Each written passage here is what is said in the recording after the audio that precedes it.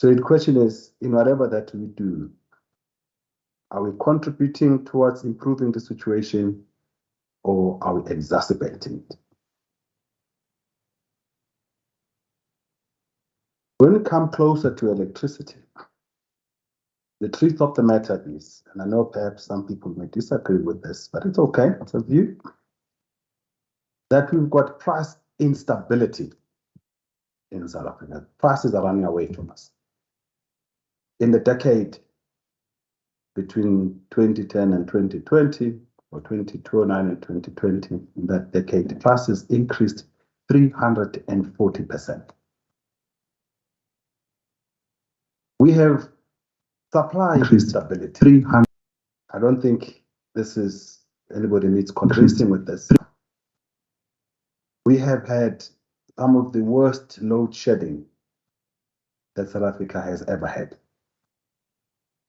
And unfortunately, the year is not over yet. Unfortunately, both the prices that are running away from us, as well as the supply instability, will have a tendency of potentially reversing the gains of the past 10 years, 20 years in South Africa. Where we may have started in 1994 with only 45% of households with electricity, to well over 95 in 2021, 95%. But the question that we have to ask is, what does having access mean? Is it having a point of supply at home, or is being able to use that electricity? One, because you can afford it, and secondly, because it is available. These current challenges are potentially putting South Africa back many decades. Question is, what are we going to do about it? We've identified 8 thematic areas from previous stakeholder engagements for this webinar. Yes, of course, we could have dealt with more issues, but it is the first, it's not the last. So for this webinar, we're dealing with these 8 issues. Firstly, we're looking at unbundling of the industry value chain. We know that is a reality. Eskom is unbundling. There is a greater private sector participation through registration, and even in terms of the IPP program, renewable IPP, and perhaps greater emergence of traders. It's real. It is real. The electricity value chain in South Africa is unbundling. But we need to deal with an issue there that says, does unbundling mean privatization first? We also dealing with an issue that says, can one actually unbundle the industry but have a bundled tariff? Or should we have an unbundled tariff? We know that Eskom has got Eskom on its own, I'm not even talking about the private sector, it's got 45,000 megawatts of installed capacity. But Eskom is struggling to meet a demand of, just be generous, 30,000 megawatts. Perhaps today we're on level 2 at the stage of load shedding, with perhaps a demand morning peak or evening peak of about 24,000 megawatts. Why? What's causing all of those? We're hopefully going to get some answers today. Maybe not answers, but at least some opinions of why we believe that it could be the challenge. We're also dealing with issues that then says we still remain a regulated environment.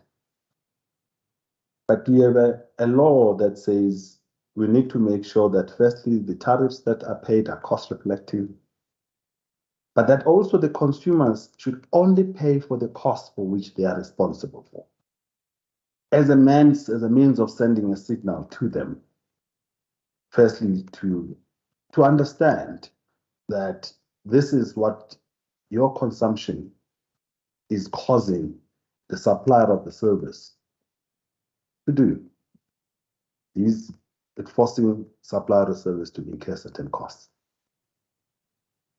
But we are going to look at the role of pricing in a liberalized environment. But in both pricing environments, we need to see how pricing can drive behavior in both cases. We need to understand also how the role of pricing can drive investments. But the investments in the electricity sector, and it's something that I'm going to talk to, my input, is about both supply, that is in terms of the provision of electricity, as well as the demand in terms of the consumption of that electricity. And demand, of course, not just limited to residential demand. So what is the role of pricing in terms of driving investments in both those sectors, supply and demand sectors? We are moving into a great environment where we are now using renewable sources of energy, clean, non-depleting, nature-provided sources of energy. But the question is, how do we ensure a stable demand, a stable grid, given the intermittency of some of the technologies? But we also thought it would be very useful to engage with the regional electricity regulators who are here present today. I'd like to thank them, my colleagues from Uganda, from Ghana, from Kenya, from Namibia. We'd like to thank them for their active participation, and they've contributed greatly to some of the thinking that has gone into the work that we've already undertaken. But we'd like to hear from them.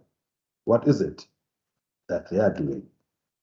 How are they addressing, or how have they addressed some of the challenges that South Africa may be facing today?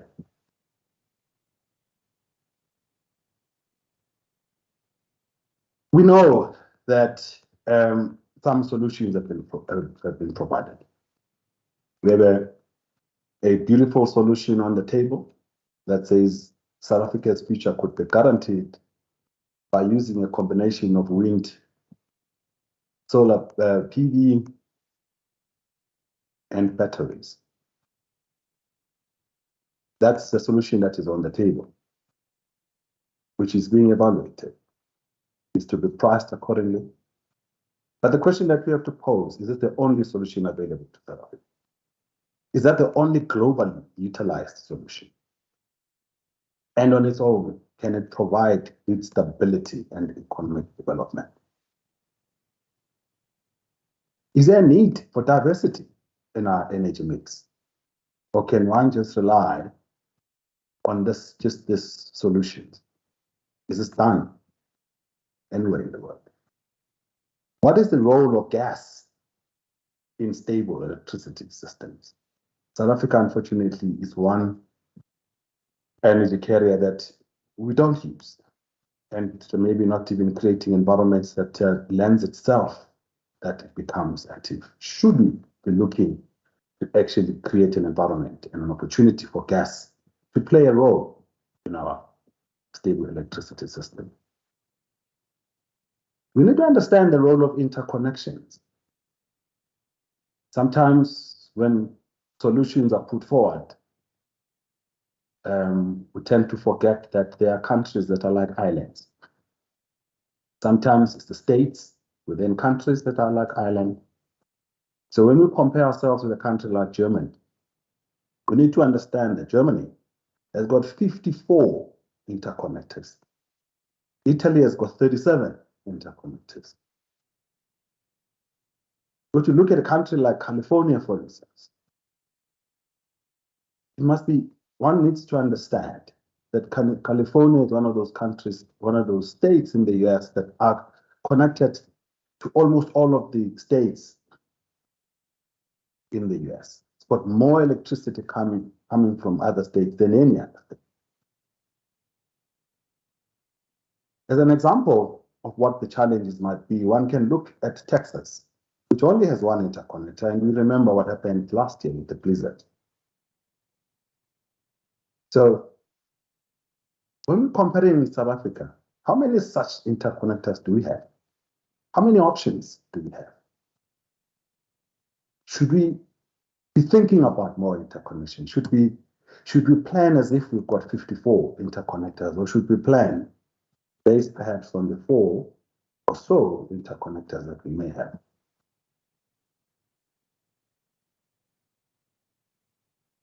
For my input, I just wanted to start with this. That it's important to understand that when we're thinking about energy, energy is a system. It's not just about electricity generation on its own. But energy is a system. It's a system that considers what nature provided: sun, wind, coal, oil, uranium, biomass, all of those systems. The nature provided every nation to a greater or lesser extent with resources. And of course, the energy sector is about how you extract that, transmit all of those, and then convert them using conversion technologies, hydropower, thermal power plants, refineries, and so forth, from which you then generate things that are like currencies that have value. Electricity, and then you distribute that. But remembering that to complete the system, then you have to have the appliances, the machinery, you have things like aircrafts, stoves, fuel cells, manufacturing plants. And of course, you need to understand that people are buying services, but that is a system. But a system starts with the resources that you have.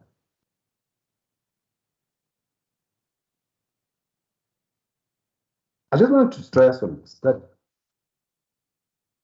when you look at electricity, for instance, and just focus on generation, where generation for me includes transmission and distribution, you're just looking at one part of that electricity value chain, which starts with that system, which starts with the country's resources. Unfortunately, in resources, some resources you can only monetize through use of electricity, that's wind, in particular geothermal, and all of those resources. Some of those resources may not be easy to monetize, and you monetize that through electricity. Water in Norway. But other resources lend themselves to direct sales. Oil and gas, some of that, although we do have stranded gas resources which need either to be converted into something else for them to be monetized. But so you start with those resources, and then you decide whether you monetize them by sales, direct sales, or you put them through electricity generation. And then once you have that electricity, the question is, can you sell it and generate value from that, directly from the sale of electricity? Or do you need to convert it into something else? For instance, here I'm thinking that in most countries, you then use electricity as a means to an end. It's an intermediary to drive industries, to drive other things. So countries like Norway can then import alumina from other countries like Brazil, and actually end up being to support their biggest industry, which is the shipbuilding industry, using aluminium, which they don't have in our own country. So when we look at it, is that when we look at value creation as well as jobs, electricity on its own is only responsible for 5 to 10% at most in terms of the value when it's used directly. Jobs there, extremely limited, and I'm going to show you examples that I mean by that. Jobs are never really in electricity generation itself. The jobs are in how you monetize your resources. The jobs is what you use the electricity. It's where you use electricity. It is therefore concerning when we hear some of the commentary that seems to suggest that we can forget about the country's resources. Just focus, perhaps just look at just 1 or 2 renewable ones, wind and solar, but forget about all of the other resources that the country may have.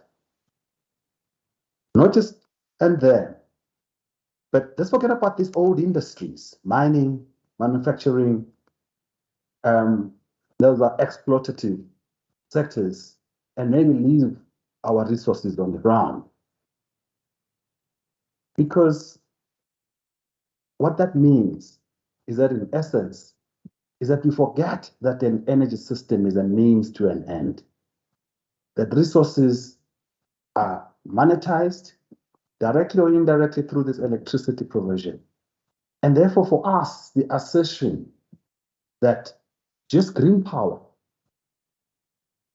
can substitute our resource-led economy raises a lot of questions and answers. Move to examples. If you look at Norway, for instance, Norway is blessed with water, which unfortunately the only way to monetize it was always to convert to electricity. As you can see with Norway, it's one of the most greenest electricity system in the world. But even that green system, yes, they've now gone into wind big way. But they've got gas, which unfortunately they tend to sell to everybody else, and oil that they sell to everybody else. But they do have actual thermal plants to support their system. Why shouldn't we? Just to make a point that even in places like Norway, jobs are not in the electricity sector. We look at those, just the employment statistics in terms of the employed people. I think those numbers are in million, in 100,000. If you look at those numbers, the jobs are definitely not in electricity generation. The jobs are somewhere else. If you look at the value of electricity, and those that know well Norway, they generate a lot of steam, and they use a lot of gas for that as well. But the point is, the value of that economy is what they do with the oil and gas extraction. That's where the value lies. And the manufacturing that's linked to the use of that electricity. That's where the value is. If you compare that, for instance, with another big resource-based economy like Qatar, which, because it's a hot environment, people would know that with soccer at the moment, that almost all of the stadia there are basically, if you go in there, it's just as beautifully cooled, you would even forget you're in the desert. There is serious amount of air conditioning there. But even with that, in terms of it, and they use their electricity generation is almost exclusively 99% gas, is that the value in that economy is in the resource, the extraction and the sale of that resource. In South Africa, just thought to bring this home a bit. We've never created jobs necessarily in the electricity generation sector, green or otherwise. That in fact, when the jobs at Eskom exceeds 48,000 for their system, we say Eskom is overstaffed. The jobs are somewhere else. In the downstream, and in the downstream, and in the upstream, which is resources, mining, all of that. And of course, we employ a lot of people in terms of government and community services. Even if when you look in terms of value add, the value add in our GDP as reflected there, it is not in the electricity sector. I'll end there. That's my input. That you then ask, what has this got to do with pricing? But as indicated, pricing of resources influences how they are extracted, Pricing influences what industrial activity takes place. Pricing is important. Pricing matters. The question is, in designing our pricing system, are we helping to improve this economy, or are we helping to destroy this economy?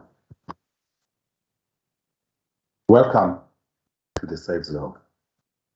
Thank you, and I'll request Wiswama Kubane to then take over from me. Thank you.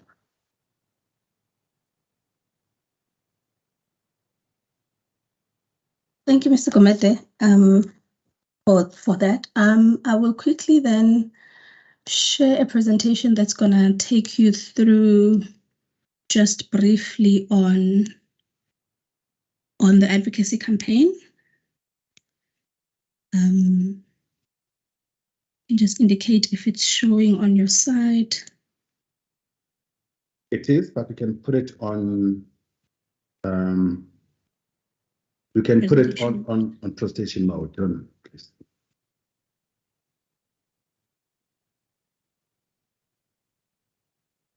Thank you. Thank you. As I've indicated, sorry, I just want to, if I could switch off my video for now. Good morning, everybody, and I will just switch off my video to then take you through quickly. Thank you. And you're taking it out of presentation mode. You need to put it back on. I will. Thanks, you know, the screens just tend to disappear once you're on presentation mode. Okay. Thank you. So I will just quickly run through what we are seeking to do with the stakeholder engagement and advocacy campaign. As I've indicated, I'm Wiswama Kubane, and I am effectively the lead around the stakeholder engagement and advocacy strategic initiative within electricity regulation in NERSA. And I will take you through quickly in terms of our thoughts around the campaign and what we want to achieve with the campaign.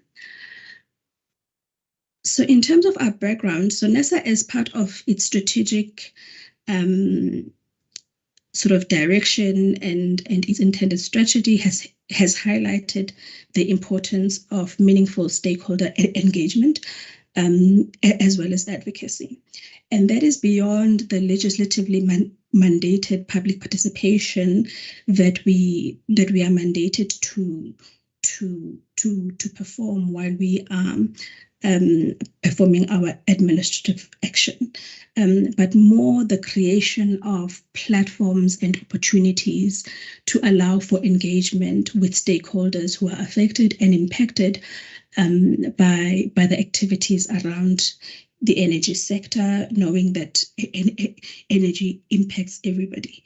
So it becomes an enabler for economic growth, and so to engage on these matters become critical.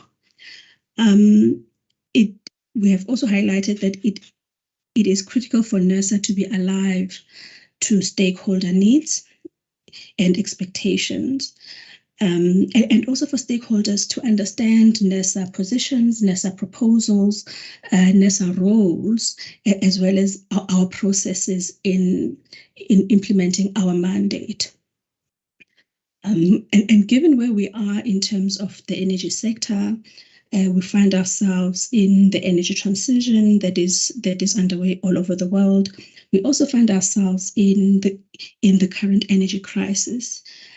So opportunities for engaging around solutions has become all the more important. So whether we are engaging on how do we effectively enable private sector participation in the energy space as a result of the registration threshold increase, for example, how do we efficiently allow that participation without any negative unintended consequences? How do we ensure that our regulatory tools facilitate the intention around some of these changes? How do we ensure that the setting of tariffs is sending the correct signals? And so all of these are topics that are pertinent, that we are seeking to create platforms to engage on these.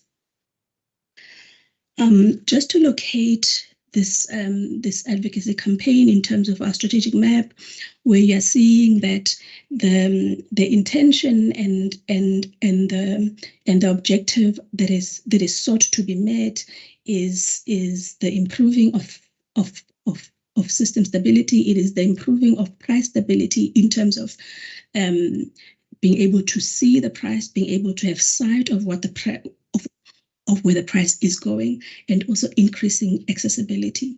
So the increase in advocacy and monitoring of industry transformation then feeds into the organizational capacity that we need to have in order to then be able to improve regulatory efficiency as well as improve stakeholder engagement. And that will then contribute towards realizing these objectives that I've highlighted in the form of the ensuring the price stability and improving the accessibility to the network, either from the supply side or from the demand side. So this is about ensuring that we have access and we are able to afford the service. When we talk about advocacy, we are effectively highlighting a concept that is associated with a call for change, and it involves delivering evidence-based recommendations to decision makers and stakeholders and those who influence them. And so it is about changing things and advocating for a change in direction given the change in circumstances. And so we are poised in this moment due to the dynamics of our energy sector and the changes that are there for us to then be very agile in terms of responding to those and proposing evidence-based recommendations that would then assist with providing solutions. The intended objectives of the campaign is, of course, to build to build trust and confidence. It is also to ensure that the spirit of consultation is upheld and that it's not consultation for the sake of consultation. It is to increase transparency in the way that we consult so that the consultation is meaningful. And is to take stakeholder concerns and interest into account and incorporate them in the way that we craft our processes, in the way that we make our decisions. And it is the overall improvement of engagement and advocacy. Those are what I'm briefly highlighting as our objectives.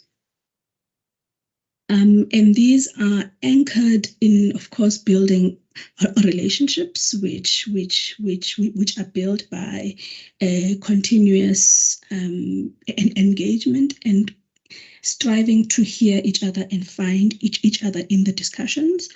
It also is highly anchored on the gathering of intelligence, the gathering of data and knowledge.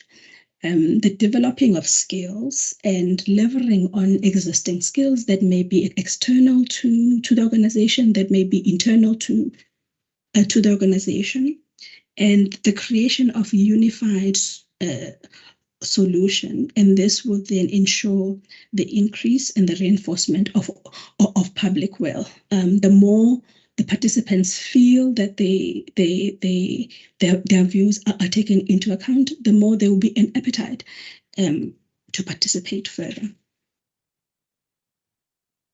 In terms of the format that these engagements will take, it would then be in the form of bilateral engagements, and you would know that we've had quite a few of those in terms of engaging around the pricing methodology.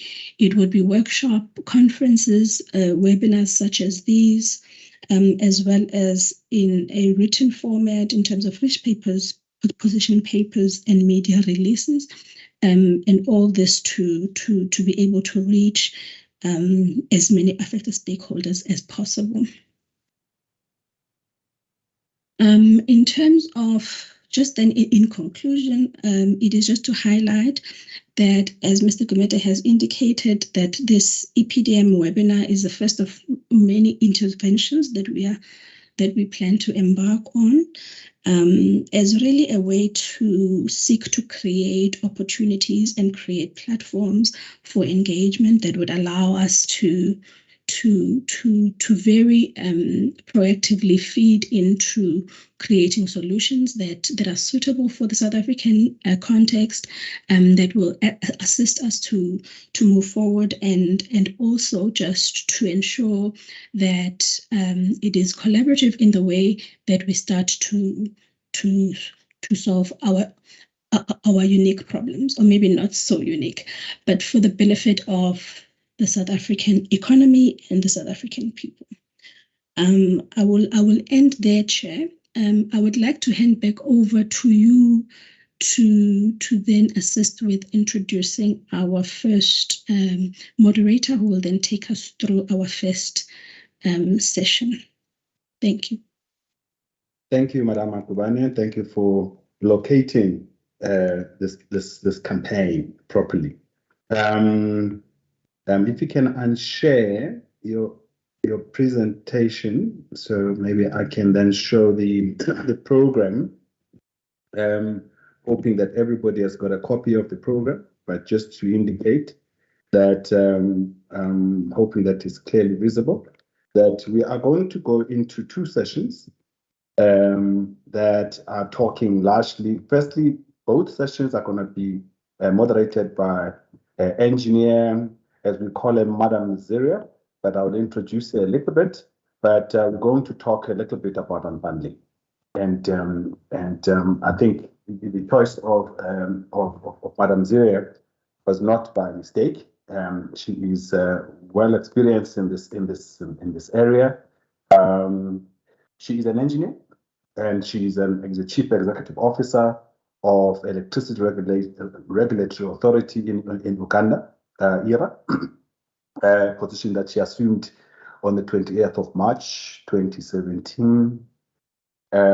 She possesses over 30 years of work experience and in a vast knowledge of Uganda electricity subsector. 15 of those 30 years has been a senior management level. She holds an MSc and a BSc electrical engineering degree, both from Makerere University and an MBA in leadership from Walden University in the US. I have no intentions of reading all her credentials, but I'd like to welcome Engineer Ziria Tebalo-Wako. We call her Madam Ziria. Come to know her as a very, very strong colleague. You'll actually get to know her as well. She's going to be chairing or moderating the two sessions for us, which are interrelated, but the sessions on the power industry structure. Can I welcome you on board, Madam Ziria, and hand over to you, ma'am. Thank you.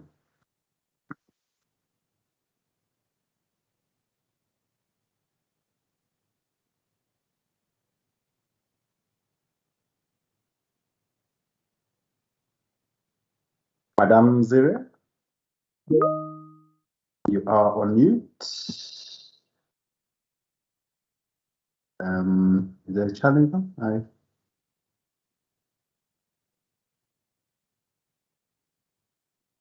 There is a request from our IT person, Mr. Mateja, that all people that are on the first session to kindly raise their hands so he can afford them their necessary abilities to be able to share presentations and also to open their cameras. If you can just indicate by show of hands, please. But Madam Ziria, over to you, madam.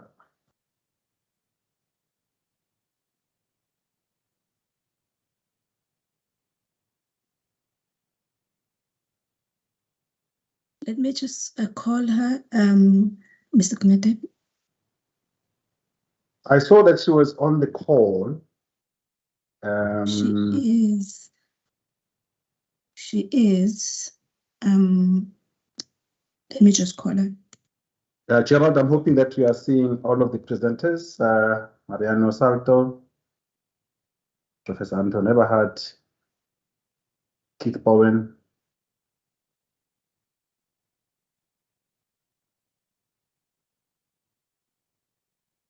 Mr. President, they have access. They have access, okay. Whilst wait. Kevin Morgan as well, Chair, but he's listed under Morgan Kevin in the attendees. Okay, he is not in the first session, is he?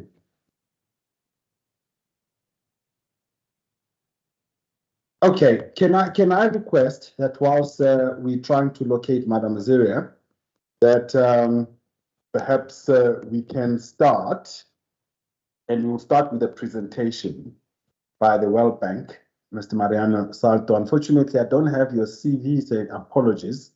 I think the colleagues will then avail it later, but I think for most of the people on the call, they probably know you. You are not a new person in this sector. So can I hand over to you to start the presentation, and then Madam Ziria will then join us along the way. Over to you, sir. Thank you very much. Can you hear me? Can you confirm that can you hear me? Yes, we can hear loud and clear, and thank you. Perfect. And thank you very much, Mr. Gumede and the colleagues of NERSA for the invitation to participate in this webinar. It's an honor for the World Bank to be able here to contribute, and happy to see many familiar names within the audience, and really looking forward to this presentation. For those that don't know me, my name is Mariano Salto. I am a senior energy economist for the World Bank. I'm based in Pretoria. I'm Argentinian. I've been working across more than 30 countries in the world over the past 15 years, more than 15 years in the energy sector. My experience is particularly on policy and regulations, and currently on this position I am leading the dialogue between the energy team in the World Bank and the DMRE and some other institutions in South Africa. I need to apologize first of all because I'm currently on an official mission to Angola. I have some pre-scheduled meetings, but I will try to stay connected as much as possible, and I hope that we have a fruitful conversation. Let me see if I can share my presentation. It should be here. Can you see? It's loading the presentation. It's coming through. Okay. Can you see it in full view? Yes, we can see it in full view. Okay. Sorry to disturb you a bit. I see there's a hand up. Can I request that if it's a question, if it's about the ability to then share, that's fine. But if it's a question, we'll actually have a Q&A later on. Thank you. But Gerard, please assist. Thanks for the clarification. Well, look, the presentation, the topic that I am trying to present here is a little bit of the international experience on how the unbundling of the electricity sector has supported the aspects of tariffs and cost-reflective tariffs as we were, as Mr. Gumede was presenting initially. Just to set up a little bit of the scene of the topic, I think Mr. Gumede has presented some of this concept. Now, there has been substantial technology changes across the power sector value chain over the last few years. There is the ongoing unbundling process of ESCOM, and there is an expansion of IPPs in South Africa now, and this is changing certainly the landscape of the electricity sector in South Africa, and there are certain implications. Secondly, and this is absolutely no news. Now, South Africa is under a very severe power crisis. Load shedding in 2022 has already exceeded 2,000 hours, and ESCOM has substantial difficulties to ensure adequate levels of plant availability, but also it remains on a very difficult financial position. And this is not a situation only for ESCOM. We also see that at the municipal distribution level, at metro distribution level, the system is also under stress, and the metros are considering what is the way forward for their business in the future. You know? We also know from a international good experience that there is at a certain point that electricity tariffs need to reflect the efficient cost of service provision. I know that there is a separate session that will go into a very detailed aspect of this, but this is certainly what as a regulator you usually have the objective to make sure that whatever the consumer is going to pay for the electricity is the efficient cost of service provision. There is no other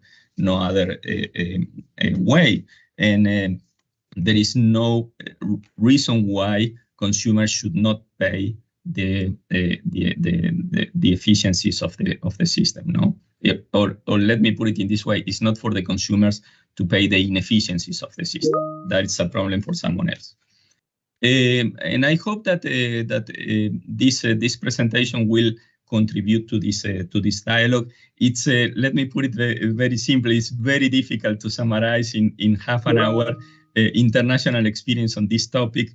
But from the World Bank, we are more than happy to, if following to this presentation, there is additional questions, there is a need to go into more details, or if there is interest from NERSA to explore some of these aspects in more detail, we are more than happy to continue the dialogue in the future. So don't take this as a one-off.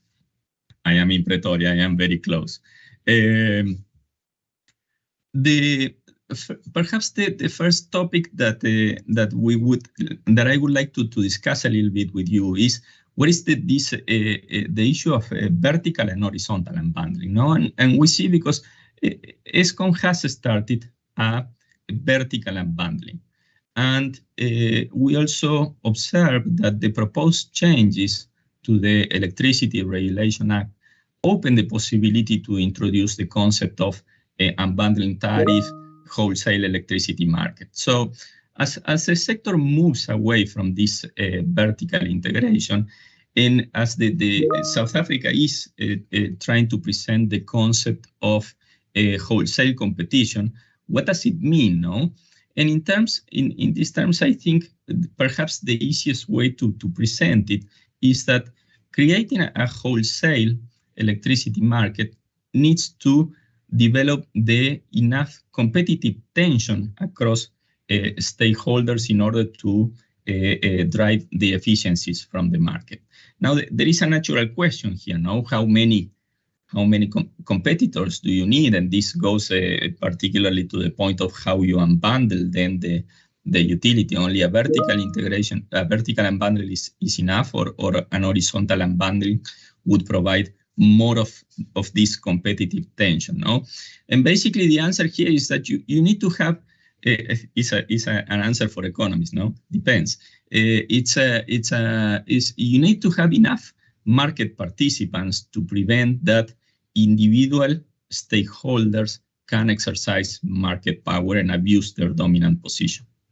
You also need to have enough players in order to prevent that a small numbers of stakeholders could behave in a collusive manner and therefore exercise a market power. So I know it's a little bit of a broad answer, but I hope that you understand that when changes, when the unbundling of the sector is being done, this is the question that you need to try to answer. How do we bring this competitive tension in the market? So in general, what you see is that only a vertical unbundling might have some limitations in order to create this competitive tension, no? And the international trend in general has been to implement both horizontal and vertical. And this is not only in benefit of the development of a wholesale market, but it also has a lot of implications for the regulators, particularly because it allows the regulator to get insights and to compare different utilities running under the same regulatory environment and similar conditions. So this is usually has been a very useful tool, particularly on those aspects of the value chain that are natural monopolies, not subject to competition, distribution particularly, So that's a good point perhaps to take into consideration. Now, certainly, then the question is what is the granularity of this horizontal unbundling? How many GENCOs, how many DISCOs? This is usually a very difficult question and needs to be analyzed on a case-by-case basis. Now, when the unbundling process takes place, and this is usually developed hand by hand with the creation of a wholesale market, you have seen that in general there are moving from vertical integration towards competition.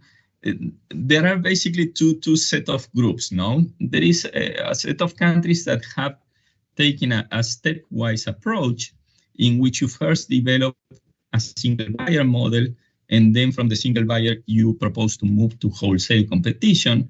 This is the case, for instance, in Vietnam and in several countries in the Africa region. Angola, where I am here, is currently right now under a single buyer model, but you have also some other countries.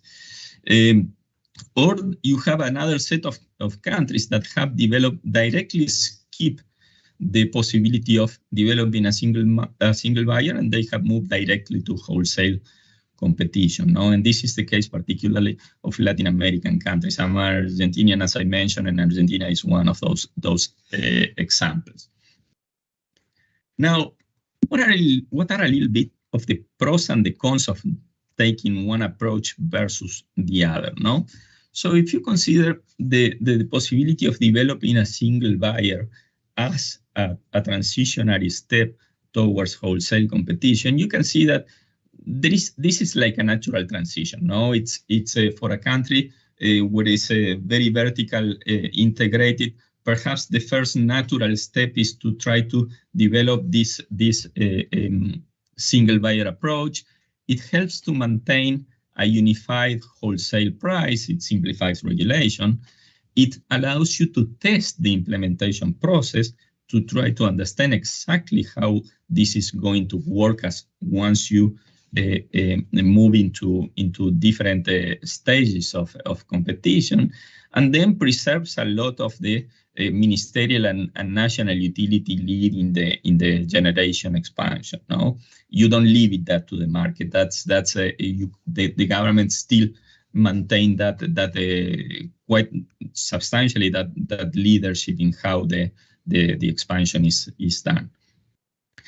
The contrary or the cons of this is that it's very tempted to then delay further reforms. Once in many cases you reach a momentum to develop reforms, you introduce some reforms, you create a little bit tensions or the political environment change, and then implementation of subsequent steps for wholesale competition gets delayed.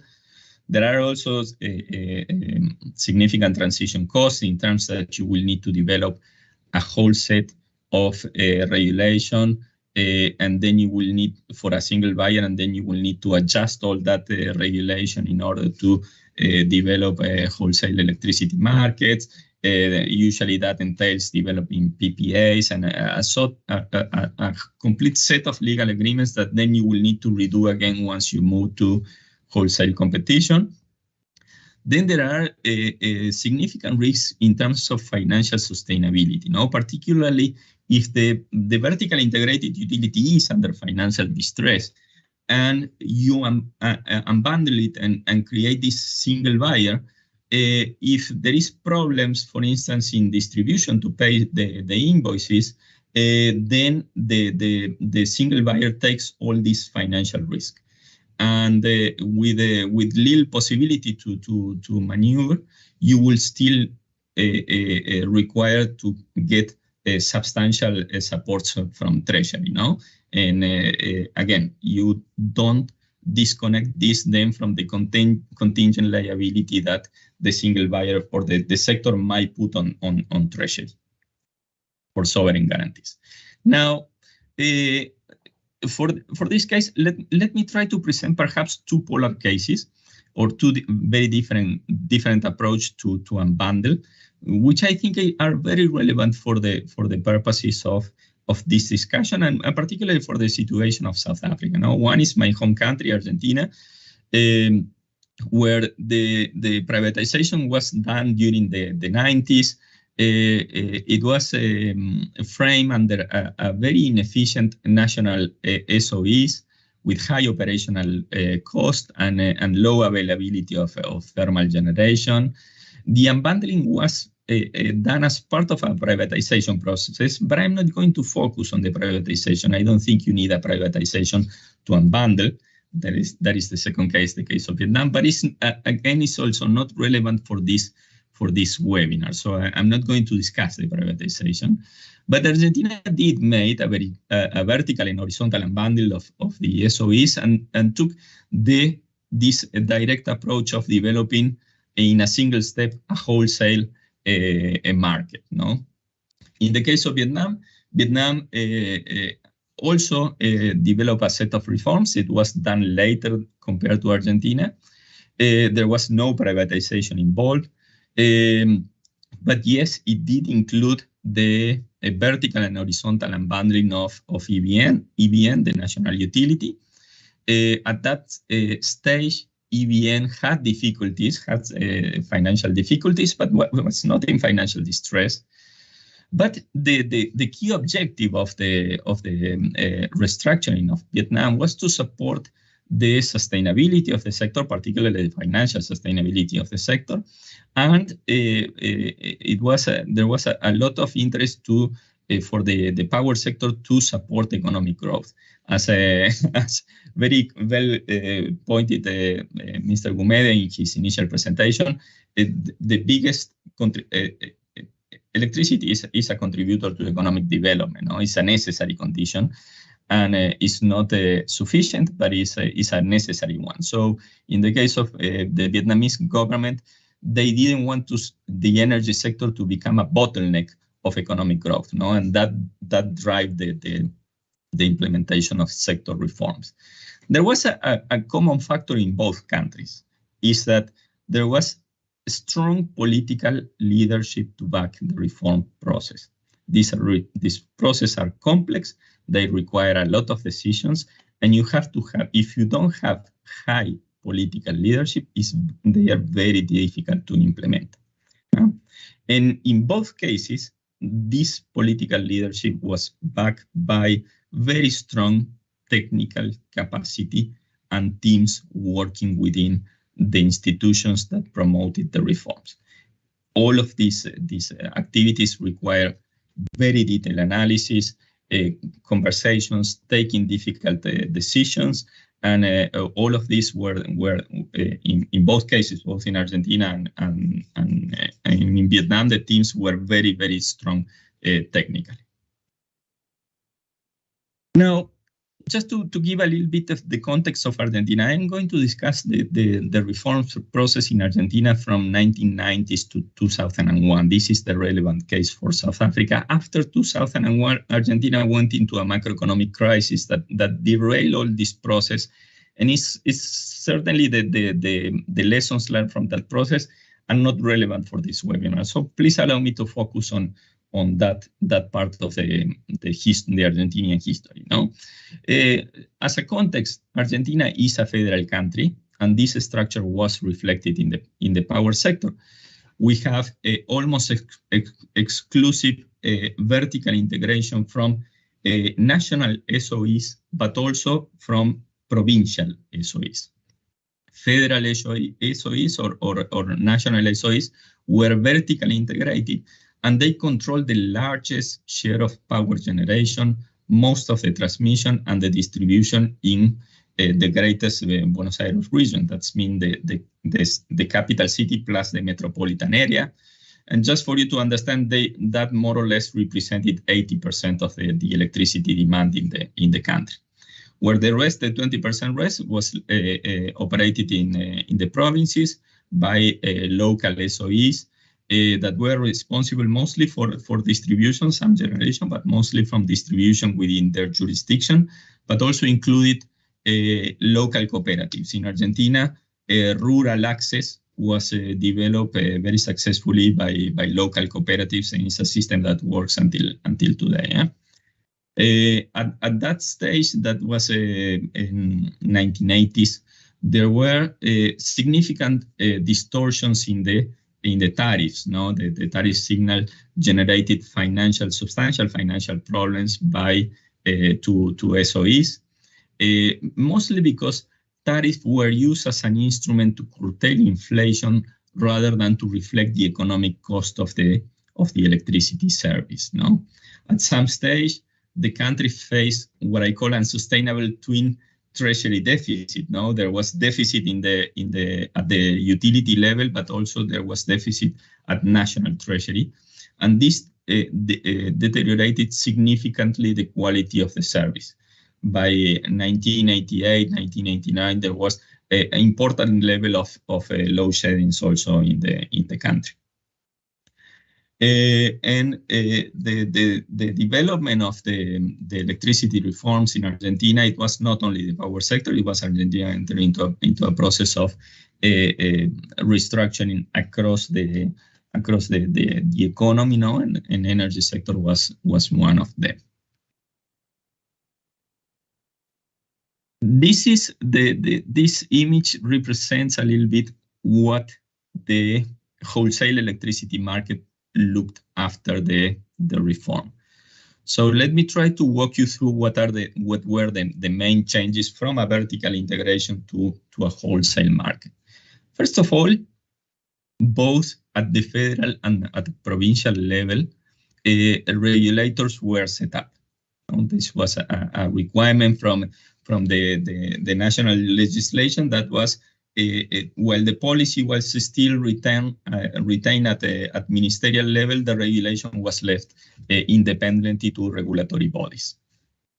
Then, as I mentioned, there was a vertical and horizontal unbundling of the federal SOEs and some provincials, not all provincials.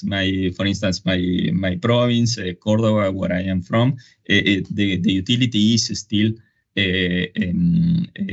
state-owned utility and operates very well, no problem. So some provinces resisted the privatization efforts and remain public utilities.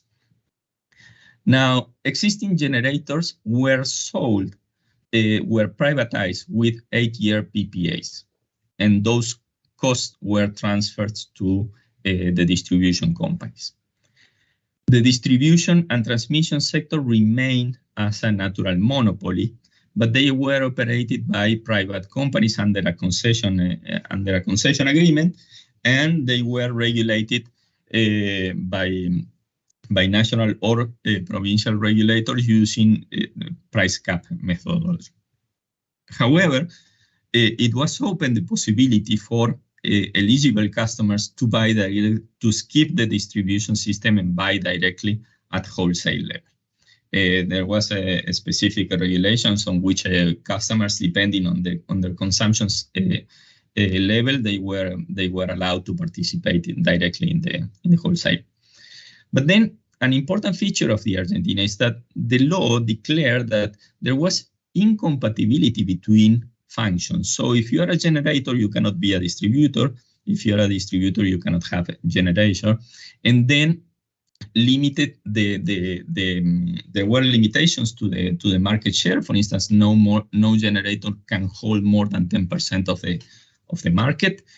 And there was a third-party access to the transmission grid, also free access to the grid.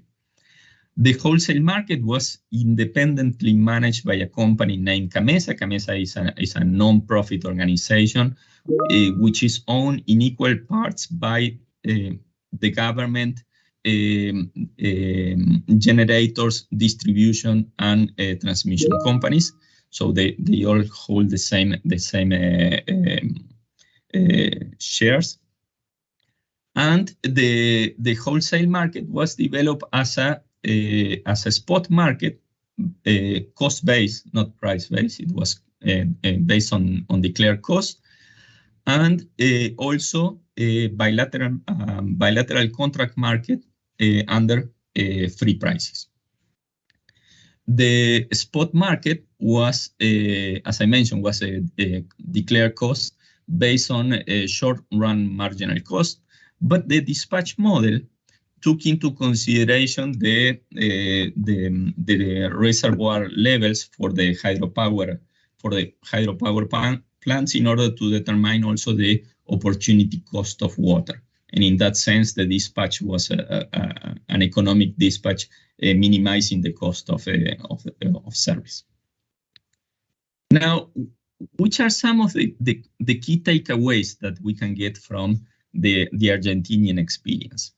So basically, generators participating in the wholesale market were receiving the spot price if they were dispatched, but they were also remunerated with a capacity payment for the generation that was made available in each hour, and they were also remunerated for ancillary services.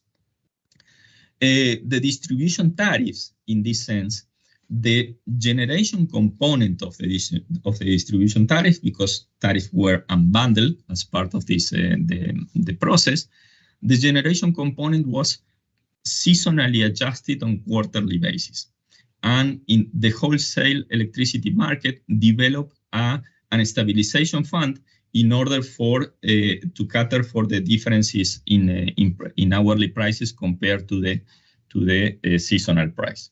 So that seasonal price was transferred to distribution tariffs, in which on top of this you add the regulated transmission component and the regulated distribution component. That was they were both calculated on under a price cap methodology and adjusted every 5 years.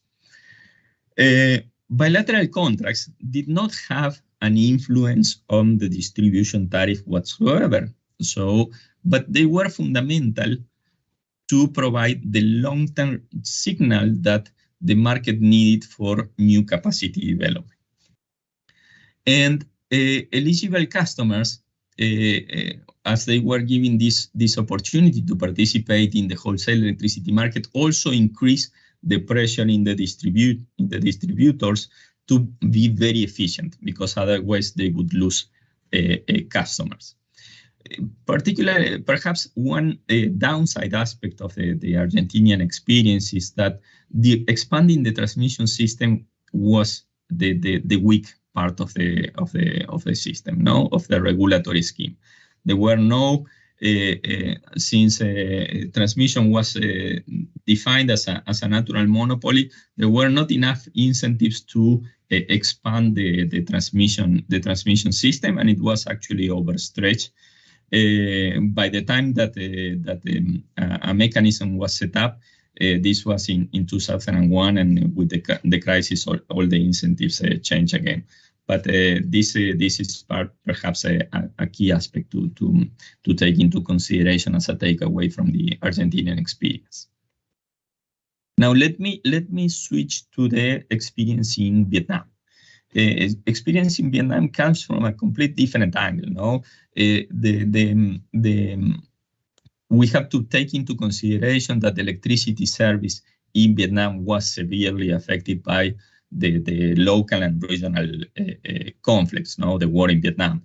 In 1976, when the country was finally reunited, only 2.5% of the households had electricity access.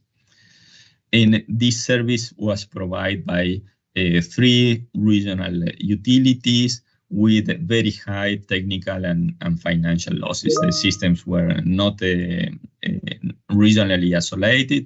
There was no interconnection between north, center, and south of Vietnam.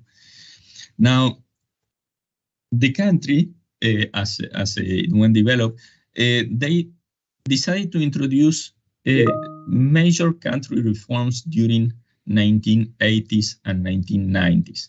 And this basically transformed the country from a central planned economy to what it is usually called a socialist-oriented market economy. No, and that this transformation was very beneficial for the country, promoted significant economic growth, and consequently electricity demands increased substantially. Just for you to give you an idea, during the 80s and 90s, the per capita electricity demand growth at around 6%. And during the 90s until 2010, the electricity demand growth at 13% per capita, which is amazing. Certainly, this put a lot of pressure on the electricity sector to deliver, no? So just for you to take into consideration, average annual installed capacity in the country was growing at more or less at an 11% per year, mainly from hydro, thermal coal, and natural gas generation, but still even increasing at that rate was putting the system in tension. No, so to match this history, you can perceive that we are talking about decades. No, it's not a long time. It's not a long time ago. No, in this context, the power sector in Vietnam had to evolve very, very quickly from regional fragmentation to vertical integration, with EPDM established only in 1995, and then subsequent to an abundant group of SOEs, complemented by increased private sector participation. A key cornerstone in the reform process in the unbundling and reform process of the energy sector in Vietnam is the electricity law of 2004. This law sets out basically the framework for the introduction of a competitive market, the restructuring of EPDM, and the establishment of a national regulator, ERAP, no, the Electricity Regulatory Authority of Vietnam. This law was followed in 2006 by a 20-year implementation roadmap divided in 3 successive market phases. The first one as the single buyer, the second one a wholesale electricity market, which is where we are currently, and the third one a retail market. Now, this detailed roadmap for the sector was developed to test and pilot each phase, and follows the government priority of introducing reforms in a gradual consensus. And as I mentioned previously, now that the chief objective of the government was to promote sector sustainability, I mean financial sustainability, and prevent that the sector becomes a bottleneck for economic growth. And the third one, very important one, is to ensure the affordability of electricity tariffs. This is an aspect that the tariffs is an aspect that is sensitive in Vietnam, as we will see. It's in this context, and you are starting to understand, it's very difficult for me to present what were the main outcomes of the 2 markets that have been implemented now, the single buyer market and now the wholesale market. Basically, because in the Vietnamese case, is a continuous of reforms over reforms. No? So they implemented gradually the things, and there is certainly we are not going to discuss the determination of the Vietnamese people to stick to the plan and follow a leadership, but this is something that they took very seriously and they implemented, even if the reform was developing, the roadmap was developed several years ago. No, so in the first stage that was the single buyer model, EPDM was vertically and horizontally unbundled, but under a holding company. No, and this holding company, EPDM holding company, was comprised of 3 generator companies. There were some strategic hydropower that the government decided to set aside, a single buyer, a system operator, a transmission company, and 5 distribution companies. This was then further complemented by some IPPs developed by some other SOEs, IPPs developed by foreign companies, and then some small producers. As you can see in this picture, it's not difficult to understand that arguably EPDM benefited from high bargaining power for prices, volumes, and grid conditions. No, they were still holding by far the majority of the sector, even though they were unbundled. No, and the single buyer, and apologies for this, appears to be quite packed graphic, but I will try to highlight the main takeaways from the single buyer. From the single buyer, key takeaway number one: not all the generation capacity participated in the spot market. There were several, around 50% of the generation capacity was contracted under PPAs, particularly the strategic hydropower plants, and those plants that were developed as BOT by private generations. Those remained under PPAs, but then the other 50% was allowed to trade into the spot market. The spot market, again, it was a cost-based market, similar to Argentina. And in the case of Vietnam, what they did is they created, in order to reduce the risk of the volatility in the prices, they created what they call SPPAs, which is basically a contract for difference, a financial instrument to provide this more stable flow of funds for the sector.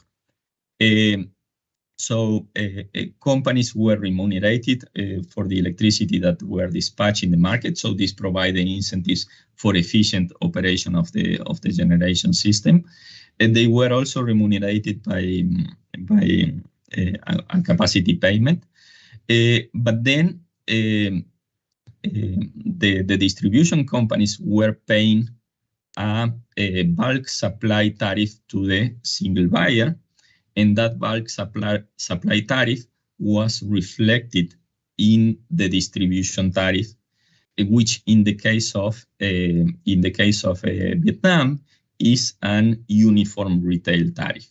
It's the same electricity tariff no matter where you are in the country, and no matter which DISCO provides you the service.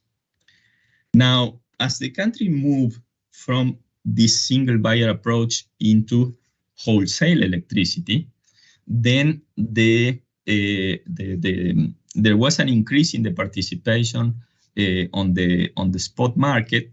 The distribution companies, which are here, the power companies, PCs, they inherited the standard PPAs from the bulk supplier, but any new capacity would need to be purchased on the spot market. And the PCs, the distribution companies, still need to resell that electricity to their customers under a uniform retail tariff. It is expected, as the market evolves in the future, that the spot market that is currently cost-based is going to move into a price-based pool, but that will take a bit of time to implement. Some important key takeaway from Vietnam. No, basically the phase approach allow not only the government to introduce reforms in a gradual manner, but allow also EPDM to deploy all the necessary IT system and create the human capacity required to transform the utility from a vertical integration towards a wholesale competition. Second key takeaway: the spot market, as it was developing in the Vietnamese case, did not provide signals for a new generation for the development of the sector going forward. This was retained on purpose by the government, which was enforcing the expansion of the generation through power sector, least cost power sectors, strictly enforced by the government to increase the generation. The third key takeaway, as you can hint from my presentation, tariff is a very sensitive topic, and there were tensions between the tariff, the uniform retail tariffs that the utilities is able to charge within the bulk tariff that the utilities would need to pay in the single buyer stage to the single buyer, or the price that they are purchasing now at wholesale level. So far, or until the most updated information that I got, there was no easy link to pass through this generation cost, and certainly that was creating tension between the different companies within EBN holding. And but still, and this is perhaps a very important aspect to highlight from the Vietnamese experience, the reform process is considered an absolute success. No, the country was able to deliver on very fast growth rates. Efficiency across the value chain increased substantially, not only efficiency in the pricing of new generation, but for instance, the total system losses decrease from over 25% to less than 8% now. The financial sustainability of the sector improved considerably. However, they are still there is still high exposure to currency risk. No, I mean they have a significant share of thermal generation based on natural gas prices, and that creates some concerns. With these final slides, let me thank you, stop here, and return the floor to. I'm not sure, Celia is. Can we hear you now? Shall I return it to you? Thank you. We'd like to welcome Madam Zire. We're hoping we can hear you now. Then you can introduce your panel. Madam Zire. You may still be struggling. In that case, can I maybe just assist until she can, I don't know what the challenge might be. But anyway, can I then move on to then maybe just introduce the other panelists? We were kind of hoping that we'll give each panelist about 10 minutes or so to introduce or to reflect on their views on the unbundling. And Madam Zire herself is actually one of the panelists, but we would. Am I talking now? She's just there, so I'm looking at the wrong one. She is a moderator. But can we start with Professor Anton Eberhard? Don't think he needs any introduction. So can I hand over to you, Prof, to then so we can have your input. Thanks very much, Mr. Gumede, and thank you, Mariana, for that presentation. Really interesting to get that overview from Argentina and Vietnam. The last time I counted, 110 countries around the world have unbundled transmission and their system and market operator from their generators and from their distributors and retails. And this is now accepted government policy in South Africa, that Eskom will be vertically unbundled and that a competitive market would be introduced. In 2018, in December, President Ramaphosa appointed me to his Eskom Sustainability Task Team. And one of our key recommendations there was to resurrect the 1998 Energy Policy White Paper proposal to unbundle Eskom and introduce competition. The President accepted these recommendations, and in his State of the Nation address in February 2019 said that a separate transmission entity would be established. So it's deeply disappointing that nearly 4 years later, 3.5 years later, this has not been achieved. We've not even managed to set up a separate transmission subsidiary company in Eskom, which was to be the first step of the restructuring. So clearly there's been inadequate government leadership during this period.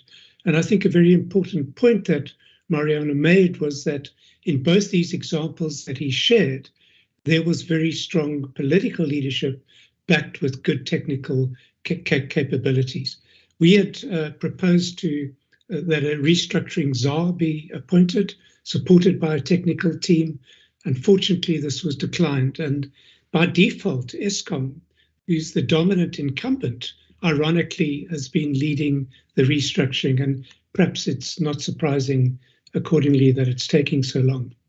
So I think it's absolutely imperative that new deadlines are now set for taking transmission and the system and market operator completely out of Eskom as a state-owned entity. This is an absolutely critical first step in our market reforms. I think it should be obvious to everyone that Eskom can't be both a generator and also own the system and market operator and be responsible for their operation. There's a clear conflict of interest there. So a separate transmission company, when we get it, will require NERSA to approve and determine separate transmission tariffs. I think this will create not only price transparency, but will also create more predictability and certainty on transmission revenues. So it enable the company to improve its credit ratings, attract competitively priced capital, and be able to deal with the big investment backlogs that are necessary to strengthen and reorientate the transmission grid to connect low-cost renewables. So this is another key reason for getting the unbundling done.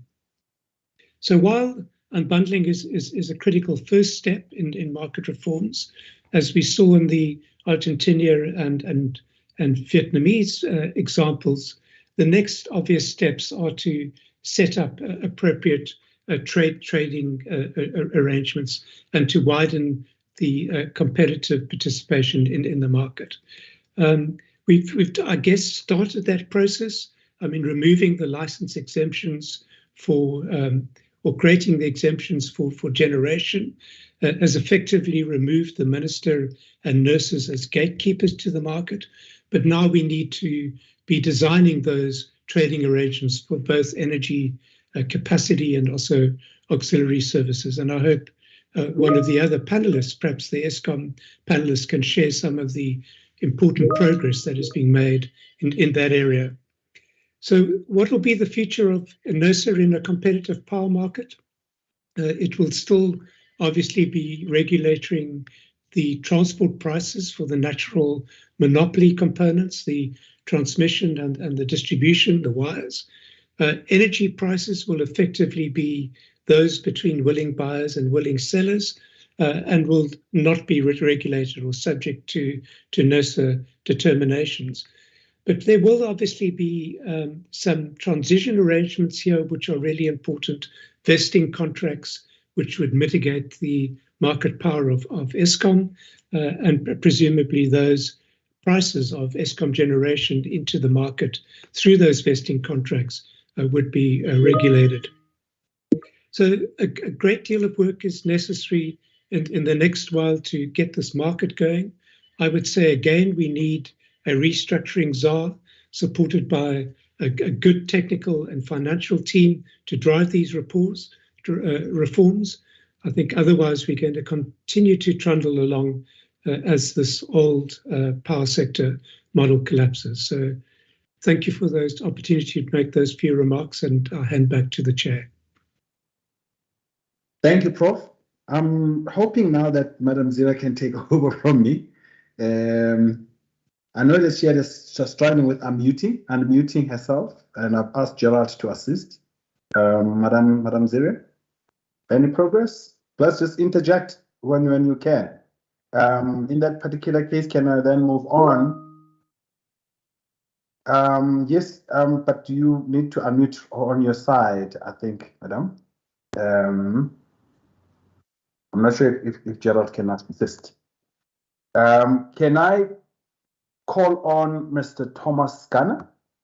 Unfortunately, I didn't exactly get a CV, but you will introduce to Matt. Tommy, thank you. Oh, now it's Tommy that was trying to get on. Please, welcome, sir. I know you've got very strong views on some of these matters. Please proceed. You've got your 10 minutes. Good morning, Mr. Gumede. Thank you for the opportunity. Can you hear me clearly? Loud and clear, loud and clear. Right.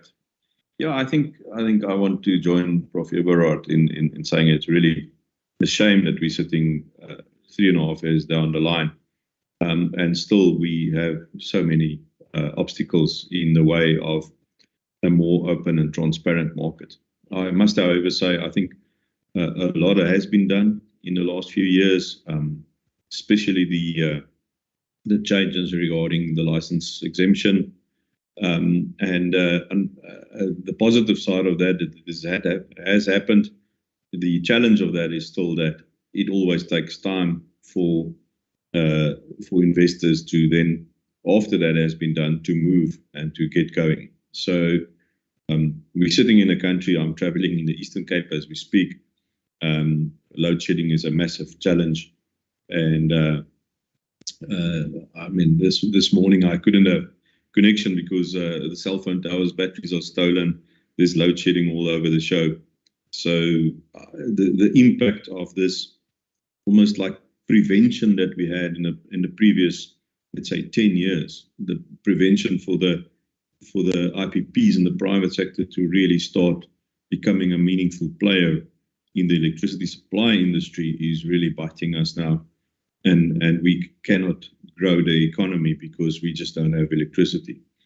So in terms of that, what we see in the private sector is the private sector off-takers really now starting to believe that there is a private market, that you can wheel energy around the national grid, and therefore when they are connected to the national utility Eskom's grid, distribution grid, they are very comfortable in moving down a process of buying or procuring electricity from IPPs. The challenge, however, still sits with the municipal distributors, where wheeling at this stage is not really allowed.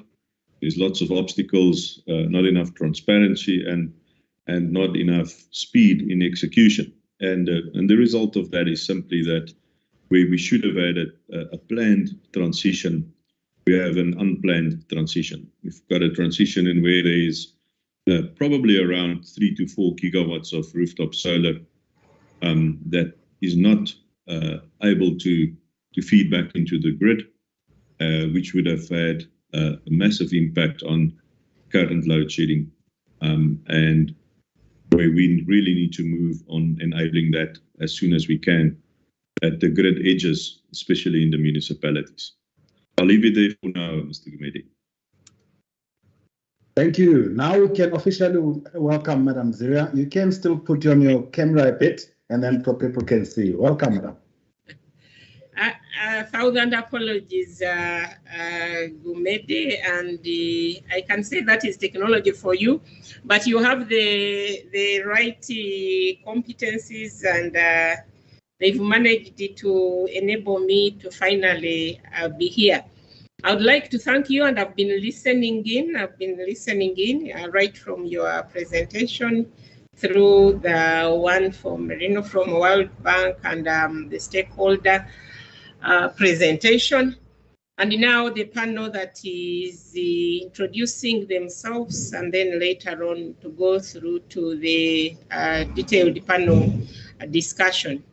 With your permission, I request that the panelists, after their self-introduction, they switch on their video so that they connect with the participants, because this new normal has created space between us, and yet we should be very close together. We are now moving on to the next panelist. And I would also like to notify the participants that one of the panelists, that is Harold Obiga, has been swapped by CPA Vianney Mutiava, and he's already logged in. But just to continue is now to invite our next panelist to also use the opportunity to introduce himself, because I will not be fair if I read the long bio for the next two, and yet the first one we're really going through just a brief introduction to the subject matter. May I now invite our next panelist, and this is Keith, to give your introductory remarks.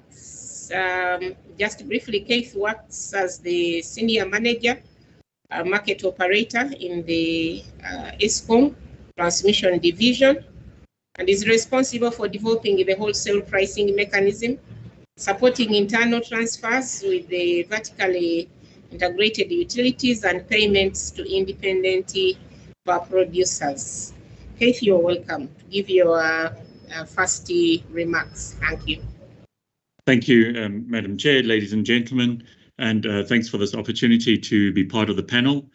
Just to follow on from what Anton was saying, and Mariano and team, definitely a lot of the work that has been done that we talk about when we talk about the competitive market and the move towards a wholesale market, a lot of it is not new. I mean, it's been done around the world. There's a lot of work globally on how these markets are best structured and formed, what are some of the pitfalls. And some of us were involved 20 years ago when we did the work under the multi-market model, when in the early 2000s, 2002, 2003, looking at what the structure should look like for South Africa. And at the time, there was a lot of input from Europe, from North America, from Australia, from South America, and other places that had started the program already then. And we were kind of pretty much taking what we could from elsewhere and synthesizing into a model that we believed, that at least at the time, would work for South Africa. So when we talk about what are we going to do now and what are the proposals around some of the market mechanisms for wholesale competition, none of it is new. And a lot of it is kind of rehashing the work that was done 20 years ago, at least from the perspective of ESCOM transmission. When we looked at it, is really trying to look at how the best to implement some of those mechanisms. And specifically, as Anton has mentioned, we talk about day-ahead energy trading, day-ahead reserve trading for ancillary services. We talk about an intraday market, which deals with the difference after the day ahead is closed, leading up to the real time, and then a real-time balancing mechanism, which looks at how do you true up between what was scheduled or purchased or sold day ahead and what is actually happening in terms of metered value energy. And this is very much an issue around the physical supply of electricity. So it's physical delivery, physical consumption, and the market's focus on those physical aspects. But very importantly is the financial, what happens above, sort of alongside the physical aspects. And that would be your long-term hedging, short-term arrangements between participants, which really brings everyone back to a sort of, maybe at least in the transition, a regulated tariff. So when we talk about the transition, we talk about the market starting at some point, and let's say we assume if an ERA amendment bill then gets to Parliament and is passed, there would be some point at which we would say, right, the market now is going into operation. But there should be some transition from the point at which the market starts to when the market really is most effective. And it could be a 5-year, could be 3-year, that's a policy decision. But the idea is you can start the market with everyone who wants to be in the market. And specifically, I'm suggesting the ESCOM generation power stations, the ESCOM distribution network, the retailer, and many others would be able to be in that market. but there may well be what we call vesting contracts, so hedges, contracts for differences between the parties, initially obligatory, and then eventually they would be then sort of competitive hedges that they would be able to trade with one another directly as part of the process of price discovery. But the focus right now is establishing those physical trading platforms, day ahead, intraday, and balancing, which gives the sort of underlines all of the other trading that might take place. I think an important aspect then of the multi-market model is that there's still the idea that the wheeling contracts that are already in place, if you've got people buying and selling, those must continue unless they choose to switch over to the market. And you also allow that even new generators might go into long-term physical contracts with off-takers, rather than necessarily forcing everyone into some sort of day-ahead physical market. And that allows it, essentially then the market needs to prove itself. And it's quite important then, as what I said earlier, is that the generation business, the Eskom generation business, needs to be in that market to create the volume and the liquidity in the day-ahead market to encourage other people to participate. But during the transition, the hedges would kind of then bring us back to a regulated wholesale tariff. But over time, that would expect to be unwound as the competitive price now starts becoming the price that everybody is subjected to. I think an important aspect that one of the big changes from what we did in 2002, 2003 is the introduction of a capacity market. At the time, a lot of the thinking was, well, when you're building power stations, you build for long-term gain. So you go into long-term hedging contracts or even physical contracts for the delivery. And in that long-term contract, you would hedge price over the long term to make the contract bankable and to encourage new generation. And that we should cover for capacity costs, because capacity costs would then be very aligned with the production of electricity. But the reality is, with the introduction of renewable energy, and you then start having a different kind of dynamic about delivery of energy not always being aligned to the consumption of energy. So the production and consumption are not aligned. You need some way to be able to hedge or to bring those two together. And the idea then is that you introduce either capacity payments or a capacity mechanism, or alternatively a capacity market, which, the PJM style market which has long-term signals for capacity as a separate from pure energy production. Because you want to ensure from a system operation point of view, but basically from a reliability point of view for all consumers, that when you need the energy, there is something available to be able to produce. So the capacity becomes quite an important consideration.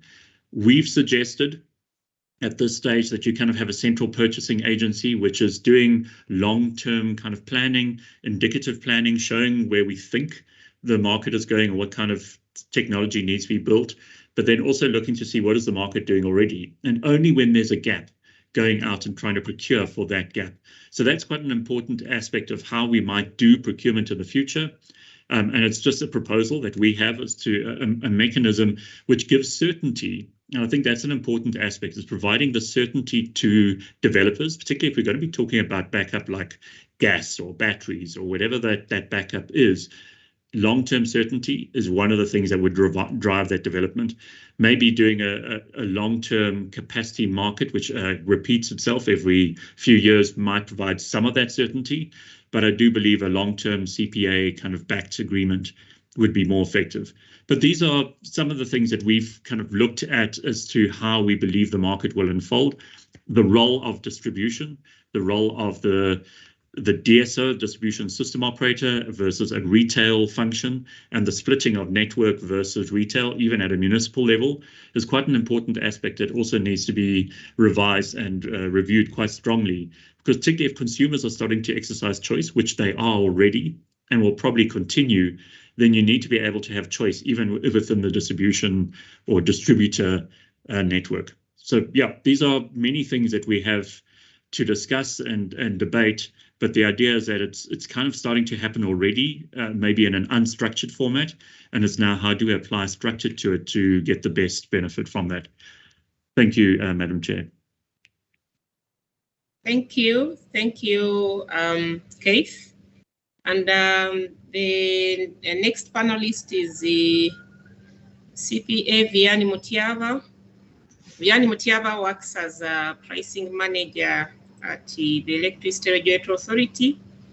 And I know that Mr. Gumede was very kind to introduce me as the CEO of ERA in Uganda. He has a master's of philosophy in development finance from the Stellenbosch Business School, as well as a master's in strategic planning from the Edinburgh Business School. But he's also a fellow of the Chartered Certified Accountants and also a certified public-private partnership specialist of the Institute of Public and Private Partnership. And the list can go on and on and on. But Mr. Mutiava, if you, CPM Mutiava, if you can unmute.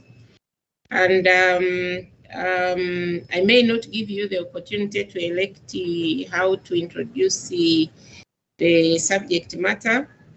But we know that one, Uganda has been many times celebrated as having a cost recovery tariff, or near to a cost recovery tariff, but also has been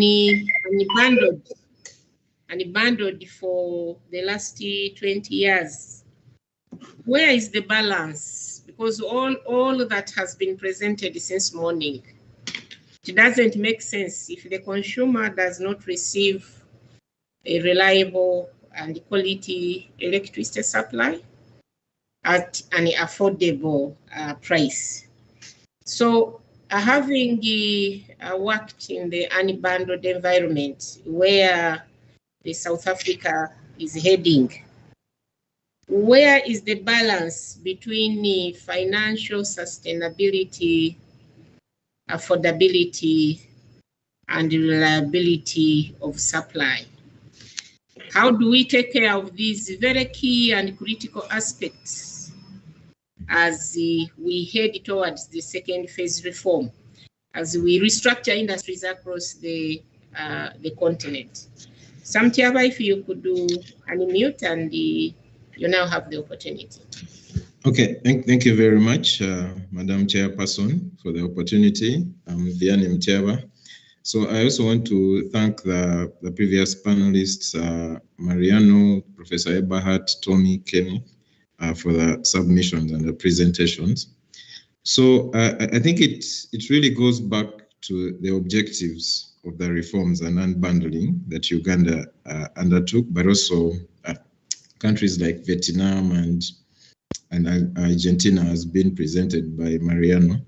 So the most, or the fundamental objectives of the reforms was to attract private sector investment into the sector, because government had come to that realization that they don't have sufficient resources to continue financing investment in the electricity sector amidst competing priorities. So attracting private sector investment was very critical at making that decision. Then, of course, there was efficiency that also Mariano presented about, reduction of losses, that really Uganda has done very well, revenue collection, looking at the general efficiency of utilities in terms of the KPIs, you know, how much, for example, cost do you spend per staff for energy sold, but also at the fabric of that is financial sustainability of the sector. And it really looks at the utilities being able to collect the costs of funding the costs in the electricity supply industry. So with those objectives that I think for Uganda we've really largely achieved, of course there's been a lot of discussions about whether there should be a reversal of the reforms or the second generation reforms that many countries, including Uganda, are kind of exploring. But even with that discussion, the fundamental point to note is that Mariano indicated in his presentation that a tariff is very sensitive, but at making these reforms or implementing them, tariff reduction was not was not an objective of the reforms. So financial sustainability was the objective. So because also before the reforms, a lot of the utilities have been under recovering. The tariff has not been recovering the costs, and there's been issues of financial sustainability. So if you go and read the history of the reforms, I think not just in Uganda, but across the world, reduction in tariff was never the objective. The objective was to make sure that you attract private sector investment, encourage efficiency, and attain financial sustainability. Now, even the question we should be asking ourselves is that if the main objective was to attract private sector investment in the electricity industry, and that governments across sub-Saharan Africa did not have funds to continue investing in this sector, even as we think about the second generation reform, the question is, do governments now have the money to invest in the electricity supply industry, or they don't have the funds to continue to even start investing in the sector? So I think if you study how most of the countries in sub-Saharan Africa are operating in terms of the national budget, it is very clear that a lot of countries do not have the resources amid these competing priorities to put money in the electricity supply industry. So private sector investment is still very important in how sectors are going to move forward. But if you look at the success story of Uganda's electricity sector reforms, like the objective I've stated, the losses have really reduced, collection rates are at 100%, financial sustainability of the industry has been achieved. The government stopped providing direct subsidies to the Ugandan sector in 2012. So 10 years down the road, the sector has been financially sustainable. But of course, some of the things come to mind as if, for example, you asked a question, what would you think, how would you structure these reforms differently, or what would you emphasize if you had this knowledge 20 years ago when Uganda, implemented these reforms? Of course, in my view, I think if you look at the Uganda's electricity supply industry, I think the issue of access was not well emphasized under the reforms, because if you look at how the sector has evolved, how efficiencies have improved, the loss reduction, revenue, I think our access numbers are not where they are supposed to be, and they never came out strongly in the reforms. So that could be one of the things that we'll be looking at. Maybe the other things would be midterm reviews. Looking in 20 years without any reviews, especially in respect to the cost of capital, because what we've realized that over a 20-year period, the risk profile of the sector changes, but also of the country changes. That needs to be factored in, especially for distribution companies where their annual investments or mobilization of capital that are added onto the rate base and recovered through the tariff. So the utility is exposed to that change in the risk profile, but also the customer does not take the benefit of the change, of the improvement in the risk profile, if the risk reduces for the sector and the country. Of course, one of the things also you note is that if you sign a 20-year concession or reforms under distribution, there are a lot of things that were not envisaged then. For example, the evolution of technology. By the time Uganda did the reforms in 2000, there was no much talk of prepaid metering, AMR, and all this technology at the distribution side. So the risk of revenue collection, especially for domestic consumers, was very high, and all that risk and the drafting was well included in the concession agreements and the reforms.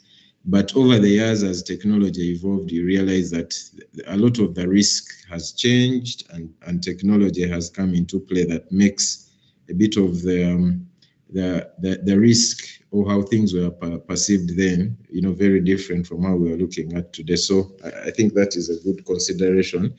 But also, I think like almost many of the sub-Saharan African countries, there's the FX exposure.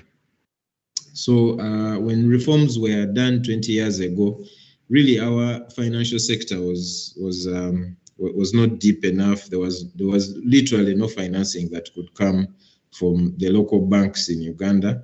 So now the local banks have kind of come in to provide that level of financing, in local currency, and the utility is now listed on the stock exchange. That means it's getting investments in local currency. But as the way the concession was drafted and the reforms, we were kind of exposed to that FX risk over the term of the concession or the reform. So it's something that many of the countries need to look at even as they implement reform. So, Madam Chair, even as Uganda has run a cost-reflective tariff, for me, the objective of the reforms was not to reduce tariffs, was to make sure that we have a robust, financially sustainable sector. Having a robust distribution company actually helps very much in attracting investments in generation, because as generators make that decision, they want to know that the revenue that the distribution company has the capacity to collect the revenue and then trickle down that to the generators. So thank you, Madam Chair. Okay, thank you. Thank you very much, CPA Vianney Mutiaba. And again, to come back to Professor Eberhard, what is that perfect structure that we should be looking out for as an optimal structure as we enter into the second phase reform? And how do we ensure that that structure will pick the learned experiences, partly what Vianney has shared, but also that the law of demand and supply, where we have scarcity of supply, we will not be taken advantage of. We will still pay value for money. We will not pay avoided costs. Professor. Thanks, Madam Ziria, and delighted that you were able to join us eventually. As many of you will know, Madam Ziria, Madam Wako is one of the most respected electricity regulators on the continent of Africa. So, look, I think it's hard to lay out to say what is the perfect structure here. It's clear in which direction we're evolving. So South Africa certainly has started embarking on that journey of restructuring and unbundling. As I mentioned earlier, the disappointment is the pace at which we're doing that and the lack of overall leadership supported by adequate technical support. I think one of the big challenges which will drive these reforms now is that as we open up the market, particularly to distributed renewable energy resources, and we see increasing number of direct bilateral contracts between generators, IPPs, and users, that the issue of imbalances and who takes balanced responsibility will become increasingly pertinent, including the tariff, which in this interim period when we don't have a full wholesale competition, whether that reflects adequately the balance of supply for those users. And I think in South Africa, as we see a very rapid growth now of new entrants into the market as these requirements for licenses are removed, this issue, I think, will need to be resolved. I think becomes an important driver for us in setting up the kind of markets that Keith described so well earlier in his presentation. I think there are additional considerations we'll need to think through quite carefully as the growth of renewable energy resources increases in the market. So are we going to have a cost-based market as described in Latin America? will there be a necessity for caps, given the kind of energy shortages that we'll face in South Africa for many years to come? So many sensitive issues that need deciding around how this new market will actually work in South Africa going forward. Thank you, Chair. Thank you, Professor, for that contribution. I'll now move back to Mariano. Can we unbundle the electricity value chain without unbundling the tariff structure? Are the two a must?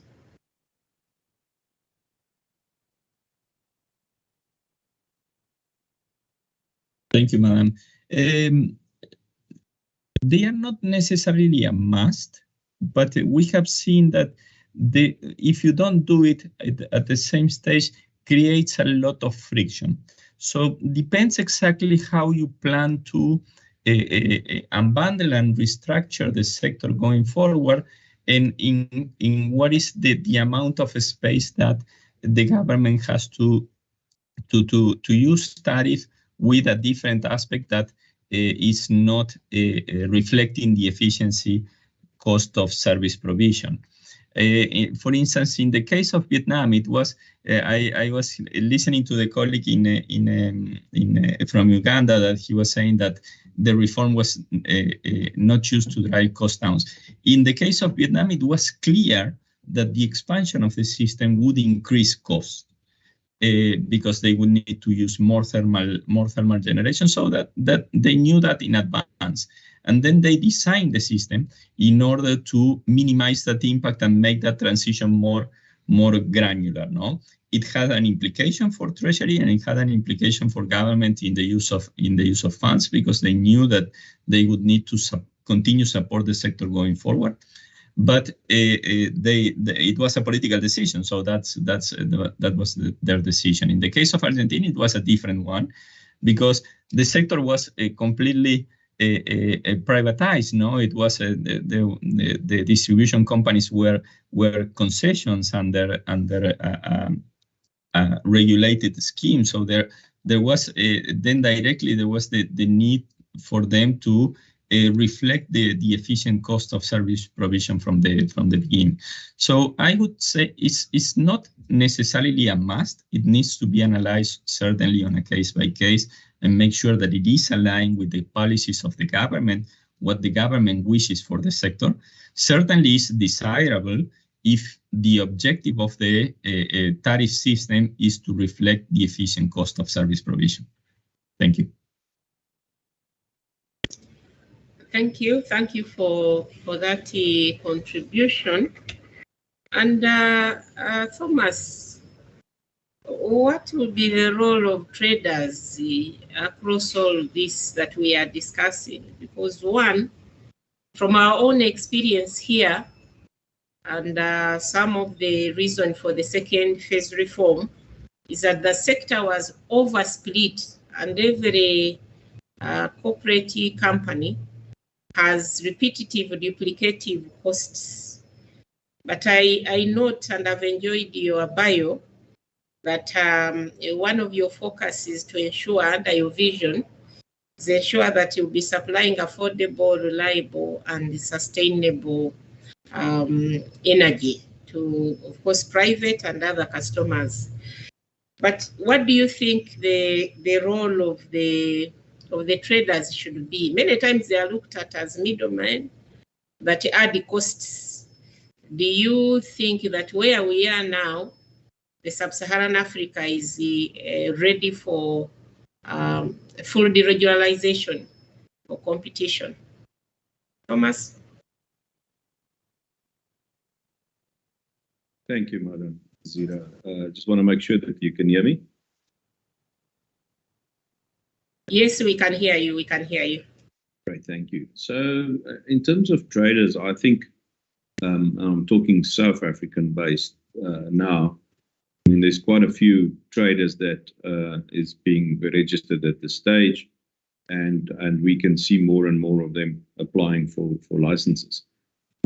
I think in this phase of the transition, I think it is important to have traders, and I think they've got a role to play in terms of aggregation, as well as in terms of bringing some balance sheet to the table that would enable projects to be funded. Because I think in this stage, the lenders are all eager to fund projects in the private sector, but they do need some security package and some certainty around payment of electricity.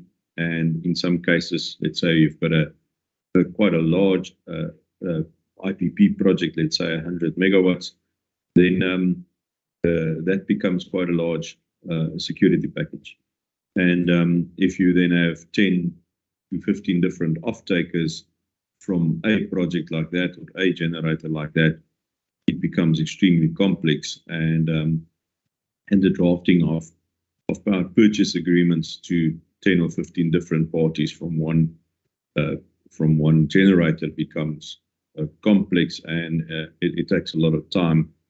And then cross-referencing that to all of them is problematic. So I think from a process point of view, traders could play a role, but I think those traders then should have some balance sheet to bring to the table from a security package point of view to assist speeding up the rollout of generation capacity.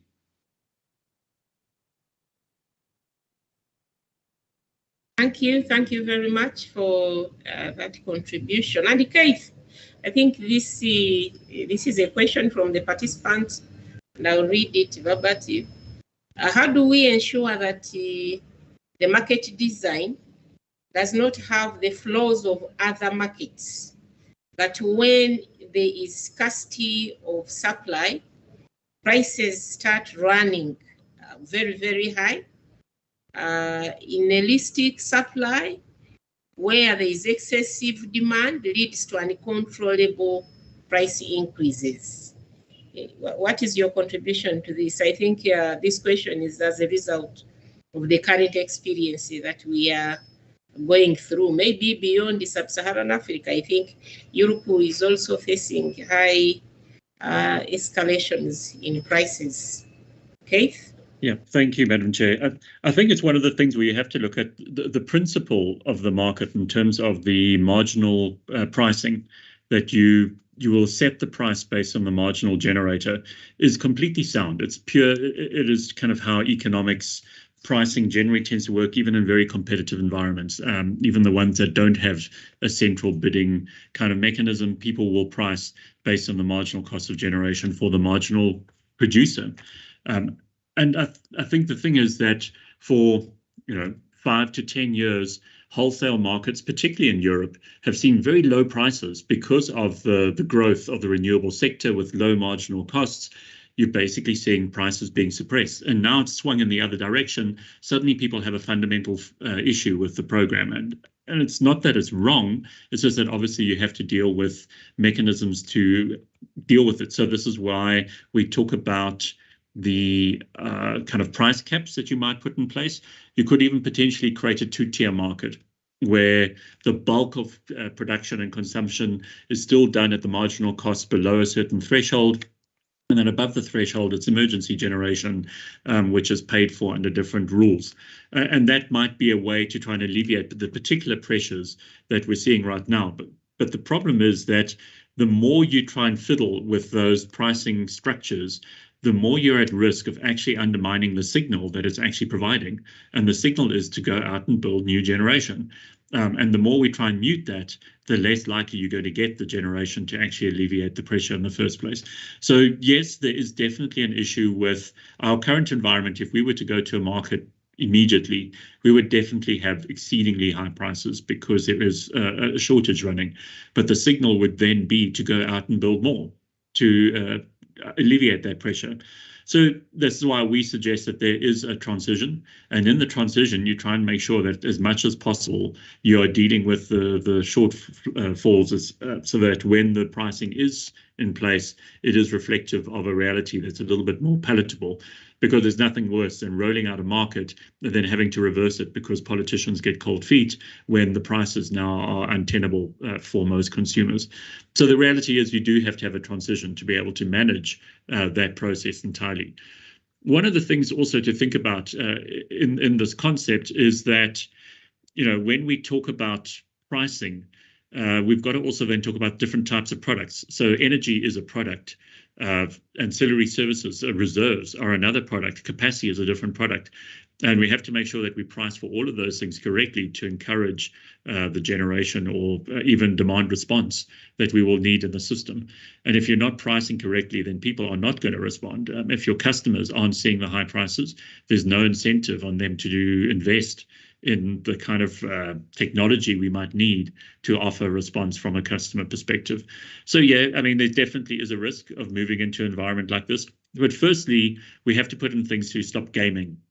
So to have a regulatory oversight to ensure that you're always monitoring behavior. So we don't have a California situation where Enron was able to fabricate constraints, which basically meant that they could get bought out by the system operator and therefore, make profit on the back of shortages. So that is definitely, that oversight does not disappear. But you can solve a lot of that by good structure, making sure, for example, and my generation colleagues will probably burn me at the stake afterwards, but to actually break up that there is no monopoly structure, that you actually have to have competing generating clusters to ensure that the pricing that's coming out of them is not manipulated, that you don't have someone with huge market power to be able to influence the price. So those are just some of the things you would have to consider as we go through the reform. Thank you. Okay, thank you. Thank you, Kate, for that contribution. And to my colleague Gumede, I think in your presentation, there is the information that the participants require that you didn't present on, to do with the timeline for when we will have the independent transmission system market operator in place. There is a feeling that there is a generation there in the remote, but because the wheeling framework and the independent transmission system market operator is not in place, the IPPs are not able to wheel their power to the remote consumers, where possibly they could even be able to make a better profits.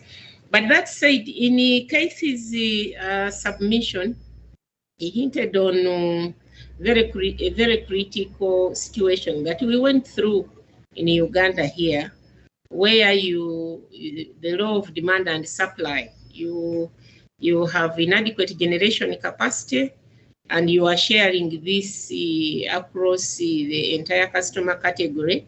And because of this, either you end up bringing on very expensive sources of generation, which require limited time or short time to be able to bring to commissioning, and this blows up the tariff structure. But Casey proposed that we should be looking at implementing our least cost expansion plan in a timely manner. I would like now to invite again CPA Vianney Mutiaba to share our experience. We went through that when we were struggling with the deficits, but today the investment climate is able to attract IPPs that have enabled us to have now an adequate generation, which now the country is no longer worried about inadequate generation, but they are worried about surplus generation and how it is packaged, and what will be the impact if the surplus demand is not released in a timely manner. Mr. Mutiaba, any lines of thought that our colleagues can use? Yeah, thank you, Madam Chair. Of course, Uganda, if you read about the history of Uganda and the reforms and the deficit that was there in terms of supply from 2005, and the government made that decision to use thermal generation, very expensive at that time, 30 US cents per kilowatt. which really blew up the government budget. And at that time, government was providing direct subsidies to a tune of 56% of the tariff was directly being paid by government. So after the reforms really took traction, and we started seeing the benefits. There was really an avalanche of private sector coming in, especially with the Get Fit project, and also government did a number of big hydropower plants. So Uganda moved from a situation of a deficit and using very expensive thermal generation to what you would call a surplus right now that we are running, where we have more generation than the demand. Of course, the thing that we've realized over time as Uganda is that capital is not sentimental. It follows the path of least resistance. So countries that have implemented reforms and put systems in place in terms of how projects are structured, the licensing framework, the standardization of documents, putting in policies like feed-in tariff or doing auctioning. Those countries, if you study across sub-Saharan Africa, have been able to attract private sector investment into the electricity supply industry. So capital follows the path of least resistance, and the more hurdles you remove, it will naturally flow to your area. Of course, we've had to answer questions of, okay, if you have more generation than demand, who is paying for the excess generation, and what systems have you put in place? So right now in Uganda, of course, there are two questions. Is that what drives the other? Is it that GDP drives electricity consumption, or electricity consumption drives GDP? So for us as a sector, we would rather we support the economic development of the country by making power is available, than having industries trying to make a final investment decision to undertake expansions, and then we tell them, oh, wait a minute, the power is not available. We actually want to start constructing power plants, because from my experience, we've noted that the gestation period of putting up a big hydropower plant is almost 15 to 20 years, and we cannot stop development or industrialization. And then we tell potential people putting up industries that you wait for us to construct power plants before you undertake expansions. So we've also run a number of initiatives to grow demand in terms of electricity consumption.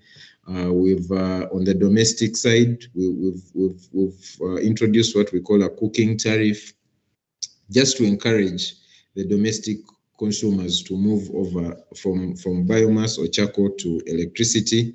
And we've done our numbers based on the households, that a typical household in Uganda, how much are they spending on cooking, how much do they buy charcoal, how many meals do they cook a day, what is the price, and we're able to set a tariff and units that will enable for our customers to make that change to cooking using electricity, just on purely in financial terms, that it will be cheaper for you to cook using electricity than using charcoal. Of course, also on the industrial customers, we've done a number of initiatives. Of course, we have a declining block where the more you consume, your weighted average tariff reduces after you exceed a certain threshold. We've also run a pilot just to get a sense of how industrial consumers respond to tariff reductions. If you reduce the tariff to less than 5 US cents, how would industrial consumers respond? Of course, there are a lot of other factors that affect industrialization other than electricity. So, Chair, in a nutshell, having a surplus generation is a better problem to have than having a deficit.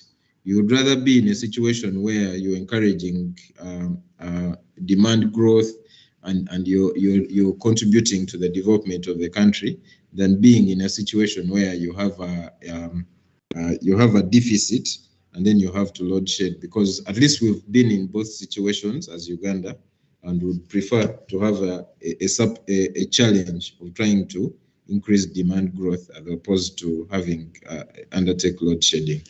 Thank you, Chair.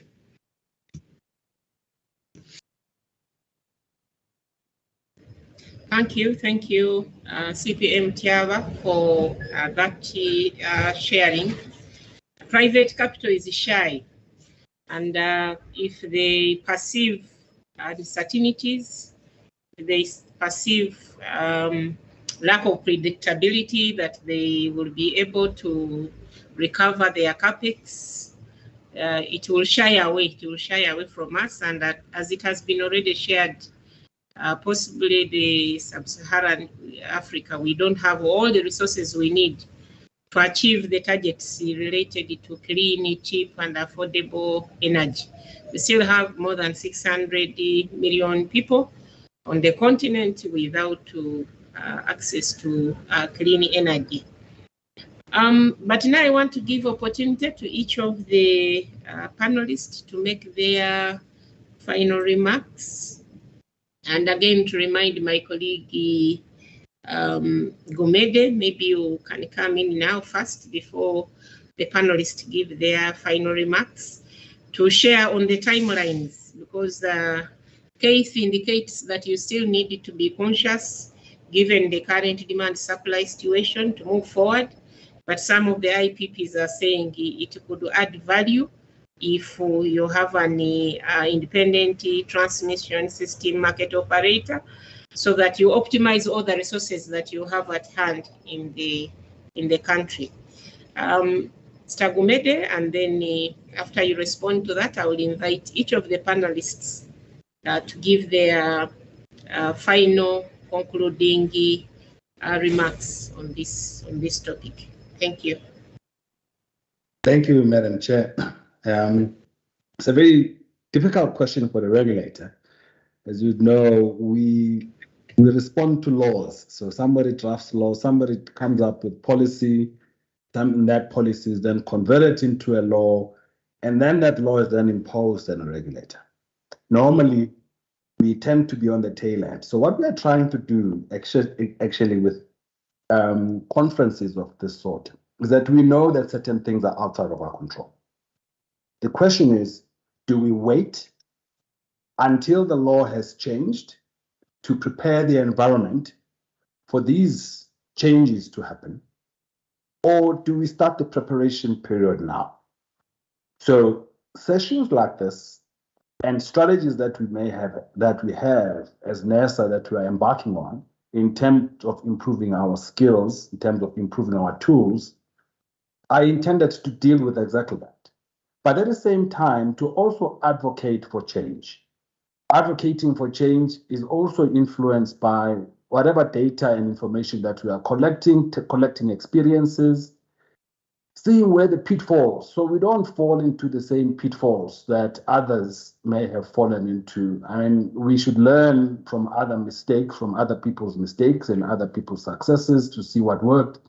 Yes, of course, taking into account the situation, the unique situation that may be prevalent in the country. For instance, the issue of load shedding that we are facing with at the moment, in terms of how do we deal with it. I mean, I quite like the experiences in your country, Uganda, and also in Ghana, painful as they may be, that maybe they may need to be a short-term thermal solutions that need to be put on the table.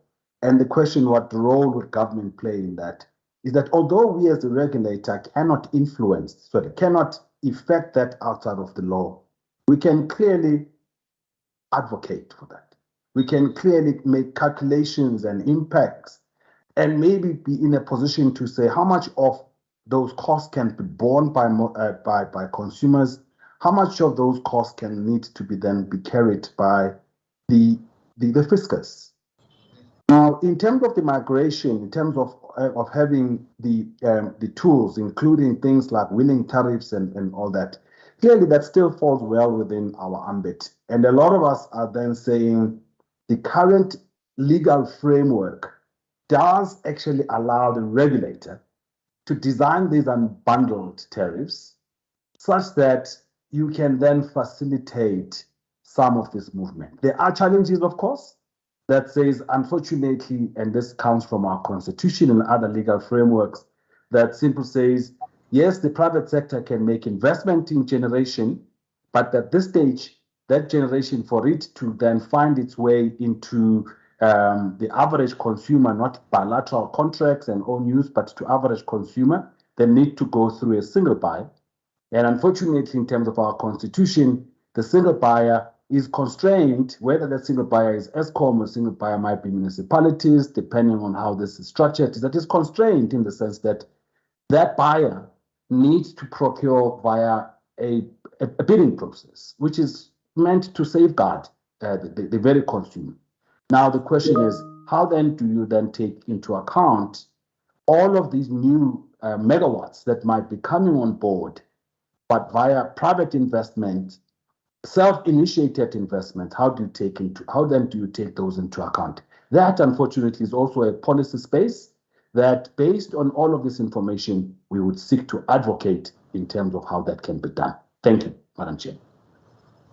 Thank you very much. I'm now going to give opportunity to our panelists to give their concluding submission. I would also like to notify the participants that our colleague, Mr. Mariano Souto, had to leave earlier, and we thank him in his absentia for the presentation as well as for the contribution. But now I would like to give the panelists the opportunity to give their concluding remarks. But it will not be fair if we don't reflect on Vuiswa's, that is Magubane's presentation. As you give your concluding remarks, many times the consumers or the public or the electricity customers, they doubt the independence of the regulator in determining these numbers. I wanted to pose a question on her behalf. What do you consider to be adequate independence of the regulator to go through all these reforms that we are planning across the entire continent? And then the other one is what is adequate stakeholder consultation? And how do the two speak to each other, independence vis-a-vis adequate stakeholder consultation? Yeah, we can start with Keith. Thank you very much, Madam Chair. I think the big thing is that NERSA or any regulator has a key role to play in the future in terms of oversight, as we mentioned before. And it's a change in role. It's a way of looking at tariff structures for the parts that require regulation and allowing the remainder to operate on its own. I mean, it means that, you know, when IPP signs a long-term contract with an off-taker, you're not particularly concerned because they don't have market power. I think the big issue is around vertical relationships between network owners and generators, network owners and retail. How do we best manage those structures in the future? And I think that has got to be one of our key questions, is how do you ensure that you can facilitate competition from the view of an independent generator? I think, you know, one of the questions that was raised earlier was around wheeling. I mean, currently, technically, even without an independent transmission company or an independent distribution entity, wheeling is an obligation on the network operator to allow for wheeling. And that's kind of been in effect for some time now. So the idea is that a generator connecting wherever they are on the South African network can then supply to a customer anywhere else, theoretically, on the South African network. We know there are limitations in terms of, for example, low voltage wheeling at the moment, or to municipality customers. But it does mean that even without the unbundling process which we're going through, wheeling has been in operation for some time. And there have been many reasons why it hasn't taken off in a big way, but it is currently taking off in a very big way, and it's working even without the creation of a transmission entity.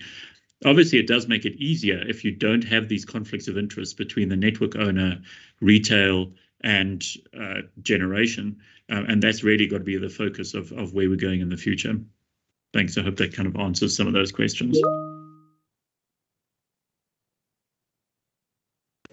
Thank you for those concluding remarks.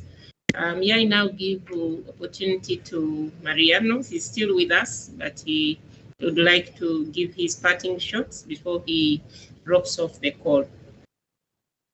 Thank you, Madam Chair. I was able to steal a few minutes to stay connected here in this very interesting conversation.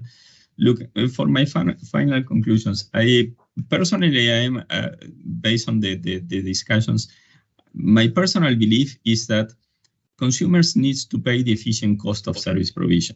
No, that's what you usually, whenever you go and buy whatever thing you want to buy, you are going to pay the cost of the good that you are going to provide. And in this sense, I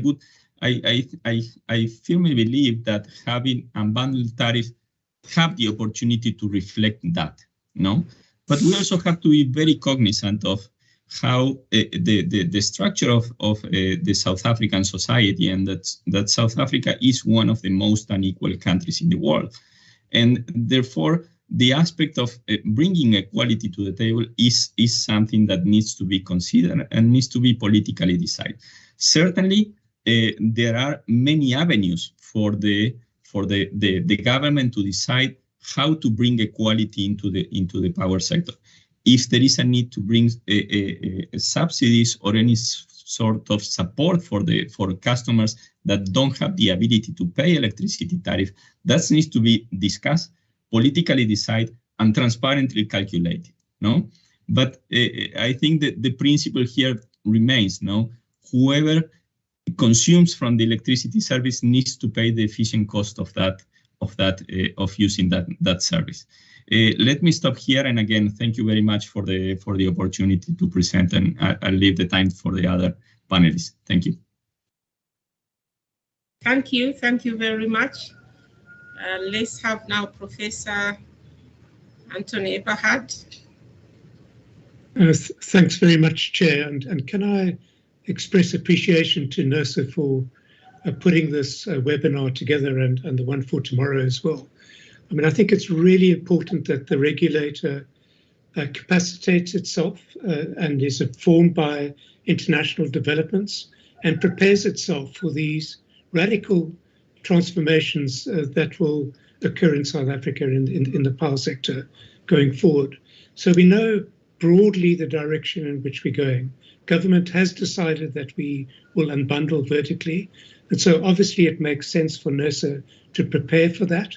It needs unbundled tariffs along the value production chain in electricity, certainly separate tariffs for transmission. But, we've just discussed that in the transition, when we still have market power in Eskom, there will be the need for these vesting contracts. And maybe those vesting contracts, the levels at which they signed, would require regulatory approval.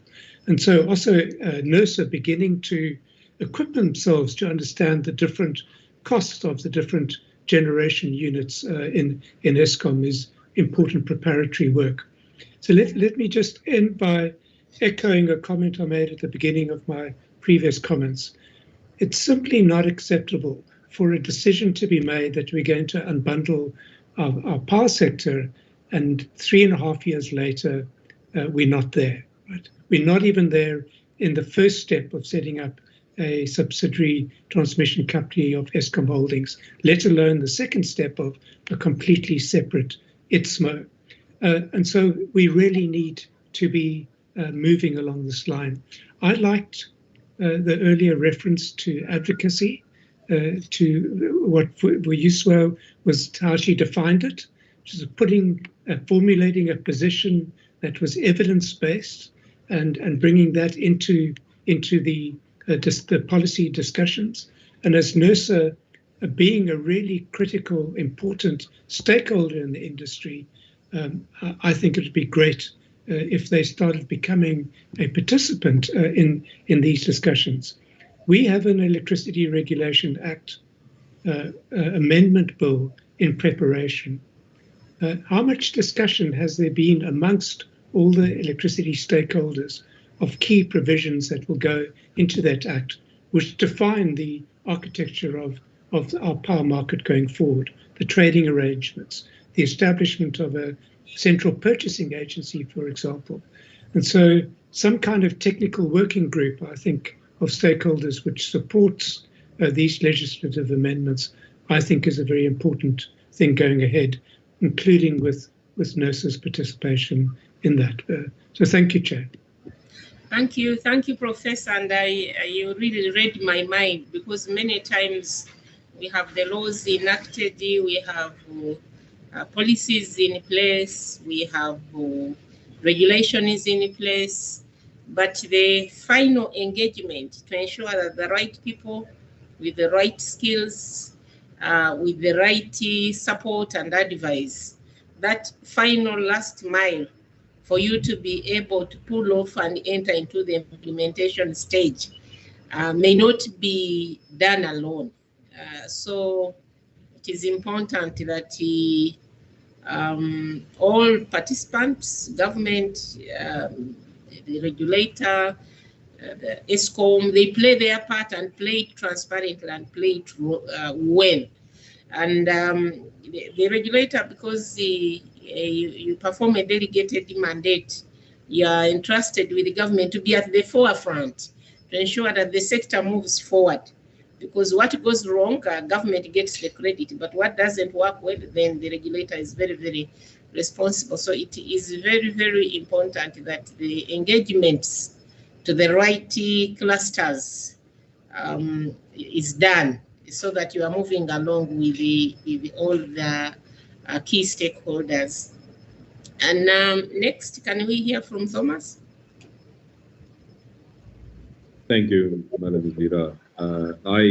I don't think I can add anything to the discussion without taking away from what Professor Barat and you just concluded. And I think let's leave it there.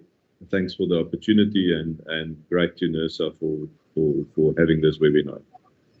Okay, thank you, Mr. Mtiago. Yeah. Thank you, Madam Chair, and thank you for hosting this webinar. In response to your question or comment, is that over time I've noted that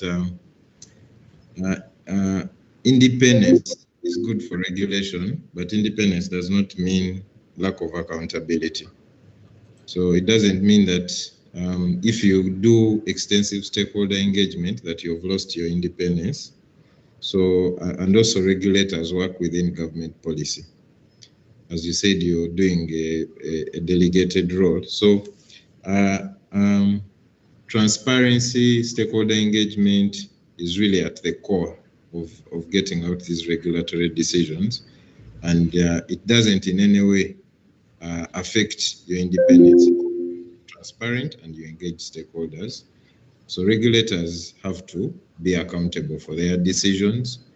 They need to publish their methodologies and reports for the public to get the buy-in and support them. So thank you, Madam Chair.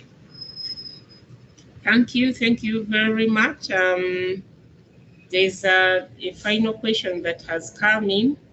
I think it is directed to the moderator. Can you quickly tell us what is happening with the ESCOM Uganda? ESCOM Uganda has performed excellent well for a period of 20 years, and the concession is coming to its natural end. And the concession has achieved the intended objectives. And again, possibly what may not have been discussed during the panel discussion is the issue of transparency and competitiveness. Our experience in Uganda is that We are lucky, despite the moving towards the cost recovery tariff, we have the support of all the stakeholders, because these concessions came into existence through a transparent competitive process. And at that time, 20 years ago, yes, now we have learned experiences to negotiate better, to put across better terms. We've also learned experiences provide for mid-term review, as the CPA Vian Mutiaba shared. But 20 years ago, that was our worth, because we went through competitive bidding processes to bring on board ESCOM, to bring on board Umeme, to bring on board Ujagali, who are the main private players that changed the outlook of the electricity supply industry in Uganda. So similar to that, it is a learning experience, even as this concession is near their natural end. There are two options that the government is looking at. One, where we have built internal capacity and the government believes that they are able to manage these concessions through the corporates that were put in place after unbundling. The concessions are very clear that the assets will be handed back. For example, in the case of ESCOM, to the Uganda Electricity Generation Company. And again, as Vianney shared, the government is reflecting, do they have the resources to now start investing in these assets so that the operation and maintenance and the efficiency gains are not lost, so that the issues of availability and reliability are sustained? That is the process that government is going through. And again, for Umeme, the concession will come to its natural end of March 2025, and the government will do the same evaluation. Where government believes that they don't have the resources and the capacity to manage the assets, a competitive procurement process is being preferred. And again, so that we are able to use our land experience to bring on board the next operators who could be the same, but having gone through another fair, open, international competitive process, which again will return the worth of the country. That is in line with the credit rating of the country. It is in line with the financial viability of the electricity supply industry, so that we are able again to lead this industry to the next level. Now, speaking about the Eastern African Power Pool, I'm a member of the Independent Regulatory Board of the East African Power Pool. We are moving towards the operationalization of the first phase, and the first phase will entail coordination of the bilateral trading, because we know that there are already bilateral agreements between the Eastern African countries. And we will then also emphasize completion of the interconnections, the regional interconnections, where there is still work in progress being undertaken. Harmonization of standards, harmonization of regulations, coming up with the wheeling framework, the transmission tariffs and the methodologies and the tariffs. And then once that is done, in that process, we'll also be establishing the head office of the IRB, the Independent Regulatory Board, where we have already started the process of recruiting the executive director and also locating the IRB. And the member countries of EAPP located in the East African community have been invited to apply using a generated criteria. There is a criteria that has been generated to express interest in hosting the IRB. So once that is all done in the first phase, then now we will move ahead with the establishing the ICC, the Independent Control Center, Independent Regional Control Center, and also the regional market operator. So to operationalize the regional market operation. So that will be then the phase 2. It will also have the day ahead practice of trading now. And then we prepare for phase 3, where now we will be in the hour ahead. We may not take the same lead time as the WhatsApp and the WAP has taken, because we are leveraging the experience from the two operational markets, the WAP and SAP, to be able to move faster and to avoid repeating the same mistakes. There is also Madam Chair, a sorry. comment from Vuisa. Yes. Sorry, please. Sorry, I just wanted to suggest that we take a comfort break. We have been at it since 9, and then we can then carry on with the audience Q&A. Maybe we can take 10 minutes, if that will be in order. That should be. It is fine, and it is now 11:46. So let's take a 10 minutes health break. We have been encouraging the participants to post their questions within the chat. But when we return after the health break, we will also look out for those who are able to raise their electronic hands and raise their questions, areas of clarifications and comments. Thank you for the reminder, Madam Visu. And my panelists, please, yes, you gave some concluding remarks, but it's important that we respond to the Q&A that are raised by the participants. Same for Mr. Mariano, who has already expressed the need to leave the call. So with that, it is exactly 11:47. So let's be back at 11:57. Thank you very much.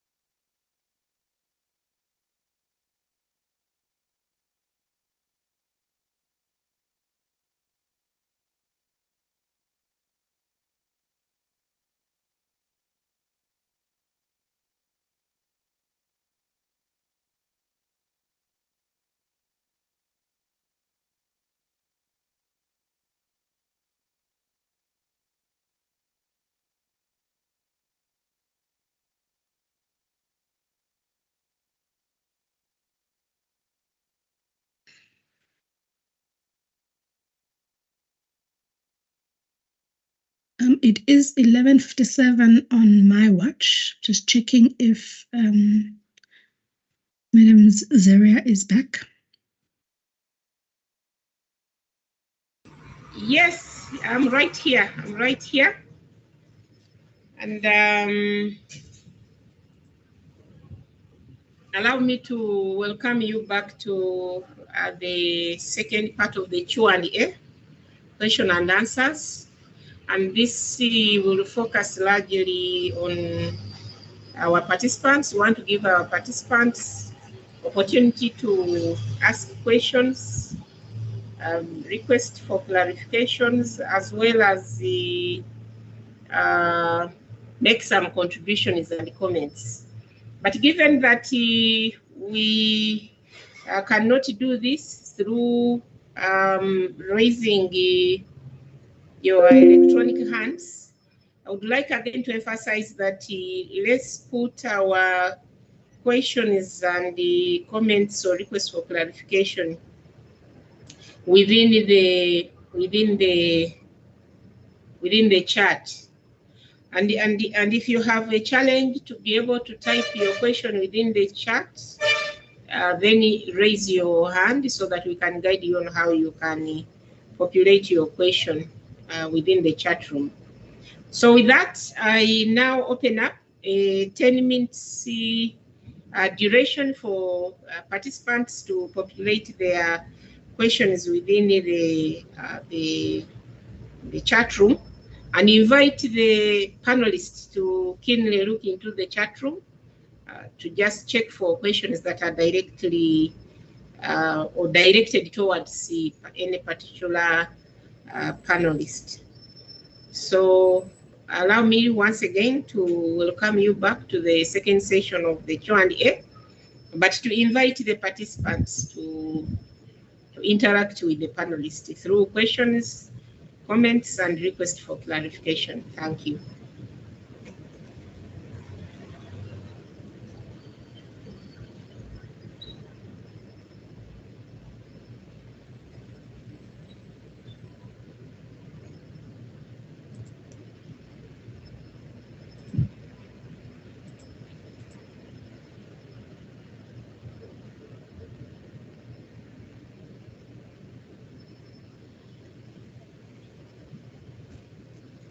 And Madam Vuiswa, kindly support me to monitor the chat room just in case there is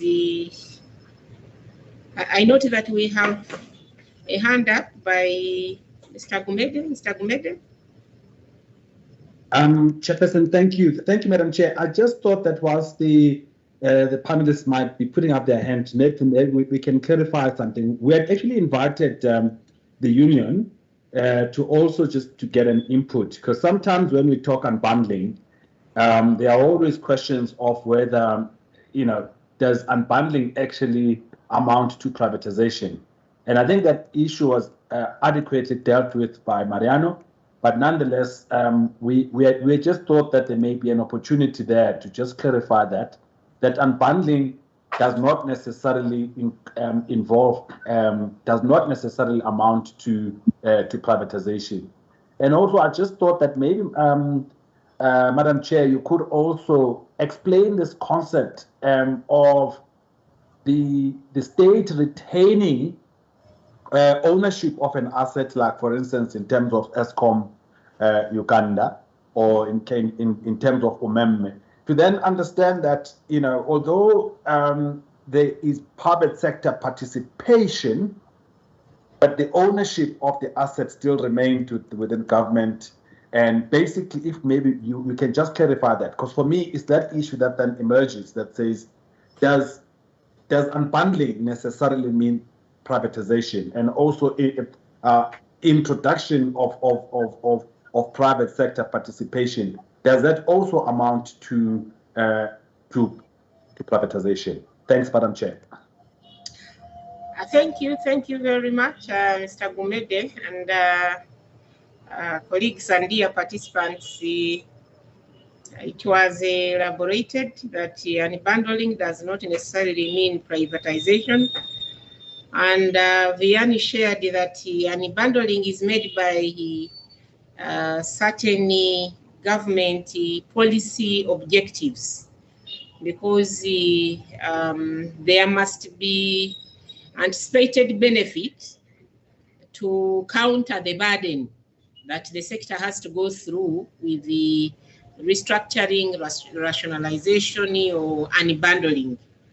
And the level of unbundling may vary, because as we speak, most of the countries during the time of vertically integrated utilities, the assets were built and owned by government. And this was because electricity that time was more for domestic use and was looked at as a basic need for improved social welfare of society.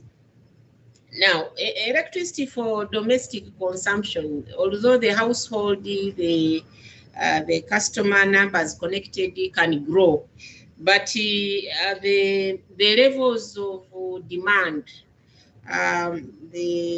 doesn't grow that much. I can share experience here. We have nearly 7 now, coming to 1.8 million households connected. But domestic occupies the largest number of the connections, but contributes between 21 and 23% of the consumption. So the levels of the energy sales that you are looking at only the domestic cluster is not that high, and therefore is affordable to be met by only the government. So by then, because the energy was being looked at as a contributor to the improved welfare of society, and the equation of industrialization was not that much, because the mechanization and the industrial revolution came in a bit later. So that said, the governments were able to finance through the treasury all the revenue requirements across the value chain in the generation, the transmission, and in the distribution. Now, the level of unbundling also depends on the objective. In our case, we were looking at 2 or 3 objectives. One is attracting private capital. We were not looking at mortgaging our existing infrastructure, but attracting private capital to grow the network across the entire value chain, especially in the beginning, in the generation and the distribution, and now even in the transmission with the amendment of the Electricity Act. So and the way we did it was such that now the existing assets at the time of unbundling remain government assets, but also the new assets that are going to be added by the IPP, by the private players, these assets, because they are paid for by the consumer, through the end user tariff, they become government assets. So as the ESCOM buys an interbus transformer, it goes on the asset register of the Uganda Electricity Generation Company. As UMEME buys, constructs a distribution line, it becomes an asset of the Uganda Electricity Distribution Company. So then the private players came in to mobilize capital, continue to develop the electricity supply industry, but knowing that this capital will be recovered through the end user tariff, and therefore these assets, as they keep being depreciated, as they recover the cost of debt and equity, the assets become consumer assets, and therefore they become government assets and are on the register of government companies. So the unbundling does not necessarily mean that the existing assets, and indeed even the assets that are going to be put in place by the private players, because they are going to collect the capital that they have injected in to construct those assets. Otherwise, they will not make financial viability. So naturally, those assets are, you know, being implemented by private players, but on behalf of the public, who is the consumer of electricity, because the consumer of electricity has to pay for these assets. And where they fail, that is where the backup system of government happens in the earlier stages, because if government doesn't then come in with the backup system to the system operator, the independent transmission system operator that you are longing for, then the risk perception will be even higher and the cost of capital becomes more higher. But government comes in to back up the independent transmission system market operator in the early stages, like it has been in Uganda. The transmission company, who also doubles as the system operator, has been 100% owned by government, and the investments there have been more from either government or concessional borrowing by government.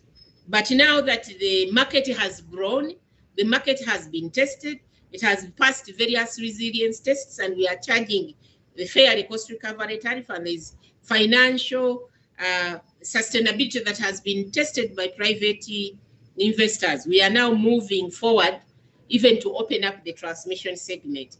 But we are opening up in such a way that we have the opportunity for both government as the first point of call, where they have access to concessional funding, as well as where the taxpayers, the money the treasury can fund, they can come in. But then where they can't, the private players should be able to come in efficiently in a timely manner, because we are managing a live network. So this unbundling of the market depends on the objectives. But what is very clear is that once you unbundle the market, it is important that there is transparency and predictability and accountability, and that can be enhanced by also unbundling the tariff structure. For example, now we have the generation, operation and maintenance cost, the transmission, the distribution, then you have the bulk supply tariff, which only focuses on how this independent system operator will buy the energy that they are going then to sell downstream. And that is the case where we've been operating the single buyer model. But now even we're opening up the single buyer model so that we have both the regulated market, but also the deregulated market. That now helps us to start testing, growing at national level towards deregularization, to be able to fit into now the regional power trading. So I can go on and on and on, but the level of unbundling should be informed by the objectives that you intend to achieve. But our experience is that these assets are expensive assets. They have a long lead time to put in place. They have been invested in by the public, and by the public, I mean either represented by the government through the tax base or through concessional and grants, and also by the consumer, because the consumer has been paying and paying back for some of these assets. So the asset should remain the property of the public. However, where you define it, because your unbundling is to bring in efficiency, to attract private capital, and to ensure that there is improved service delivery. It is not, you know, looking at giving away the asset or selling off the assets.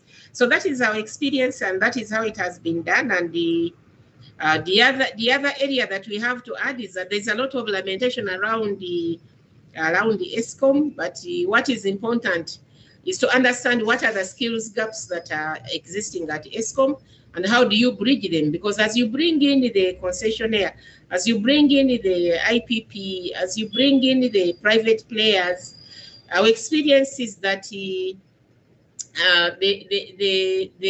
quality, the level of service delivery, the returns, the achievements that you will get from what you are going to do will depend on the competences and the capacities of the South Africans to be able to sit on the opposite side of the table and enter into fairly priced with proper risk allocation mechanism contracts going in the future. So that is Mr. Gumede. That's what I can add. I would like now also to check the chat room to see whether we have more questions. There is a question from Wanu Kamitha, and he's asking that they are waiting for the South African Energy Policy Ministry and the DMRE to obtain approval for legislation to enable the restructuring of the industry, and that the DMRE is engaging all the stakeholders, and that Mr. Gumede indicated that NERSA may unbundle tariffs into the current, I think he meant either era, I'm not sure whether it means to benchmark with the ERA, but I thought maybe tariffs to fit into the current challenges that you are facing.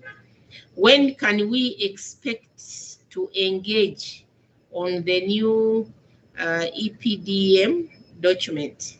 So, Mr. Gumede, I think this goes directly to you. Again, they're asking on areas of timeline. I know that you responded that some of these timelines wait for the enactment of the legislation, and indeed it has been acknowledged by the committee. But any additional reflections on when the new EPDM document will be out? Thank you. Thank you, Madam Chair. Maybe just to respond quickly on that I think also the next session, which deals with unbundled tariffs, it may be a better place to actually respond to this question. However, yes, in terms of, I did indicate that the unbundling of tariffs can be done in terms of the current Electricity Regulation Act. So that's what that ERA. I know it looked like ERA like your entity, but it's actually in South Africa is Electricity Regulation Act. It can be, so the act itself does not, in fact, it explicitly indicates, so especially in respect of the distribution tariffs, that it's meant to unbundle, to supposed to have a distribution tariff as well as a trading license, those two being separate. We may not have done that in the past. Perhaps there was not a big driver, but clearly there is now. So there's a lot of preparatory work that can be done before the amendment is put through Parliament and is signed into law. So our intention is clearly also not just to be a recipient of the law, but to be an active participant in the development of that law. Sorry, I should have put my camera on. We're supposed to be active participants in the development of that law by influencing what the law would look like, because we are actually, at the end of the day, an implementing arm of the DMRE.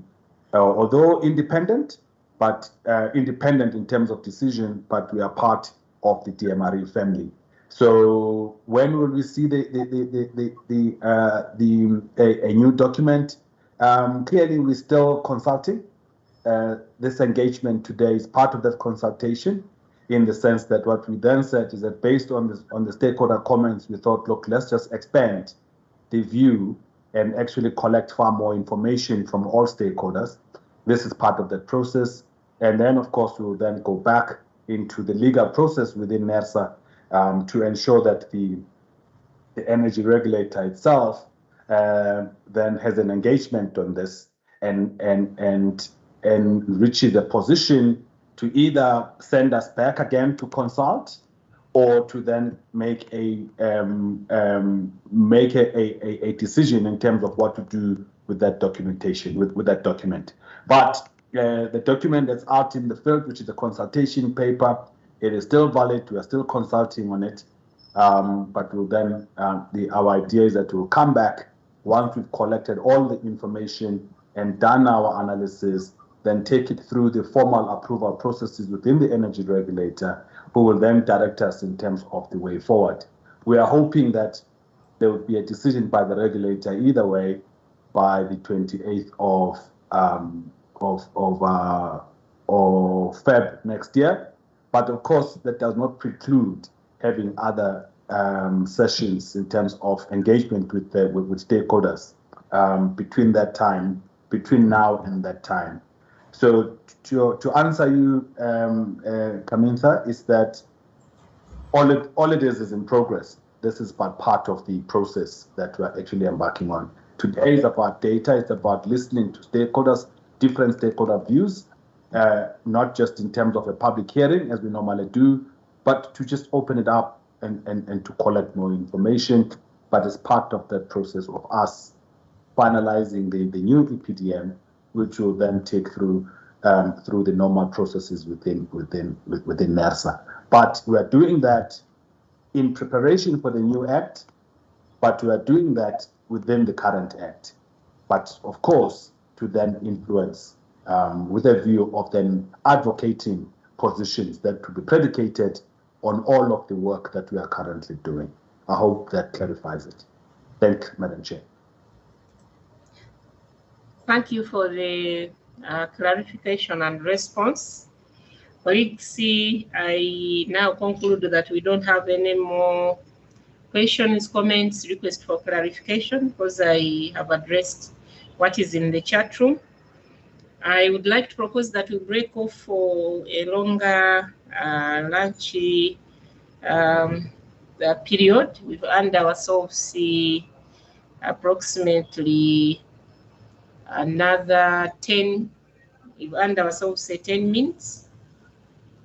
So I propose that we break off for lunch, but be here exactly at 1300 so that we again dive deeper into matters of unbundled cost reflectiveness of the tariff setting processes. So allow me to once again thank the organizers, Mr. Gumedi and the team, those, to thank the admin. They really had to struggle to get me on board, but I will remain logged in, so the afternoon will be more smooth. And thank all our dear participants. Enjoy your lunch and don't log off. We are here to share, to listen to you, and to be able to agree on how we are moving forward in a collective, but also a more predictable manner. It is it is our country. They are our countries, and whichever decisions that are made not only affect us, but they have a wider implication on the welfare of society and the environment and the economic development of society. So it's very, very important. Let's keep logged on, but as of now, enjoy your lunch break. Thank you very much. Over to you, Viswa, in case you have any admin to make. Nothing to add on my side, Madam Chair. We may break and join again for our session 2 that is starting at 1 o'clock. Thank you. Okay, thank you very much and enjoy your lunch.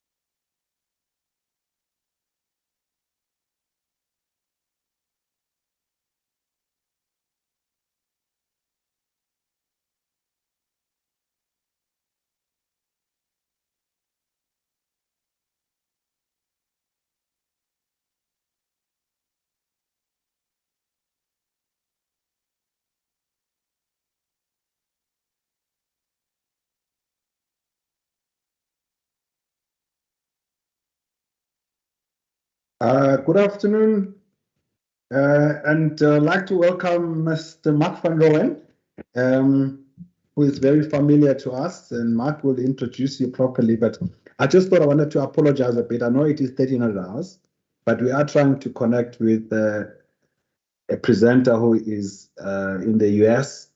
I wasn't sure whether he's still in Paris, because he was in Paris last week, whether he's still in Paris or is he back at home.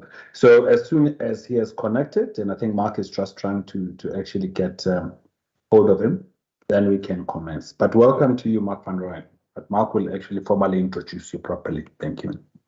Thank you, Mr. Gumede.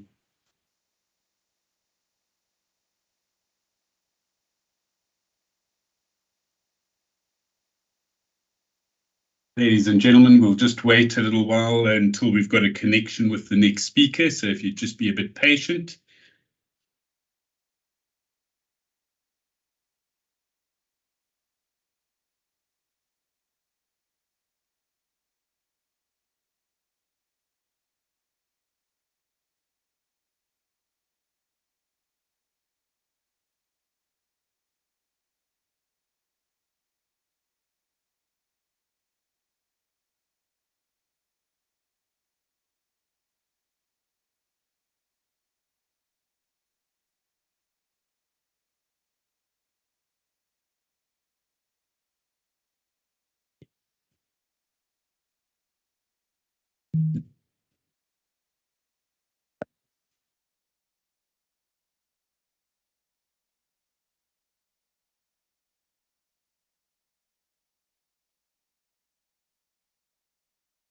Thank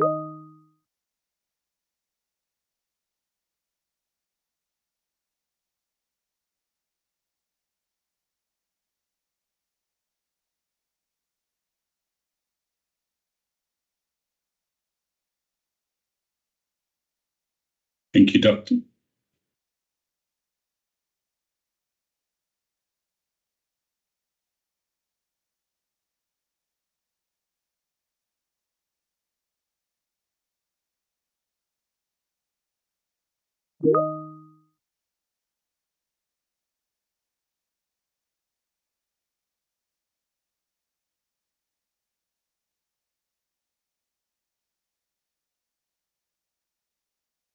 Dr. Giacchino, if you could just raise your hand so our technical team can just find you in the audience, then we can connect you in. If you could just raise your hand, if possible.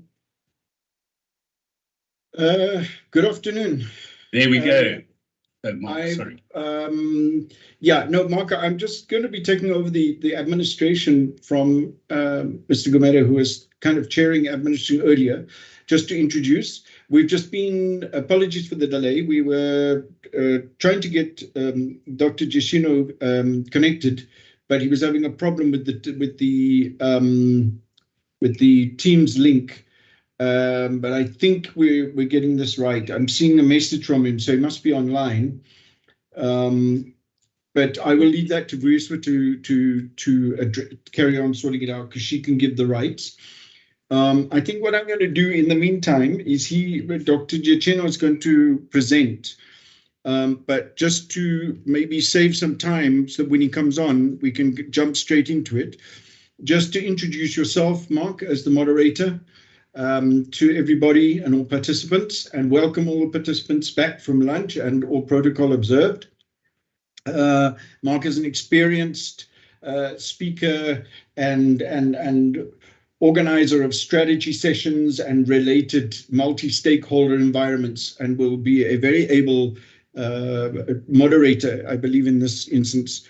One of our panelists, and also making the presentation, will be Dr. Leonardo Giacchino, who is a very seasoned and recognized regulatory economist, and who has also a deep understanding of the interrelationship between legislative frameworks and regulation, etc. And he will talk to the theme of the session, which is the unbundled cost-reflective tariff setting. We then have energy expert Professor Anton Eberhardt, who is on. Oh, I see. I've not put my camera on.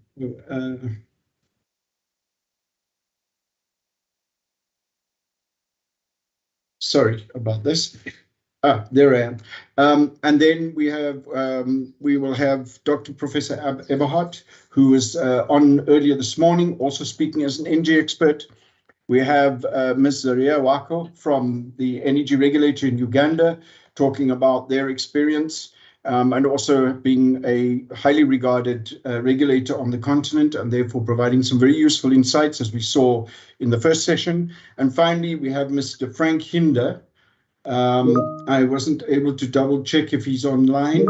He will be representing City Power, which is one of our large municipalities, and providing, bringing the insights of what the, unbundled tariffs is going to mean at a local government level or at a subnational level. So over to you, Mark. And in the meantime, I'll jump off and see if I can find out what's happened to Mr. Hinder. Thank you. Thank you very much, Mark. Good afternoon, ladies and gentlemen. Lovely to have you all back here for the second session. Welcome to Dr. Giacchino from the United States. I believe you beamed in from the United States this afternoon for us. Probably quite early morning for you that side. Welcome, and we're looking forward to your presentation. I think the main thing, ladies and gentlemen, if you've been on the call this morning, we've probably got into a bit of a rhythm with regards to this. So if there are questions and so on you want to raise through the presentation and the panel discussion, let's please put those in the chat box, and I will get through as many of them as we can in the question and answer session. We'll start off with a presentation, and then we'll have a bit of a panel discussion with some sort of responses from the various panel members, and then we'll get into the question and answer session. So I'm going to hand over to Dr. Ciacchino. Please go ahead, sir. Thank you very much for joining us. Thank you. Good afternoon to everyone. As it was said, I'm located in the US, although I am originally from Argentina. And it's very early today here, but I got up for a good reason, not like yesterday that we lost to Saudi Arabia. Anyway, I'm going to present now a few slides I prepared for the presentation. Trying to share.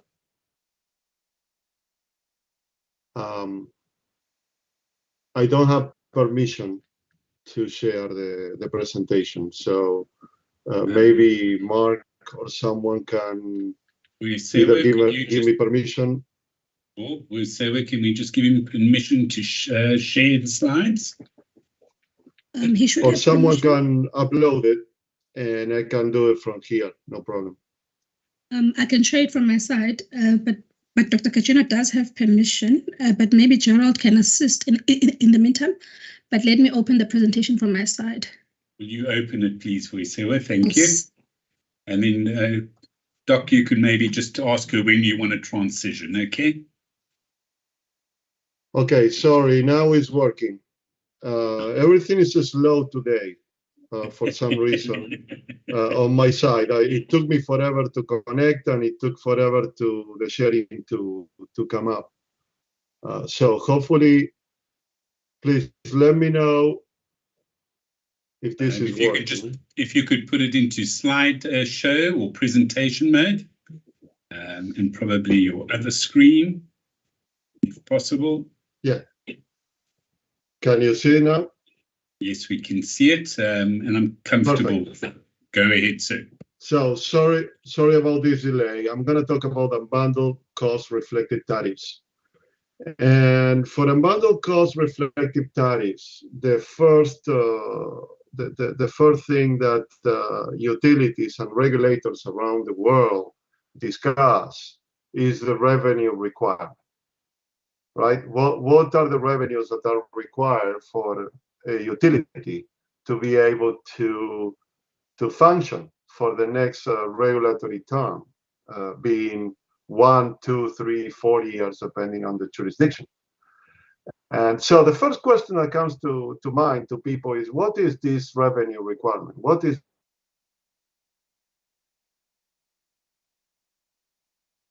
this recognized concept in many economic books, and basically is that a regulated company will be given the opportunity to recover its costs of providing service, plus a reasonable return on their investment.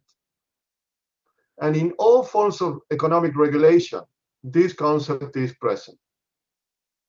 I'm quoting myself. Maybe I should quote a few more sources, but I didn't have the space. There are different methodologies that are used to arrive to the calculation of this revenue requirement. That's what you start to see in different countries, that they arrive to this concept a little different. There are different methods. Doesn't mean that in one place they do it incorrectly or correctly. There are just different ways to get there. But all the methods that are used to do this calculation are based in providing the opportunity, not a guarantee, to make a profit. Some regulators in other countries, they focus only on making sure that the rates are as low as possible.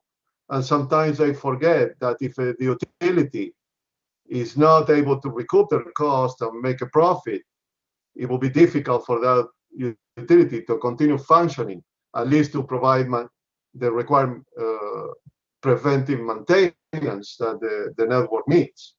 And so that's why this concept needs to be seen and observed very thoroughly by both the regulated utility and the regulator.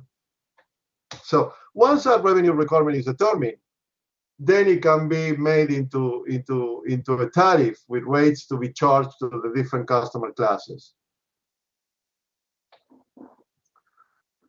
And there are factors like normal business risk, for example, the consumption by different customer classes and the collection from those customer classes, that determine how much revenue for the company is at the end. And so depending on the type of regulation that is adopted, there are different types, right? You can have a price cap, you can have a revenue cap, you can have a set revenue that is that is converted into rates, and then you wait a specific period of time to reset that revenue. And so in between, the company can collect more or less than that revenue requirement. And that depends on the business risks that the company runs. And from a regulatory point of view, business risk is not compensated. So what are the typical regulatory steps for this revenue requirement? And we'll get into the cost reflected tariffs. You start with a set of regulatory accounts. Regulated companies present the regulated accounts to a regulator with a certain timing. You know, in some places they do it every 3 months, in other places every year, in some places even monthly. And so once that data is available, then the revenue requirement is determined, is calculated. Once that revenue requirement is set and there is an amount determined, then the prices can be calculated. And if the regulatory period, let's say, is 4 years, and for 4 years the revenue requirement is not going to be recalculated, and the prices remain set for that 4 year period, there might be some formulas to modify the prices in between the two regulatory reviews. And so you have a set of rules to modify those prices.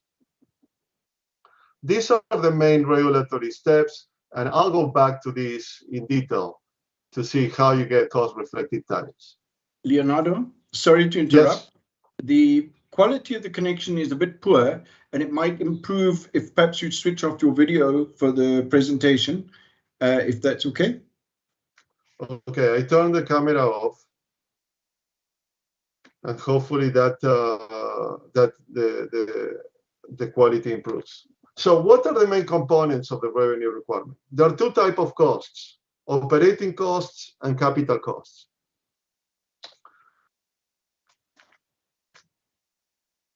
Within the operating costs, as I mentioned before, the main principle from a regulatory point of view is that the regulated firm must have the opportunity to recover its costs.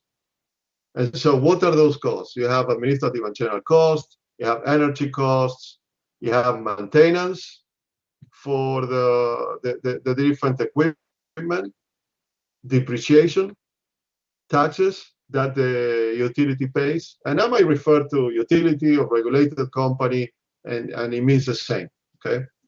And then you have capital costs. And within those capital costs, we're talking the return on capital, the return on the investment that the company made. And that return must be, typically said that must be reasonable, you know, not too low, not too high. And it should be the return on the undepreciated value of the capital investment done, which includes all equipment for both generation, transmission, and distribution, machinery that is used, building and vehicles that are not rented, you know, owned vehicles by the utility, and working capital, the amount of funds needed for the company to operate. You have a utility that is paying their suppliers within 30, 40, 45 days maybe, and they pay salaries at the end of the month to the employees, but they don't bill until day 5 of the next month, and then give an additional, this is all an example, okay? Give an additional 30 days for the customers to pay. And so we're talking that there may be 2 or 3 days of difference in this example between the funds spent by the company and the funds collected, and even a little more for some of the items if they have to pay a supplier within 30 days. And so they need some funds in order to operate. And so if the company is using their own funds to that working capital suspected. And then there is some concepts like some losses experienced because of changes in regulation or some events. One typical event that comes to my mind is the freezing of the lines in Maine in 1996, where they have to spend almost half the value of the books of the assets to put back the system in operations, replace lines and all that, and the impact on rates will have been so big that they decided to defer, and so they put some of that investment into this regulatory accrual, regulatory asset concept. So instead of passing everything into rates in the first year, they did it through a period of 10 years.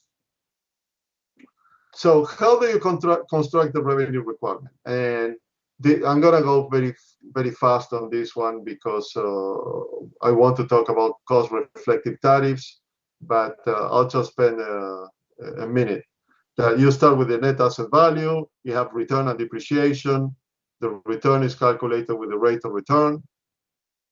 You add working capital to that, and then you consider the operating cost, or operation and maintenance cost. You add the capital cost and the operation and maintenance cost to get the after-tax revenue requirement. And then based on the tax base and factors, you calculate the taxes that are part of the revenue requirement and obtain the before-tax revenue requirement. And for people to have an idea how this looks like, we can look at the pie chart for another utility outside South Africa with its different components. And we can see that the capital expenses are in green and the operating,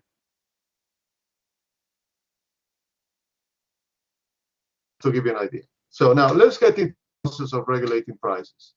And I'm going to go through 3 useful concepts. Test year is the base year for the calculation of tariffs. It could be historical or forward-looking. In some places, they look at a year, let's say 2021, and they use the data for 2021. In other countries, like in Latin America, for instance, they do forward-looking.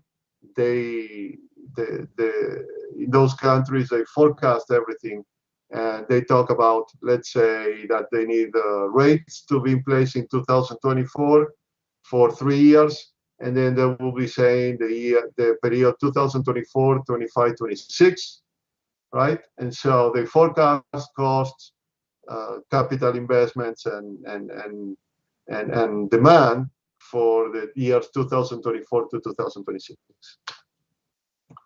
Now, another useful concept is ring fencing. And here is very important because we want to separate regulated from unregulated costs and investments. And the unregulated should not be part of the calculation. And then a very important concept, if you are doing cost-reflective tariffs, is the activity-based cost method, ABC. And basically, what you do here is you use these accounting principles that you identify the costs for each activity. And for that, you need to take all the cost of the utility and functionalize by activity. And you can call the activity a business unit or different activities within different business units.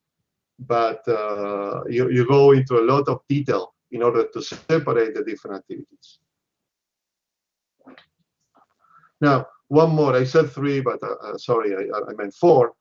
Then billing determinants. When I talk about billing determinant, is the actual data that you use related to sales and customers in order to calculate rates. You know, how many kilowatt hours per customer class, how many kilowatts have been contracted with large customers, how many hours of use of different customer types, etc., etc. Those are the billing determinants. Now, let's look now into more detail with the same graph that I showed before. We start with accounting books, billing determinants, and a load factor study. Okay, you look at these 3 set of data sources in order to calculate rates, in order to get into the first step of setting the revenue requirement. You need the financial data from the accounting books. You need some physical data from the network, which are the billing determinants. And you also need to understand how your customers behave. And typically a year and a half before you start the process to determine the rates, you do a load factor study. And this load factor study is done by a third party hired, it's hired both by the regulator and the regulated company. They go through a process. In different jurisdictions, they do it differently. But typically, they want a third party that is independent. And this third party, typically an engineering firm, will install meters for certain customers that are selected at random. And the idea is to study the different customer class and even study new classes that could be added in the next regulatory period and obtain the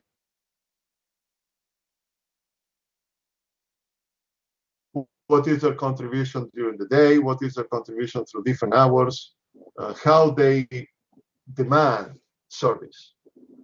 And then once that data is collected, the data is processed, and then some factors are calculated from that data that can be used to calculate rates. So all this data is part of the regulatory accounts. So the next step is to determine the revenue requirement once all this data is obtained. And also a second set of source of information is a set of formulas. You know, in all jurisdictions, you have, and by jurisdiction I mean it could be a country or a state or a specific region where there is a regulated company and a regulator, right? And so there is a published set of formulas of how to go from the revenue requirement to specific rates that are charged to customers. And this set of formulas typically is already in place. And if it's not in place, or whatever is in place, the parties deem that need to be updated, they are updated through the process of setting the regulated rates. Both sides, the regulated company and the regulator, agree on what needs to be modified, and then a new document with this set of formulas is published, typically the same day that the new rates are published. So then the prices are calculated, and as I said, after these prices get set, there are rules to modify prices. I'm not gonna focus today on the rules to modify prices. We are gonna talk about how to calculate prices that are reflective of cost. Now, there are typically 3 or 4 sets of financial books that companies have. You know, utilities have financial and technical information. They typically have one data set, one database of financial data. They could be using different accounting software or software that collects all the data, and the same data is used to produce different sets of accounting books. So you have the accounting and technical data, and you have the statutory books, which are the internal accounting used to see how they're doing, to see if they're profitable. Then they have a separate set of books, and by books can also be the way that they print the data and present to different institutions. And in this case, to the tax authority in the region, you know, what must they pay? This is what this set of books is going to tell them. And then another way to present the data, and this is to the regulator, is with the regulatory books. What can they charge based on this information? Now, that same information might have a 4th set of books if the utility uses International Financial Requirement Standards, IFRS, and so they'll have a 4th set of books. Again, it's the same data set, different ways to present it. And so when I was talking about the accounting books, I was mainly talking about the regulatory books that are needed in order to set cost-reflective tariffs. Now, how do you measure cost? You use activity-based costing. This is a method that identifies the different activities within a firm and determines the cost for each activity. So first, you need to identify what the activities are. You know, you go to some countries. In some countries, you have these vertical integrated companies that they even sell kitchen equipment, right? You are a customer. You obtain electricity from them, and you also need an electric oven. Well, the utility will sell it to you and install it for you. Now, that's an activity that, from a regulatory point of view, is not a regulated activity, and so that should be clearly identified, best with a separate, separate activity, right, which will be not regulated. And the regulator wants to make sure that all the costs related to the selling and installation of these electric ovens must be separated, clearly identified, separated, and not part of the regulated prices. And I'm not making this up. There are many utilities in places in Central America that they do that, and it's always an effort on the part of the regulator to making sure that none of those costs that the utility runs to sell those ovens and other equipment spills over. So next you gather the data, then you allocate those costs to each product or service, and there are many benefits from this. Allows regulators to identify cross-subsidization between products and eliminate that. Cost in each category can be tied specifically to the activity that is being done, and then a pricing component can be made out of that, and gets better data for the utility for strategic decisions. You know, a utility in Central America that had all the costs together and then go through the process of functionalize, do ABC, and separate the cost, they might find out that they were charging too low for the provision of installing these electric ovens. And so it's also good for management decisions. Now, cost measuring. So you need to determine the revenue requirement and begin by measuring all costs. You start with the test year. The most common is a historical test year. You provide the reference to establish what are appropriate costs and measure what costs have changed for that year. Specifically, what you want to do is make sure that all the costs are recurring. Non-recurring costs should not be included.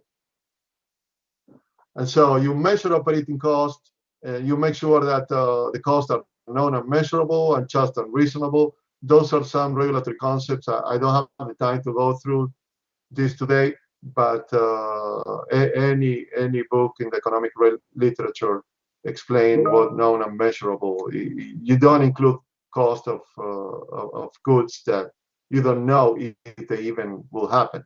If it's not, if you have let's say that you have all company workers unionized, and you know that next year there will be an increase of 5%. That's not unmeasurable. That's a typical way to look at that.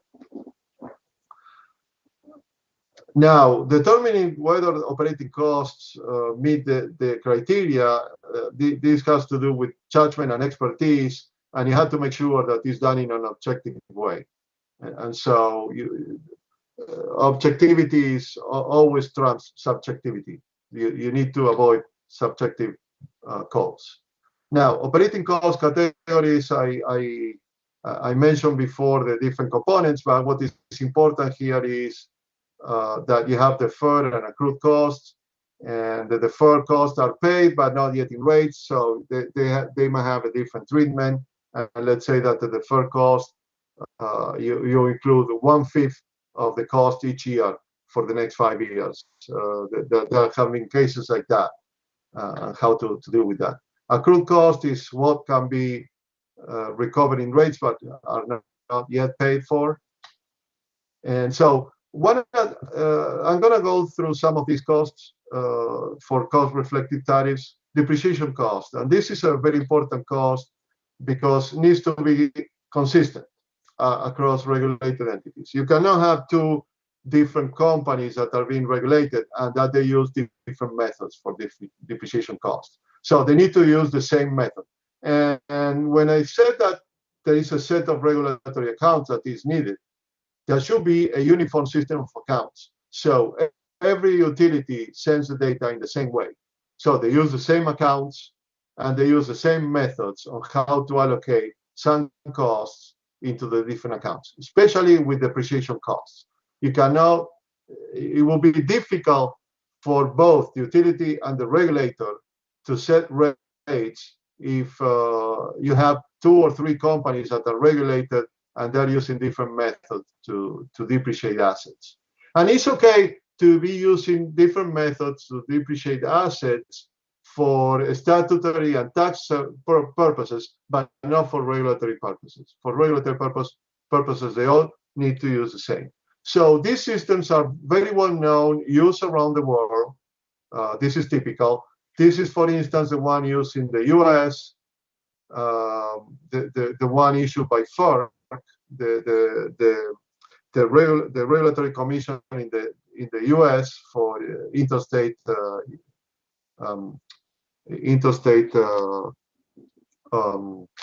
issues, and this is from 1976. I just put a picture. Now, the methods to estimate depreciation at all is nothing new. Many methods used for regulatory purposes use something called the IOL curve approach. It was developed in the early 20th century, so in the early 1900s, and it's been used. And there are many methods. And the key issue is the average remaining life of assets. And you talk to an economist, you talk to an accountant, you talk to an engineer, they'll give you different estimates of what the remaining life of assets is. And so that's a very important concept that needs to be set in the uniform system of accounts. So there's no doubt For instance, if you look at poles or you look at lines, how many remaining years are for those poles and lines. Now, in capital cost, and I'm going to go fast on this because otherwise I won't finish. Utilities must be able to earn a return on their capital investments, as I said before. This is important because otherwise utility does not remain creditworthiness, right? For the utility to continue investing, they need to get funds from banks and other financial institutions. And if they are not earning a return, the financial institutions will not provide funds for additional investments. So capital costs are typically known and measurable, the same as a mortgage for a house. You have a loan that the utility has made, and let's say it's a 10-year loan. The loan terms are known and they're measurable. So what are the key issues that capital investment be prudent, aduse, and useful? What is the weighted average cost of capital of the firm? And that's important to determine the rate of return for the regulated company. And so now let's go into cost-reflective tariffs. And so before tackling the actual calculation, a couple of things I want to say. It's always important to first determine the size of the pie than a slice in the pie. Okay, so the regulators and the utility, they fight a lot of how to slice a pie, who to subsidize, and all that. Well, please start first setting the revenue requirement. What is the size of the pie? Then who pays for it? That's the next step, and it's easier if you finish the discussion with the size of the pie. So to determine who pays, how you set the rates for each customer class, you need to take into account the policy principles, because any tariff method will get you there. Now, a lot of people will tell you this is the best method. Well, this is not the best method that works everywhere. And one example I have is natural gas in Mexico. They use a consultant from the UK, and in 1996, and they just copy and pasted what they did in the UK, in England and Wales, and it did not work. Because why? Because it's a different network, different country, different legal system, different regulatory system, different weather patterns, and so you need to take a method which could be the best method all around, but you need to adapt it. Now, it's easy to create a subsidy. It's almost impossible to get rid of it. So you have to be very careful with that. And it's always funny that everyone at the time of making tariffs, everyone is an expert. Everyone has an opinion on it.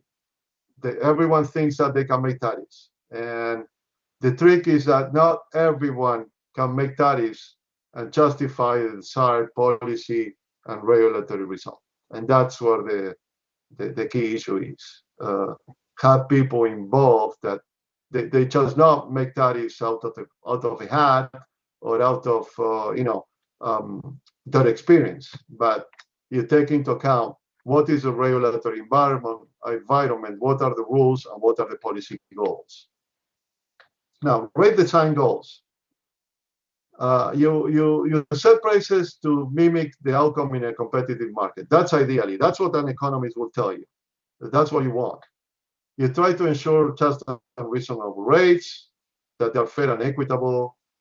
You don't want to price discriminate between customers. Oh, this is all a nice list of things to try to comply with. And you try to do all of them. But sometimes, not all of them end up being possible. You provide utilities with adequate returns if you're the regulator, so they can remain going concerns. This you must do. Just and reasonable, yes. Fair and equitable, yes. Price discrimination, you might have some, you might not eliminate all of that. Then you try to ameliorate, and you might come up with a plan for the next 4 or 5 years to get rid of it, and you do it gradually. But this one you also you try to do. Provide service to all customers, obligation to serve. Again, this is one that you might start and you try to do that, but the utility, and I'm just giving examples from somewhere else. Some utilities where customers are far and away from the network, they have an obligation to serve within 200 meters, and beyond 200 meters, the customers have to pay, and sometimes the customer cannot pay, and so they try to find ways to finance those customers that cannot pay. But you include the customers that are within what the obligation to serve is. Provide rate stability. You don't want rates to change from 1 year to the other by 20 or 30%, and promote economic development. Now, how this looks in making cost-reflective tariffs is a 5-step process. You do the revenue requirement, then you functionalize costs with ABC in activities. Then you classify the costs within each activity into fixed cost, variable cost, and customer costs. Then you allocate those costs to the different customer classes. You may have 1 to 100 customer classes, and you do for each cost that you must classify into each of these customer classes. And then you take the billing requirements and you establish the rates and tariffs. You get prices for each class of customer. Now, there are 3 main methods to design tariffs. Embedded costs use accounting and engineering data that cost them, and I've been focusing on this method, okay?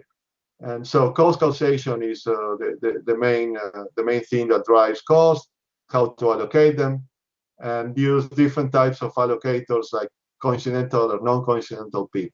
What is the contribution of each customer class to that? Now, then other methods is marginal cost. Some of my economist colleagues, they said, you have to use this. Marginal cost is the best. Use Ramsey pricing.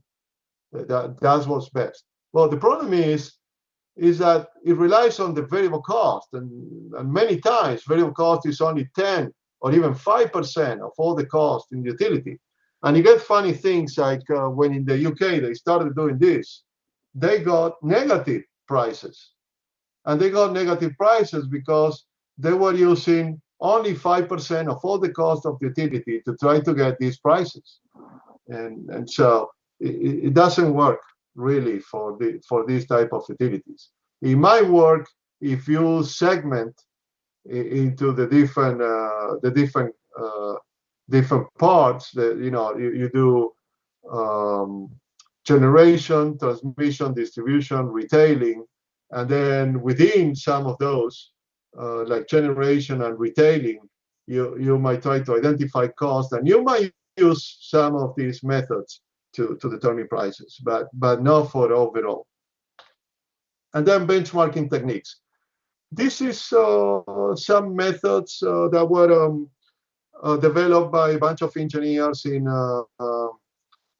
different places, and they were endorsed by the Inter-American Development Bank. So if you go to most Latin American countries, you have these benchmarking techniques used. Basically, every time they start from scratch and they build up a utility.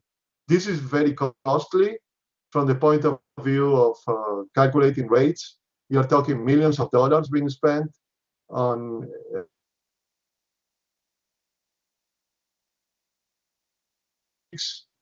have been adopted piecemeal in Europe, like the data envelope analysis.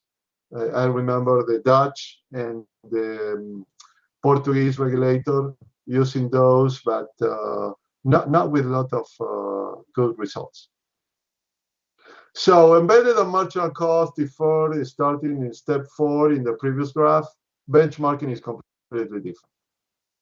Now, rate and tariff design. I talk about rates and tariff. There are two different concepts, okay?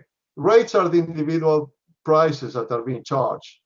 A tariff is the complete set of scheduled rates. So if you are a residential customer, you look at the residential customer sheet that shows all the prices there, that's a tariff, okay? And so if we look at that residential tariff, and this I'm using from a different country, okay? You have $20 or 20 pesos or whatever it is, the currency in that place, ready to serve charge, a fixed charge. And then 10 cents per kilowatt hour for the first 500 kilowatt hours and 12 cents kilowatt hours thereafter. So here we have three different rates, but we see one tariff, which are the three set of rates. So it starts with the billing determinants, and for that there is a forecast of kilowatt hours and kilowatt demanded by each customer class. So some of the key issues is normalizing for the effect of weather, if weather is an issue, and forecasting peak demand, which is more difficult. And you use econometric models to estimate and normalize weather, but additional data like the peak data comes from the load factor study. Now you have a set of formulas, and I talk about that this is very important. Data is collected and processed, and you need to have that formula in place before, so you have a very objective way to calculate rates. So the process starts with the previous tariff period. You use the same, right? And then you modify it based on the load factor study and the new customer classes or new rates that might be determined. If you do it for the first time, then you have a set of formula proposed, and then they're modified during the process and can be proposed by both the regulator and the regulated company. Once you have the data from the load factor study, then further modifications might be introduced. And so the mechanics of modifying the set of formula, which is a document published by the regulator with approved rates, is that both the regulator and the regulated company interact and debate as the data is collected and processed. Now, what are the principal indicators used? Consumption during different peaks, system peak or coincidental peak, the non-coincidental peak, consumption patterns, annual consumption, demand, number of customers. And I have a question because I know I've been talking, but I started late. I think I should be wrapping up, correct? Well, no answer I get means yes. Thank you. No, carry on. You can wrap up. Okay. Thank you. I'll try to wrap up. And I'm gonna show a typical rate design very quickly. So we have that we have to allocate fixed costs, and you use to allocate these fixed costs for this type of customers, the peak demand. And so the deception is that residential and commercial customers, you use annual usage. You divide the variable cost by annual usage, meaning kilowatt hours. And customer cost, you use something called the equivalent users method, and you divide by the number of customers.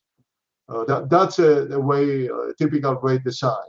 You take the fixed cost and you use the peak demand, the contribution to the peak demand. For the annual usage, use kilowatt hour, and for the fixed charge that is imposed into the customer cost, you use something called the equivalent users method, where you divide by the number of customers, but you use weights. And I'm not going to go through all these different methods. I'm showing you what is typically done.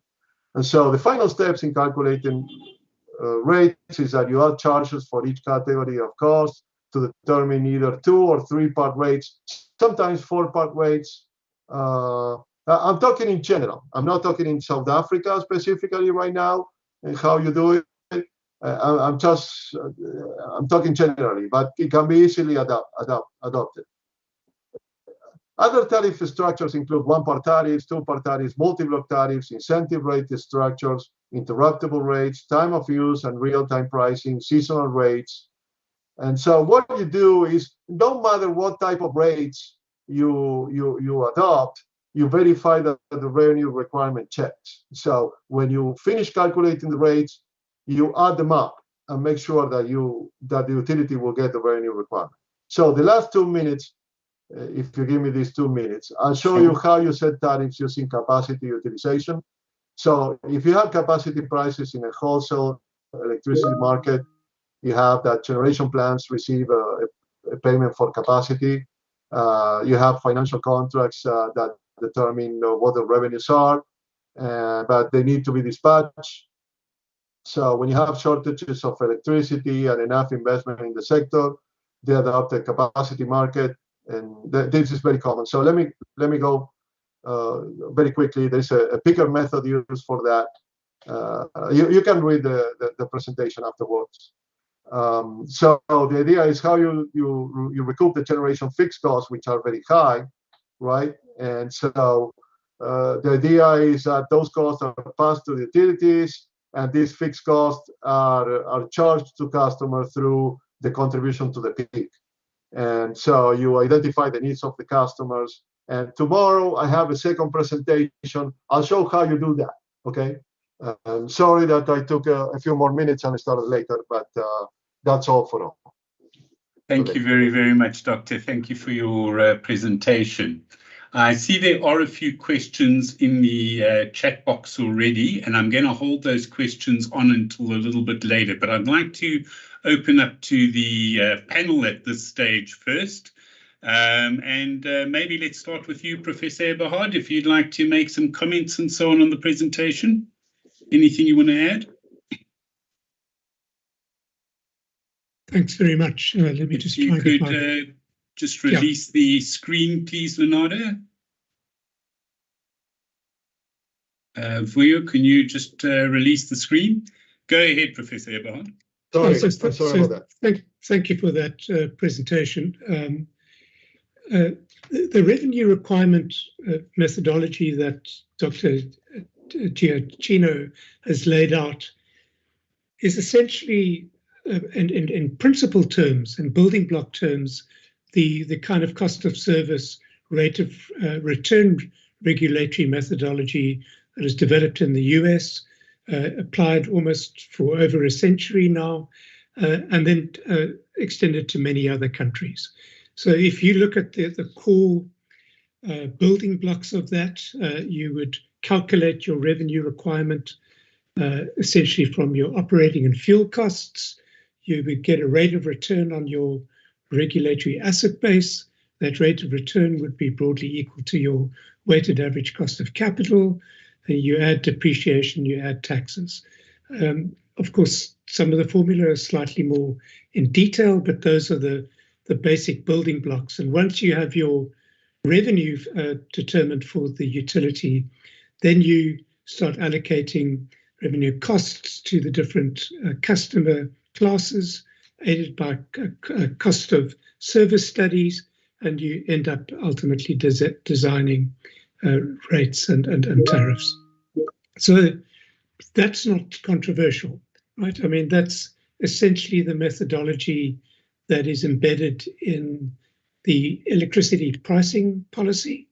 It's essentially the regulatory methodology that NERSA has applied since its establishment in 1994-95, and the series of multi-year pricing determinations, with some tweaks, obviously, but at heart, this basic building block for revenue requirements.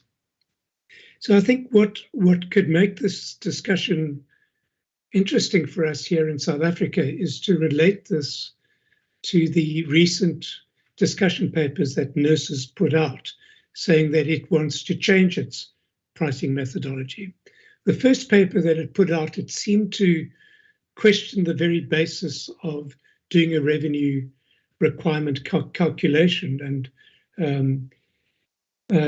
it was not clear at all then how they would determine ultimately the financial viability of the utility, a point that Dr. Giacchino has made repeatedly, the importance of ensuring ultimately that you do have on the one hand, a financially viable, but also a cost-reflective and efficient utility. So that's the first issue. I think NERSA's second paper seemed to shift a little bit on this, and it would be useful to hear from them whether they still intend having this first step in the regulatory approach, calculating an overall revenue requirement for the utility. I think that the second principle that NERSA has raised is also picked up by Dr. Giacchino, and that is ABC, the activity-based costing. So no problems around that. In principle, one, particularly as one goes to a more unbundled power sector, one would want to see the basic core functions of the sector regulated in transparent ways. The most obvious first step in that, for example, would be separate regulation of transmission as it comes out as a separate entity. But I think where the final issue of confusion, at least for me, and it would be nice to have some contributions from NERSA itself, is that they seem to indicate that their kind of final regulatory step is to try, and it's almost like a bottom-up approach where they put forward a series of very data-intensive information schedules in order to try and calculate consumer tariffs that would match broadly defined different load profiles. And in their language, they talk about still base load, mid-merit, peak, and emergency, although it's not clear how that will match what a modern system will look like. So it's that final step of setting the tariffs and rates that I think it would be useful to get more clarity from NERSA. I mean, do they agree with the broad approach that's been laid out here by Dr. Giacchino, or are they proposing something slightly different, particularly around that last step? Those are my comments. Thank you. Thank you very, very much indeed. Maybe we can go to Madam Zira. Your comments, ma'am? I see there's quite a few things coming up in the chat box, and if the panel could probably start to just look through those, and we can go to you there. Madam Zira, go ahead, ma'am.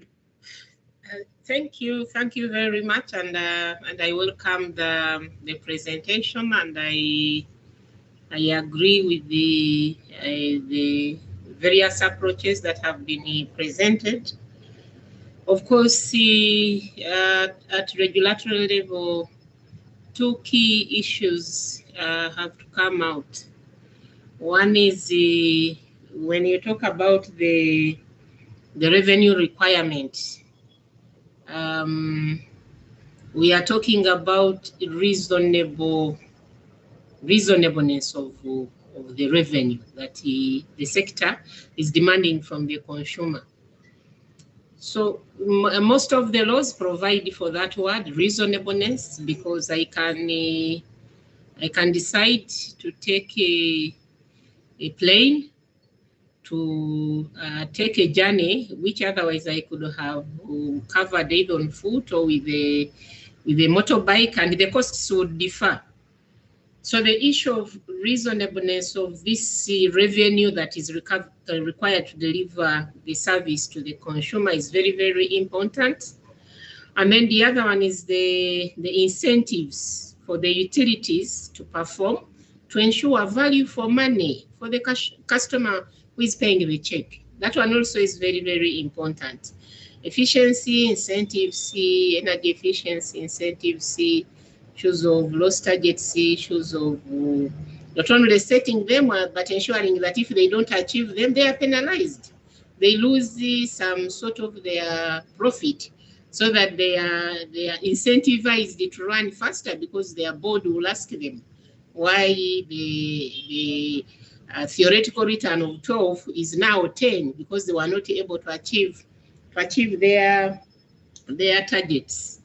And then the other area is the responsiveness, because the concessionaires, the private players are picking up from vertical monopolies, these government entities, where for all purposes and intent, the service level of public servants has not been the same as that of private players.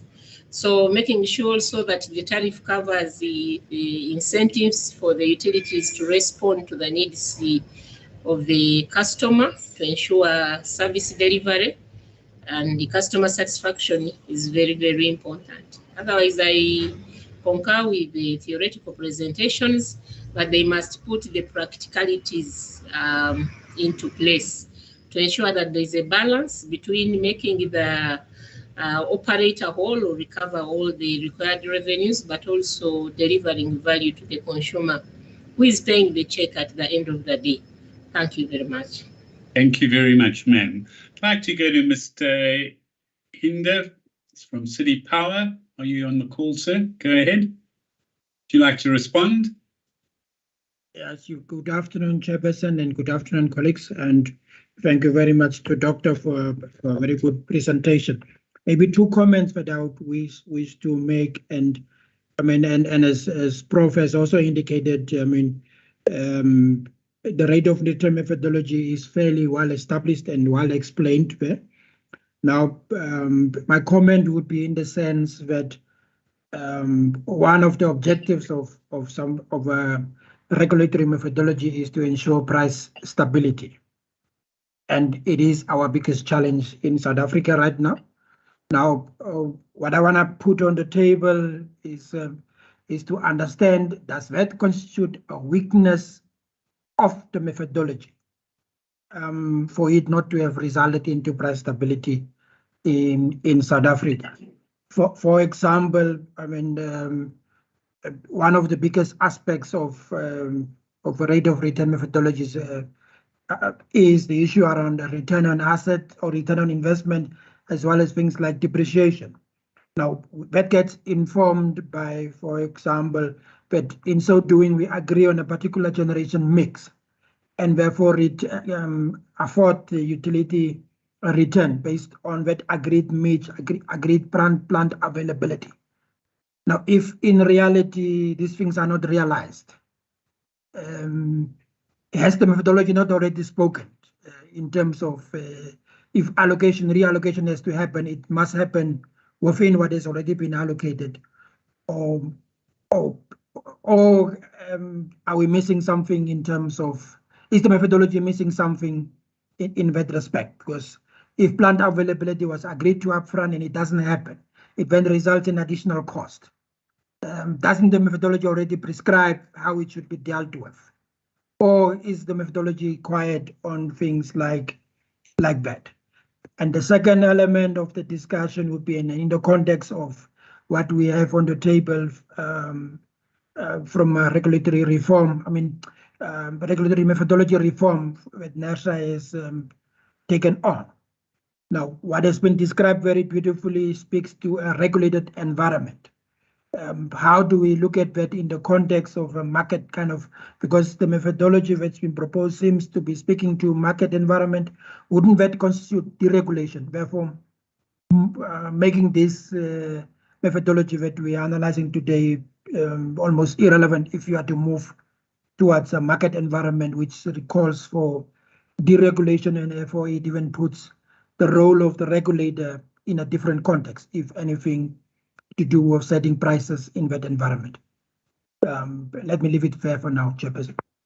Fantastic. Thank you very much, Mr. Hinder. I'm going to go straight to questions, if I can, ladies and gentlemen. So I'm going to go back here to Sebastian Glacier, who posed a question during your presentation, Dr. Chiatino, where he said, are activities regulated? Which activities are regulated and which activities are competitive? And I think he was sort of talking when you were talking about activity-based costings and so on. If I'm not mistaken, Sebastian, you could maybe just give me a thumbs up on that. Leonardo, Doctor, if you'd go ahead, please. Yes, that depends on the legal framework of the jurisdiction you're dealing with, right? The law will tell you what is regulated and what is not. You know, you have examples, and following what Mr. Hinda mentioned, right? You have countries where the electricity industry is well deregulated, and you have other countries where the electricity industry is regulated at all segments. And so that will depend on what is adopted in terms of the law for the electricity sector. But even if you go to a deregulated environment, it's still relevant to do this, because the transmission and distribution, that's what two activities that are very difficult to be regulated, right? They continue being regulated, and because companies provide services in those two segments and also in other segments, you still have the need to apply this sort of process, calculate the revenue requirement and apply activity-based costing. Fantastic. Thank you very much.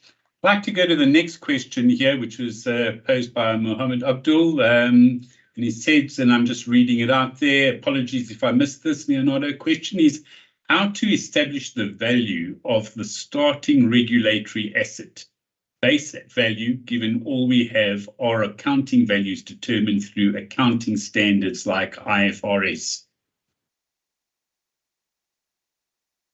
I think this is a great question, because even in the United States in the 60s, they had to go through this process. After many years, they had to reset the value of the book value of the assets of utilities in the States. As Professor Eberhard said, they started this revenue requirement concept. They started in the States, etc., etc. But at some point, they have to look at the value of the assets and reset those values. And so I've been involved in many privatizations around the world, and every single time you reset the values. If you go into a process of opening the market, you also reset values. And resetting values is could be as simple as change the way that depreciation was calculated, or go a step further in applying something that the New Zealanders and Australians have done, which they call optimized depreciated replacement cost, right? Where they said, okay, we start from scratch with the value of the assets. They hired a company to revalue the assets of the company and establish what is the remaining useful life of the assets. That is what is called optimized depreciated replacement cost, which is ODRC. Other people call it depreciated optimized replacement cost, DORC, which I like it more because it's an inside joke here in the States, if you're a dork.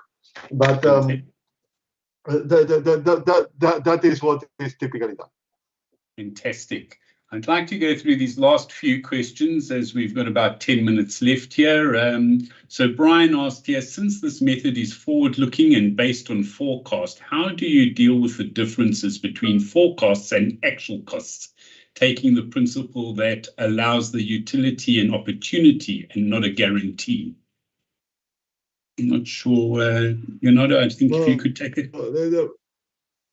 I was more general than that. I said that in some countries they use historical cost, in other countries use forward-looking cost, but typically is that you have a mix of both.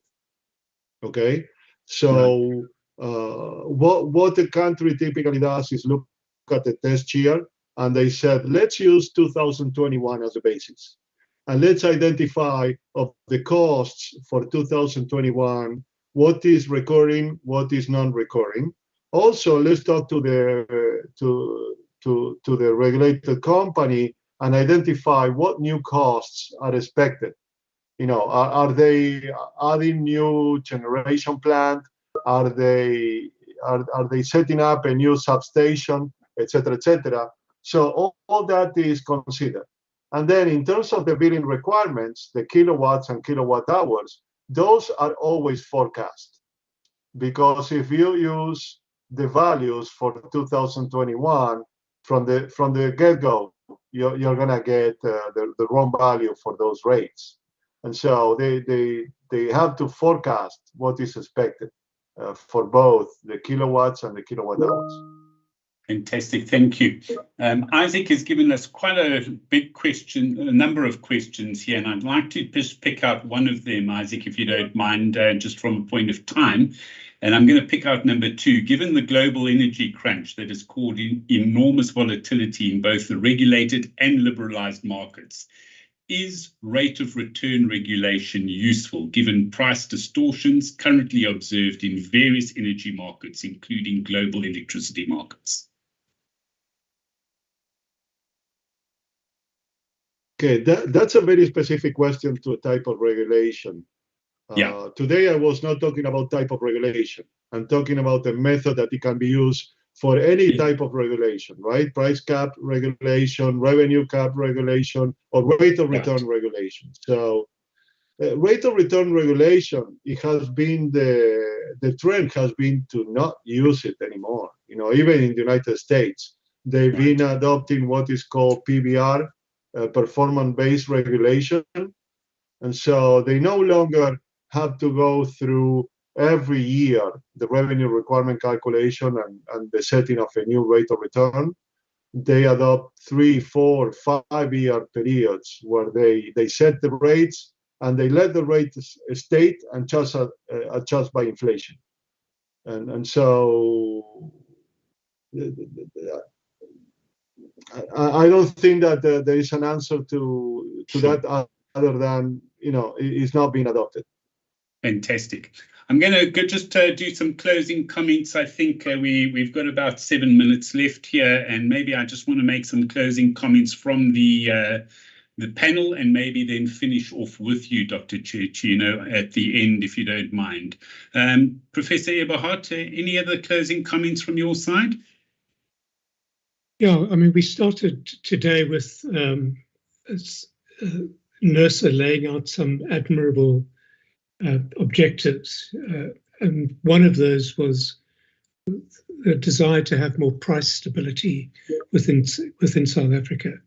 So there are 2 parts to this conundrum, right? I mean, on the one is that one would want a utility that is increasingly more cost efficient, and so there is some pressure on costs there to keep prices down. But the other side of the equation is more consistency in regulatory decision making. I mean, let's just take this year's price application from Eskom, where NERSA allowed a regulatory asset base value, which is half that applied for by Eskom. Now, half, right? Not 10% less, half. Now, how is that possible after more than 2 decades of applying this regulatory methodology? It's been broadly the same methodology used over quite a long time. So this points to big inconsistencies.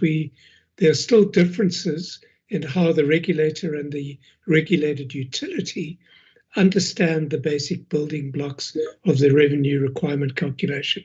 And we really do need to move towards some greater consensus on how to apply it, and then to be applying this in a more consistent way. Thank you very much. Madam Zero, any closing comments from your side? Thank you very much. I think from me, it is a matter of predictability and transparency in the tariff determination process. And one of the questions was most of the inputs are either based on historical or forecasted data. What then happens is, do they get away with it? And they can share our own experience that happened for the first 5 years of one of the concessions, but we had to review the concession and review the formulas, and that a reconciliation is done so that neither the utility nor the consumer is cheated in a way that it does not wipe away the incentives of the utility to perform. But I can share, for example, you are forecasting the gigawatt hours, and there will be those one-off industries that mushroom, or a business that increases production by an industry, and you'll find that maybe another 200, 300 gigawatt crops up, the utility should not run away with that, because they are not entirely responsible for that growth. It is as part of the economic development and other government activities and incentives that has resulted into that growth. So ensuring that you are predictable, where you see that there is no proper balance between the investors, the utility, and the consumer, feel free to modify these tariff methodologies and be able to have methodologies that you can defend in public eye that are well balanced. Thank you. Thank you very much, ma'am. Mr. Hinde, any closing comments from you? And Dr. Chiachino, I'm going to end with you, and I see there's some interesting questions from Mr. Gumede, if you could look at those as well. Dr. Hinde, go ahead. Thank you for the title, but I'm not yet there. Yes, Chairperson, maybe two comments, and maybe around what Prof has mentioned around the valuation of the regulatory asset base of Eskom in this case. Now, and those are the kind of questions that one is asking to say, how adequately does the methodology cater for it? Because isn't NERSA finding itself between a rock and a hard place to say that, do you consider this valuation in isolation of performance of the plant? Because while NERSA may have wiped out half the value of the plant, today Eskom plant is performing at half its capacity. So should you then be earning returns on plant that is not performing on top of the OCGT cost that is skyrocketing because the plant is not performing? Or are you migrating the same allocate, or are you just reallocating the funds? I mean, those are the complexities that we sit with. That's maybe the question I would want to leave the panel with. The second one is around, there is talk of at least restructuring Eskom. That should present the opportunity to NERSA to also make the structure of the industry more efficient, because right now what we have is a generation, transmission, distribution, and distribution. We are a large utility that should be buying, that can take delivery of electricity at transmission level, at 275, at 132 kV level. But power has been delivered to us at 11 kV. Instead, and you know what it will do, what difference it will do in terms of pricing. It's 20–30% a differential in pricing. These are things that we can transfer, benefits that we can transfer to the customer. If after this restructuring reform, we're sitting with generation, transmission, and distribution, and stop there and not duplicate distribution. Now, while it was possible, it was maybe shielded by the fact that Eskom was one entity. But if the moment Eskom transmission breaks out, then it exposes the fact that we are duplicating effort in the process. And that's something that we can deal with as soon as the transmission has been removed from the rest of Eskom. I thank you very much. Thank you very, very much indeed. I'm going to ask Dr. Chiachino to finish off, please. I see there is a hand. I'm going to see if I can fit you in at the end there. And if you could also just possibly look at those questions from Mr. Gumede as you close off, Dr. Yes, I did. I was planning to make a comment. So the question is, are you indicating that revenue requirement of a utility is translated directly into consumer charges? Or does one determine the revenue requirement of each activity and translate this into individual tariffs? If not, how does one calculate and bundle tariffs? So the answer to that is both, right? You first set the revenue requirement overall in order to calculate what are the needs of the utility, right? How much they need to spend in order to maintain and provide service, and how much they need to get in terms of profit to get a return on investment and remain a going concern. Once you do that, then you you functionalize, classify, and allocate that revenue requirement into mini revenue requirements, right? You end up with, if you have 10 customer classes, you're going to end up with like 10 different revenue requirements for each customer class. And within each customer class, they're also going to be separated into different, fixed, variable, demand costs, et cetera, et cetera.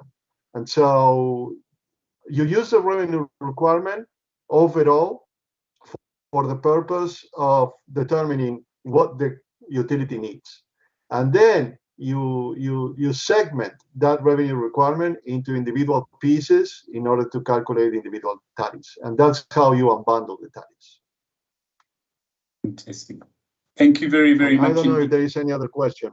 I've got one more hand, which I'm going to take, and I'm going to ask just the one hand. Sorry, I'm just going through screens. Is it Mr. Lutuli? Go ahead, sir.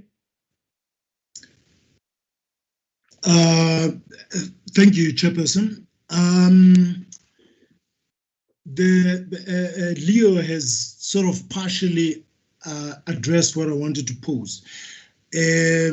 Dr. Eberhard, at the beginning of the Q&A session, had actually posed two questions. The first one was whether the revenue requirement methodology is in question in terms of the NERSA document, the latest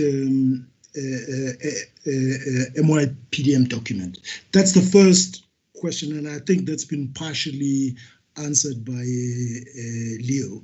But the second one was, I got the sense that Dr. Eberhard was questioning the final step that is suggested in the NERSA document, whether in fact there is something that should be done or not, to then convert the calculations back to a cost of service tariff. And I'm not sure that that has been properly addressed. And I was going to request that perhaps Dr. Eberhard confirms whether that question has been answered, and if not, to give an opportunity to Leo to address it properly, or maybe somebody from NERSA. Thank you. Right. I'm going to entertain this. I know we meant to go on to a break, and we've got about 6 minutes before the next session starts. So I'd like us to try and keep it as tight as possible, but it's quite topical. This Prof. Eberhard, go ahead. Mthunzi, you summarized that very eloquently. Thank you. I haven't had a firm answer on either question, actually. So it would be really nice if NERSA came in and clarified that. Sure. I'm gonna then leave this for now. I think this is something that we probably could do on some other platform later on. Mr. Gumede, do you want to take that now, or go ahead, Mr. Gumede?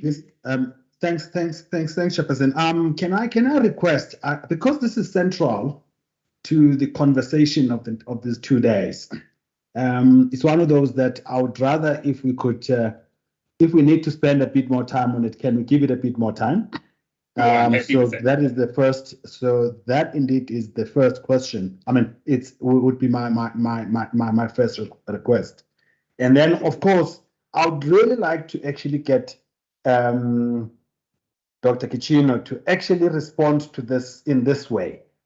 You see, for me, the challenge that I'm saying, if we have one utility, one integrated utility, I think you behave in one way. But if we have got other players, it's not an integrated utility. I'm finding his answer a bit uncomfortable in the sense that if you calculate the revenue requirement for an Eskom and Eskom alone, and then you work out the consumer tariffs for Eskom, what about people that have got independent generators that may not necessarily be selling to a single buyer? What about people that have got, are just looking at wheeling? When I was asking the issue around unbundling of tariffs, that's what I meant. There is one thing for a unitary system where you can translate, you can just look at a revenue requirement of a utility. But the question for me is, if we've moved away from that single utility or moving away from that, even if we have not moved away, but we are moving away from that utility, for me, the issue that I'm then asking is that, do you still look at revenue for Eskom and translate those Eskom revenues into consumer tariffs? So that is the question I'm just I'm asking. And also this issue, can you give a price per load, which is a fundamental question that is being asked by Professor Anton Eberhard. I know in the next session, we are going to be dealing with that a little bit, but if we can talk to that, please. Thanks. Well, we're going to open up this, so we say where we're just going to push the program out a little bit. Dr. Chichinu, would you like to respond?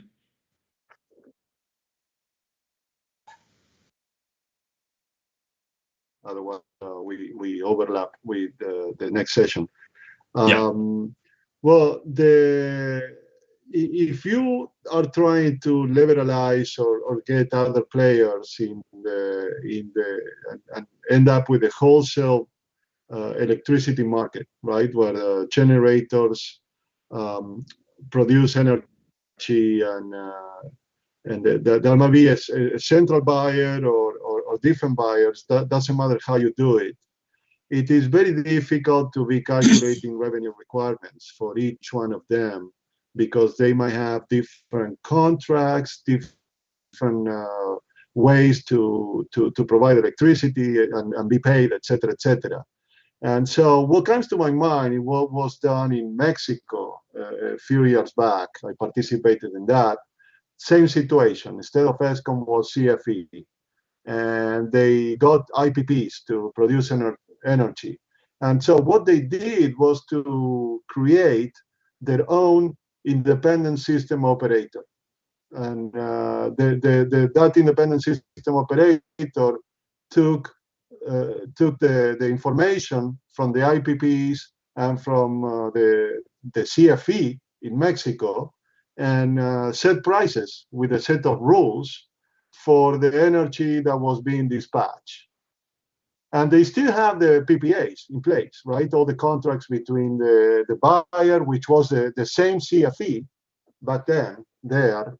And so all these companies were producing energy and selling to the company that already had the generation capacity in place.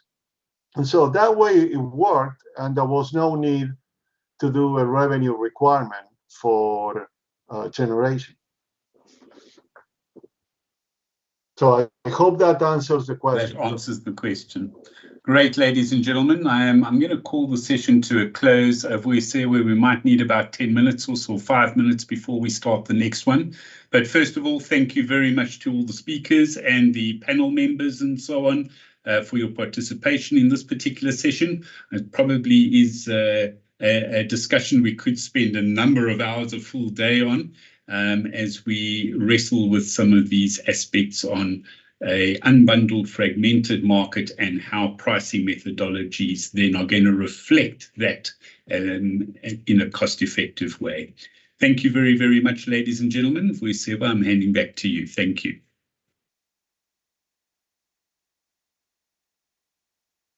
Thank you.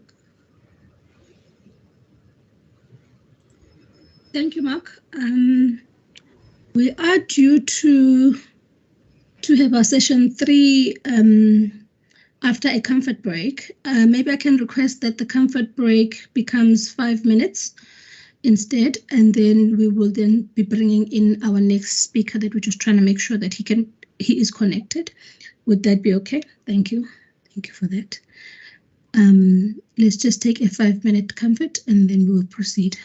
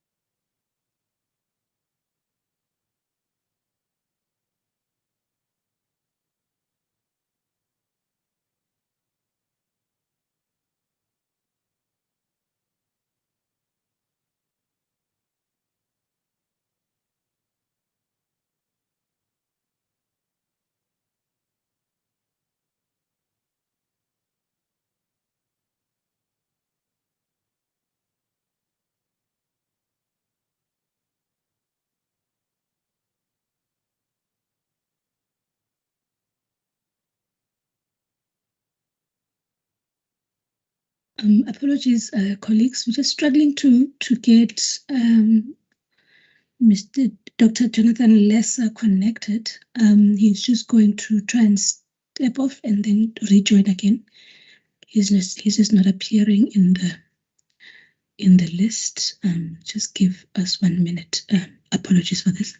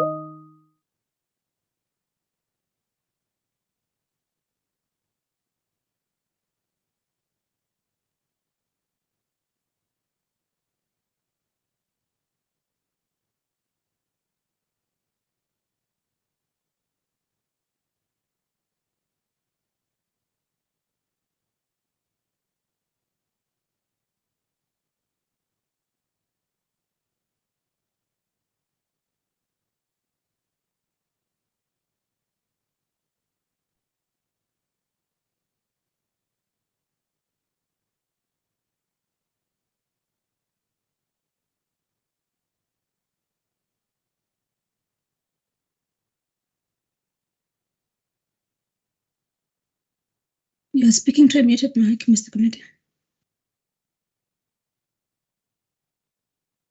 Oh, I was wondering why. Thanks, Ms. Makuman. Dr. NERSA, are you connected? Are you able to share your presentation and also to switch on your video?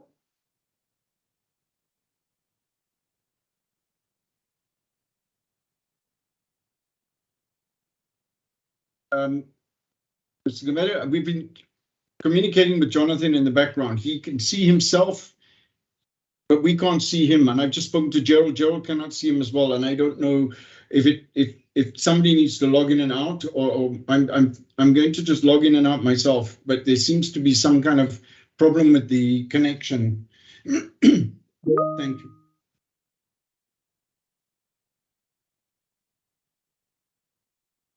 The challenge is that we do need... Good morning.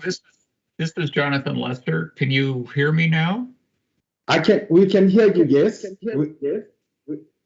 But we can't see you. Oh. I think now something is happening. We are probably... Yes, now we can see you. Okay, thank you very much. I'm not sure how I share my screen. Perhaps someone can tell me that. I have given you the rights. You should be able to share shortly. I have given you all rights. If not, I can share your presentation from my side. Okay. Can you? Yes. Yeah. Yes, it's visible now.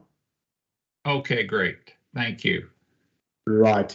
Considering the time, I won't do much introduction to you, Doc. Just to indicate that you work very closely with Dr. Kichina, and that I would just like to welcome you as NERSA.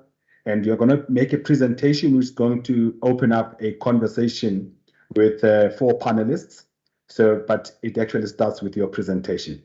Can we have your presentation then? Thank you, sir. Thank you very much. I was asked to speak about developing load profiles for price setting.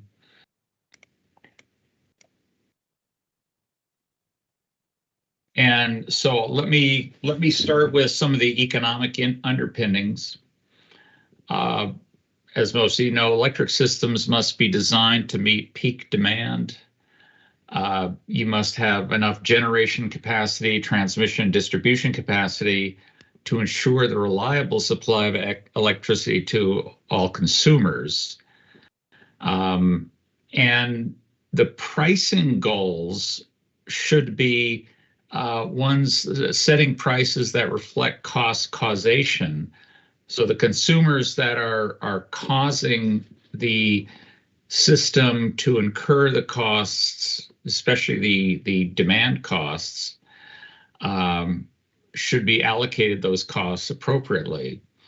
And you also want to minimize cross subsidies. So you don't want one group of customers subsidizing another group because cross subsidies are economically inefficient, and they're also, of course, inequitable. It's also the case that the demand, or what are called load profiles, determine total costs and cost allocation. And so you see that different customers, different economic activities will have different load profiles. So you may have certain customers with very low load factors, others such as, a smelter that's operating all the time will have very high load factor. And the reason the load factors are so important, obviously, is that the different load profiles affect the type of resources that have to be used to meet these customers' electricity demand profiles. And once you know that, then the electric system has to be designed so it meets the entire load profile of all those customers. And essentially, you look at that overall load profile along with total consumption, and that determines what's the optimal or least cost portfolio of generating resources to serve the entire load.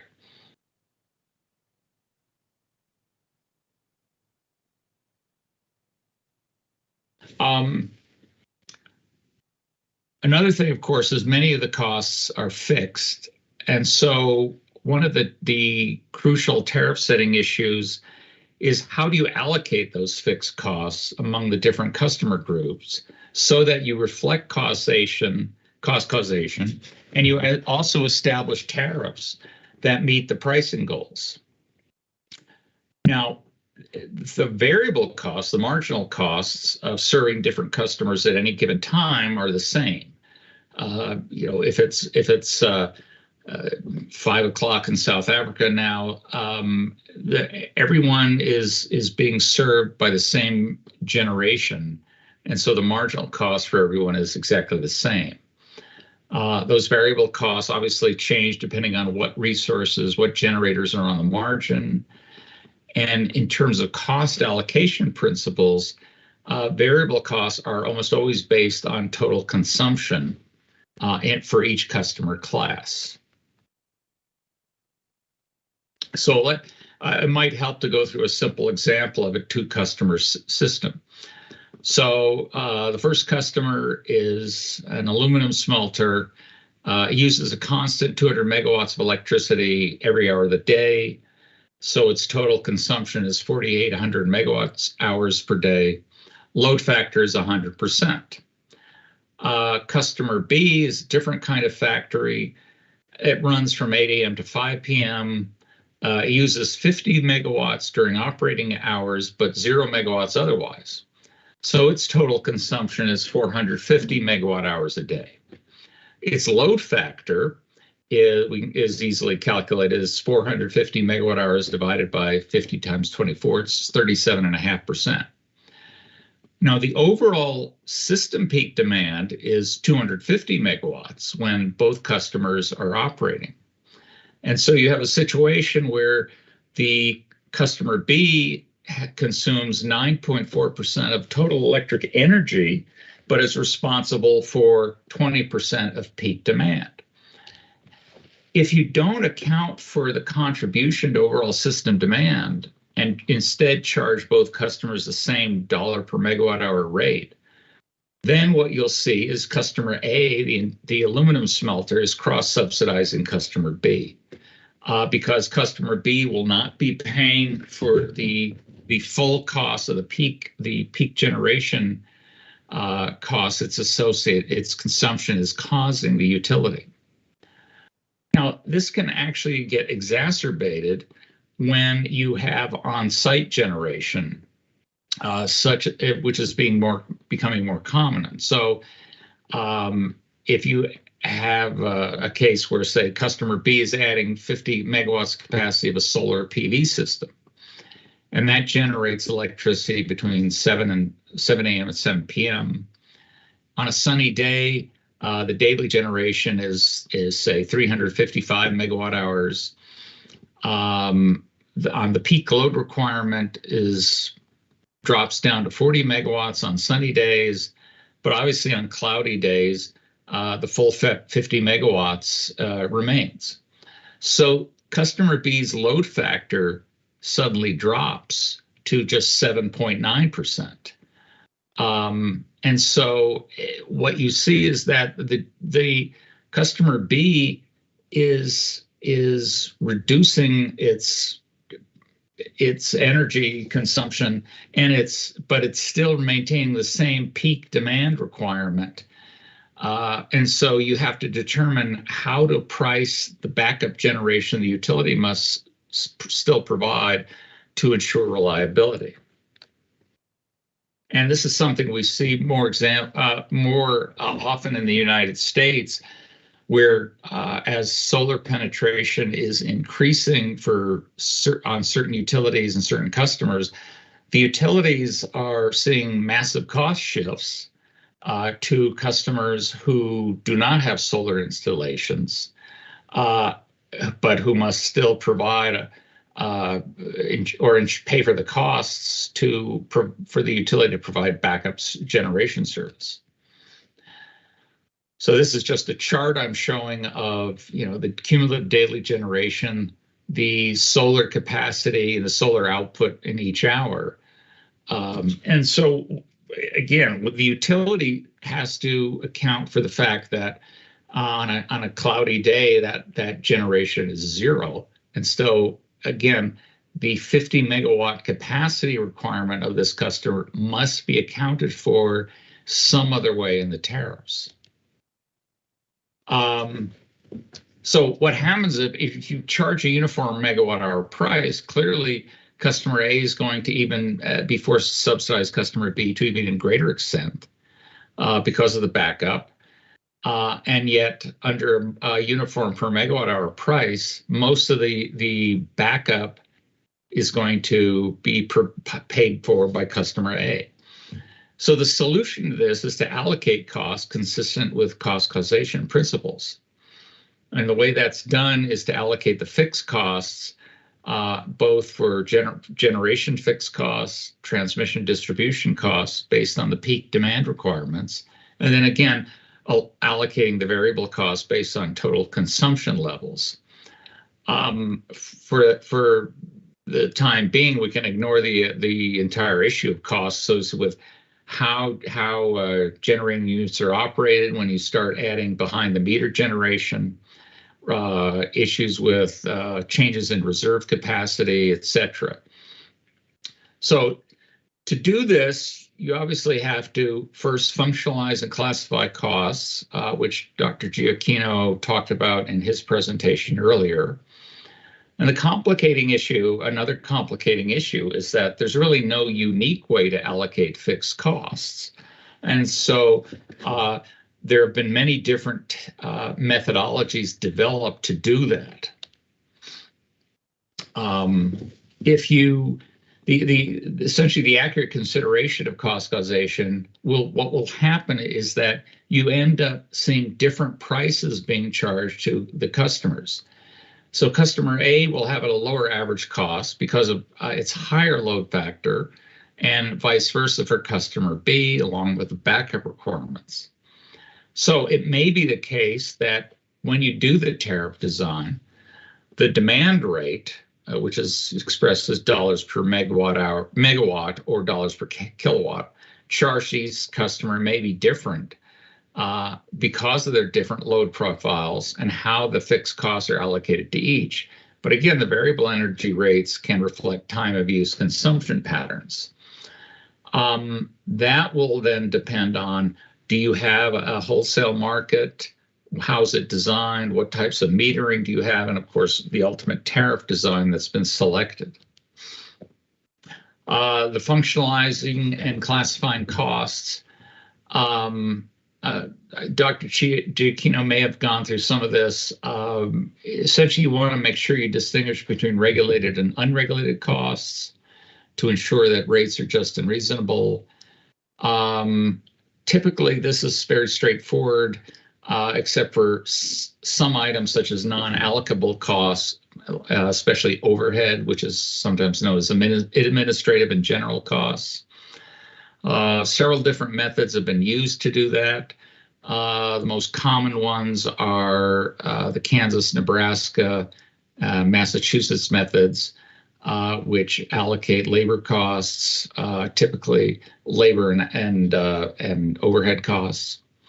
And Dr. Giacchino and my textbook discusses these methods if folks are interested.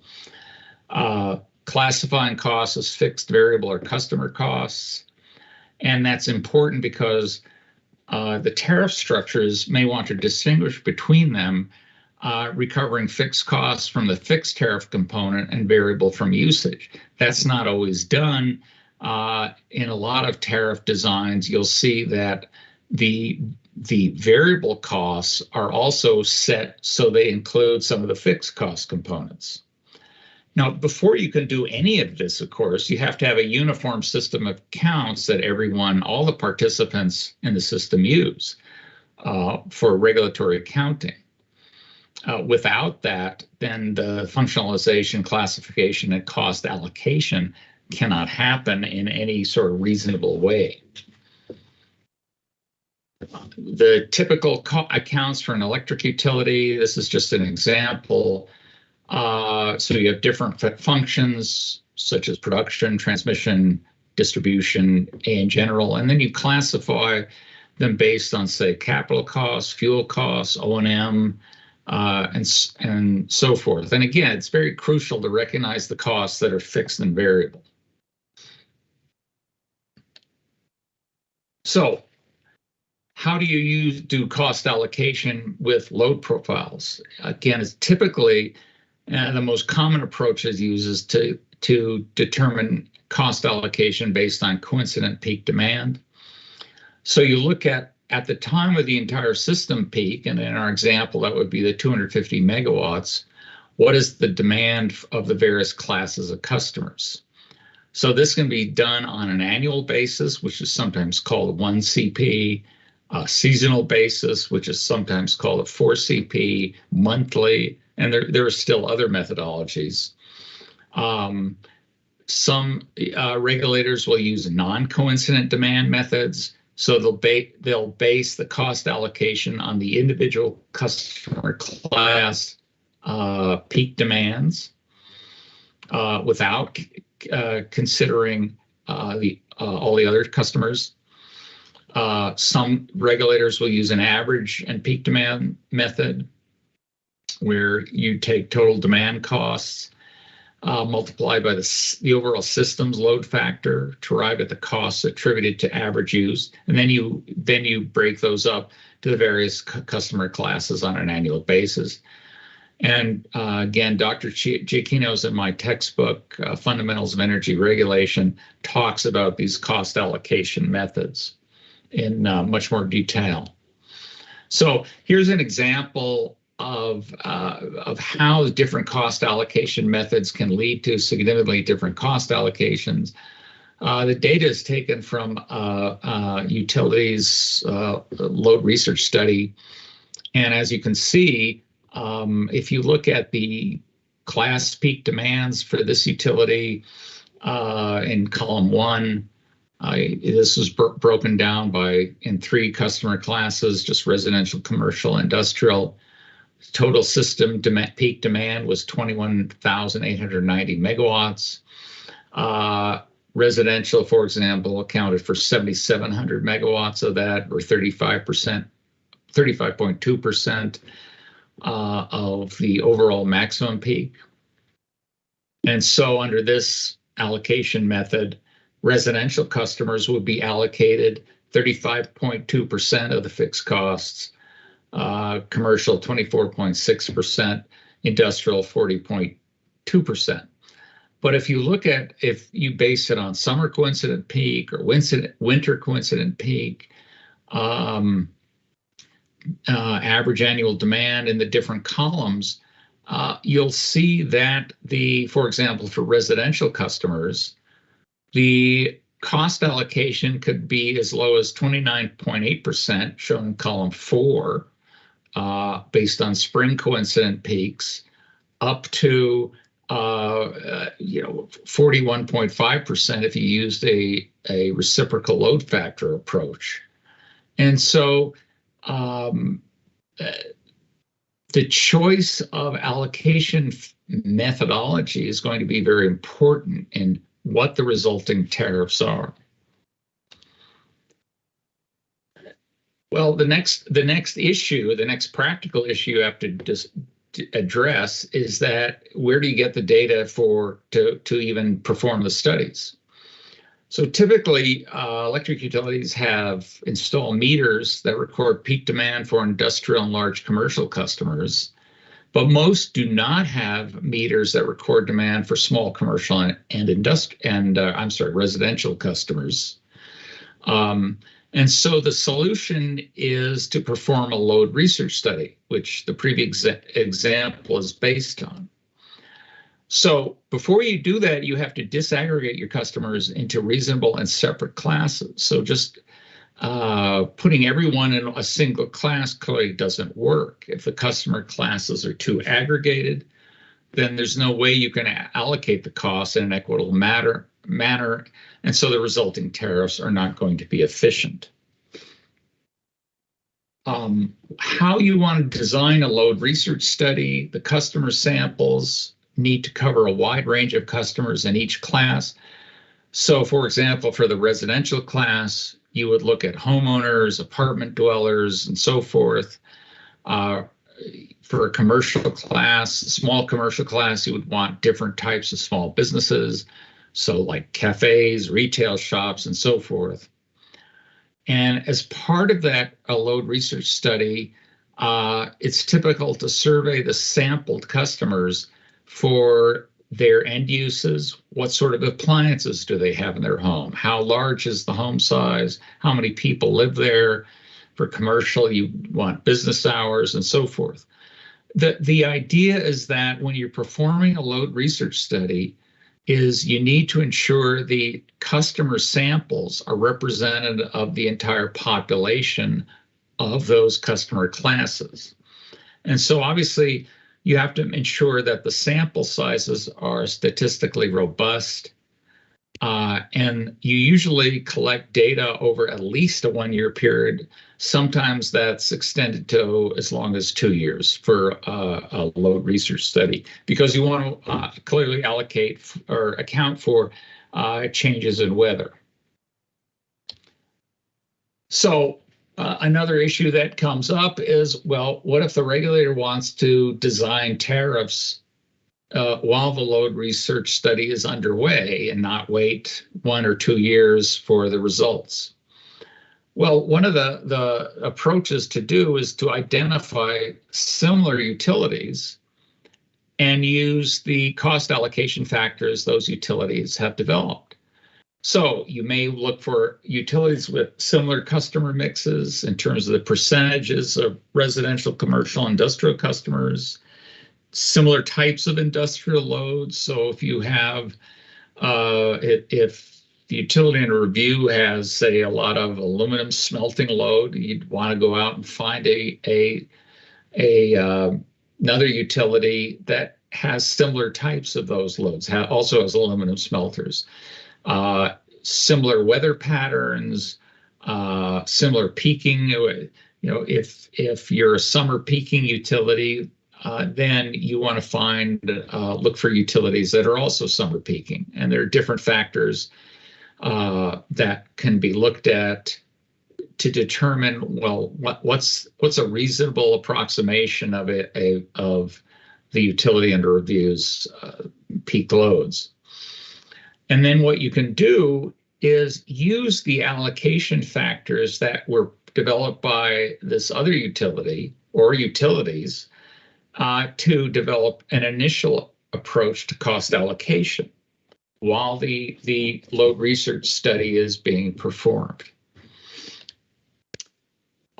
Once the load research study is done, you have the allocation. Then again, you have to choose the right incentives in terms of providing appropriate economic signals. So, Dr. Giacchino discussed different kinds of tariff design. So there's multi-part tariffs versus a simple one-part tariff, which is just $1 per megawatt hour charge. If electricity is scarce or is becoming more costly, little prospects for expansion, typically increasing block rates send the correct economic signals to customers that as they consume more, the cost of doing so increases.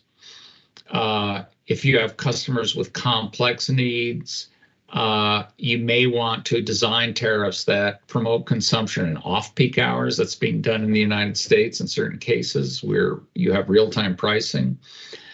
And so with real-time pricing, which obviously requires meters that can measure the consumption in real time, that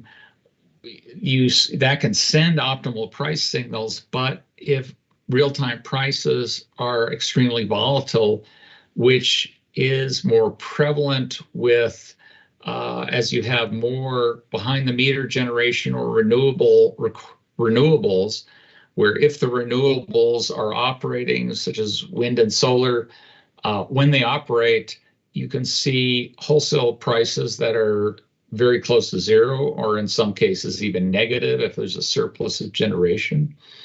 But when you have a cloudy day or a windless day or at night, you can suddenly see prices spiking because of the need to bring in reserve generation capacity.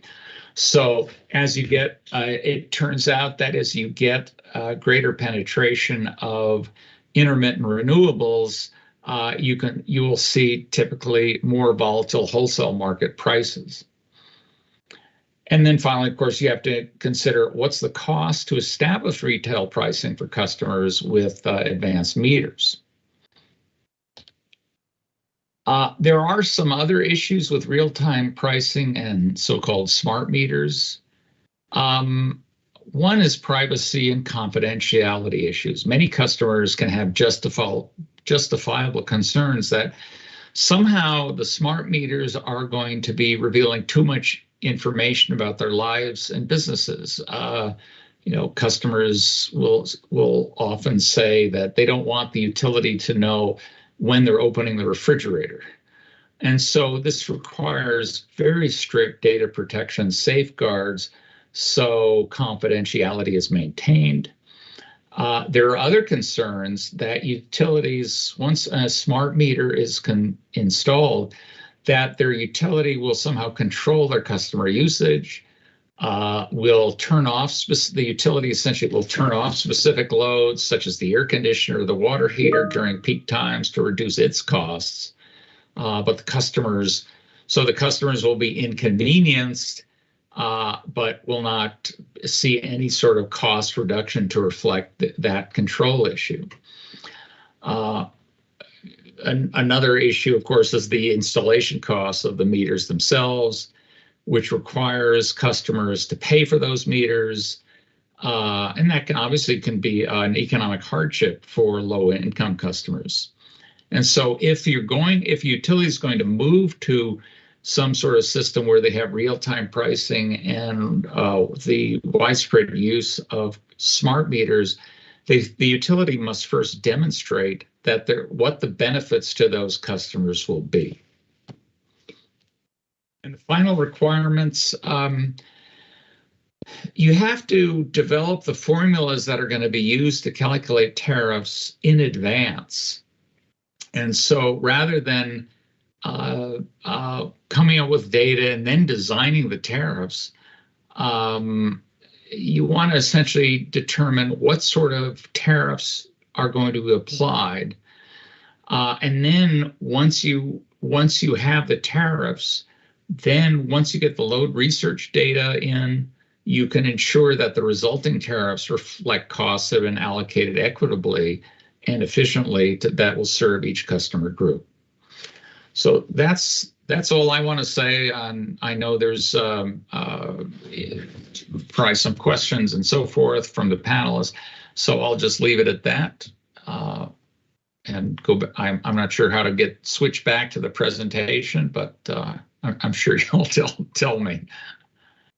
Thank you, Dr. Ressa. I'm not too sure actually in terms of the plan by the other panelists, whether they would want to then use your presentation as for their input, or they were intending to just input directly. Because perhaps what we could then do is just to open up for opening remarks by each of the panelists, and then we can go into proper into proper engagement. So can I maybe just start with that? I can't see who the hands are, but if I can just maybe just start first by allowing, and also sorry for the other stakeholders, if I may just request that if you don't mind, kindly put your questions on the chat first, such that I think it becomes a whole lot more efficient if I could then read the questions from the chat and direct them, indicate to whom that question would be directed. But can I just firstly give the opportunities to the other panelists to have their initial input, and then we can have an engagement. Can I start with Mr. Kevin Morgan from South 32? Over to you, Kevin. I don't know if you want to make a presentation or... Chairman, thank you. I would like to make a presentation, if that's okay with yourself. Yeah, welcome. Thank you. I hope you've been given rights to present. Yes, is it up on your screen, Chair? Not yet. Sorry, just bear with me for a moment. Trying to see why it won't project. I'm going to try again. Does that work, Chair? No, it's working now. Thank you. Thank you. You can then present. Thank you, Chair. I'm just going to put it on presentation mode. It might be a bit easier. I'm just battling to get it to move to presentation mode. So without wasting time, Chair, let me just jump in. Firstly, Chair, thank you very much for allowing us the opportunity to present to this very interesting webinar. Appreciate that very much. My role this afternoon, I've got 5 slides, Chair, so I'm going to be fairly brief, is really just to give a perspective from a large power user point of view. And to do that, I thought the most appropriate example might be to use our Hillside aluminium smelter in South Africa as an example of, the process we went through to get the tariff approved through the government policy and by NERSA, as well as to demonstrate the value that the smelter brings to the country, and also deal with some of the smelter economics, which I think would fit in quite nicely with the objectives of this webinar. So firstly, Chair, not sure if the slide has moved. Not yet. Maybe Mr. Morgan, try to use your arrows on your keyboard to move the slides. Okay. Just going to try again. Sorry. Yep, it's working now. Has it moved? Thank you. Thanks very much. Apologies, Chair, for that. So the first slide really is to just give a high-level overview of the economic contribution made by the aluminium smelter in South Africa, both at the national, regional, and local level. You'll see, Chair, on the left that we form, as a single operation, quite a significant portion of the GDP of South Africa, Hillside being the largest producer of primary aluminium ingots in the Southern Hemisphere. We export about 70% of our production, and 30% goes locally back into South Africa, and I'll deal with that issue in one of the upcoming slides. On a regional basis, Chair, and this is based on work we had done for us by a consulting firm quite recently, 7,000 jobs in the area dependent on the smelter, and we think about 29,000 odd indirect jobs. And very importantly, we made a decision 5 years ago to transfer liquid aluminium from the Hillside smelter across the road to the closed Bayside smelter, where we did a black economic empowerment deal there at the cast house, and that cast house is currently basically supplying South Africa's aluminium demands, and I'll deal with that in the later slide as well. In terms of the Richards Bay area itself, Chair, you'll see a very big impact on KwaZulu-Natal, the area where in green shown on the slide. and proud of the fact that more than 80% of our staff are Black South Africans, and we have a significant female woman workforce as well. Perhaps also just to say, Chair, that the people we employ are skilled people, so it does also significantly contribute to the skills situation in South Africa as well. The aluminium smelter brings significant benefits to the electricity grid, Chair. Has the next slide moved on? The yellow slide? Yes, we are actually on the yellow slide now. Okay, thank you. I just wanted to make sure that it's moving, Chair. Thank you. Firstly, grid stability. Hillside is a very large consumer of electricity. We consume 1,205 megawatts at a steady consumption rate. As Dr. Lessing, I think, mentioned, the example he gave was an aluminium smelter. And then I think quite importantly, we offer Eskom what's called in our contract interruptible load reduction, or ILR, and that effectively allows the system operator to interrupt the smelter, all of its pot lines, when required in terms of trying to manage the national grid. So in that sense, the smelter acts as a virtual power station, a big battery actually, and it offers that ability to the national system operator to properly manage emergencies and so on in the grid. And I'm sure, as you can imagine, Chair, with the current challenges we're having with Eskom on the grid, the smelters, both the Hillside smelter and its sister smelter up the coast in Mozambique called Mozal, are being used frequently at the moment to assist grid stability, which obviously assists all other customers in South Africa. The smelter is hardwired to the National Control Center, which means that the system operator switches it on and off, and not ourselves. And that's important because it obviously allows instantaneous interruptibility to the system operator when they need it most. And then lastly and importantly, it's critical, Hillside, particularly for a black start capability, if ever we were to need it in South Africa, which I think is a remote possibility. The smelter acts as a very significant shock absorber, which allows the utility to restart the grid by using the smelter as a resistor, essentially, and then from the smelter onwards to roll out electricity supply to other parts of the country. The benefits to the utility itself, we've had a long-term relationship with Eskom. Our load factor is 99.95%, and that essentially means that we use electricity consistently all the time. It's a 24/7, 375 operation, and from that point of view, obviously the cost of supplying the smelter, which I'll get to in a moment, is significantly reduced compared to other industrial customers, and obviously a lot less than supplying residential or commercial customers, because the smelter essentially is being supplied from baseload power plant.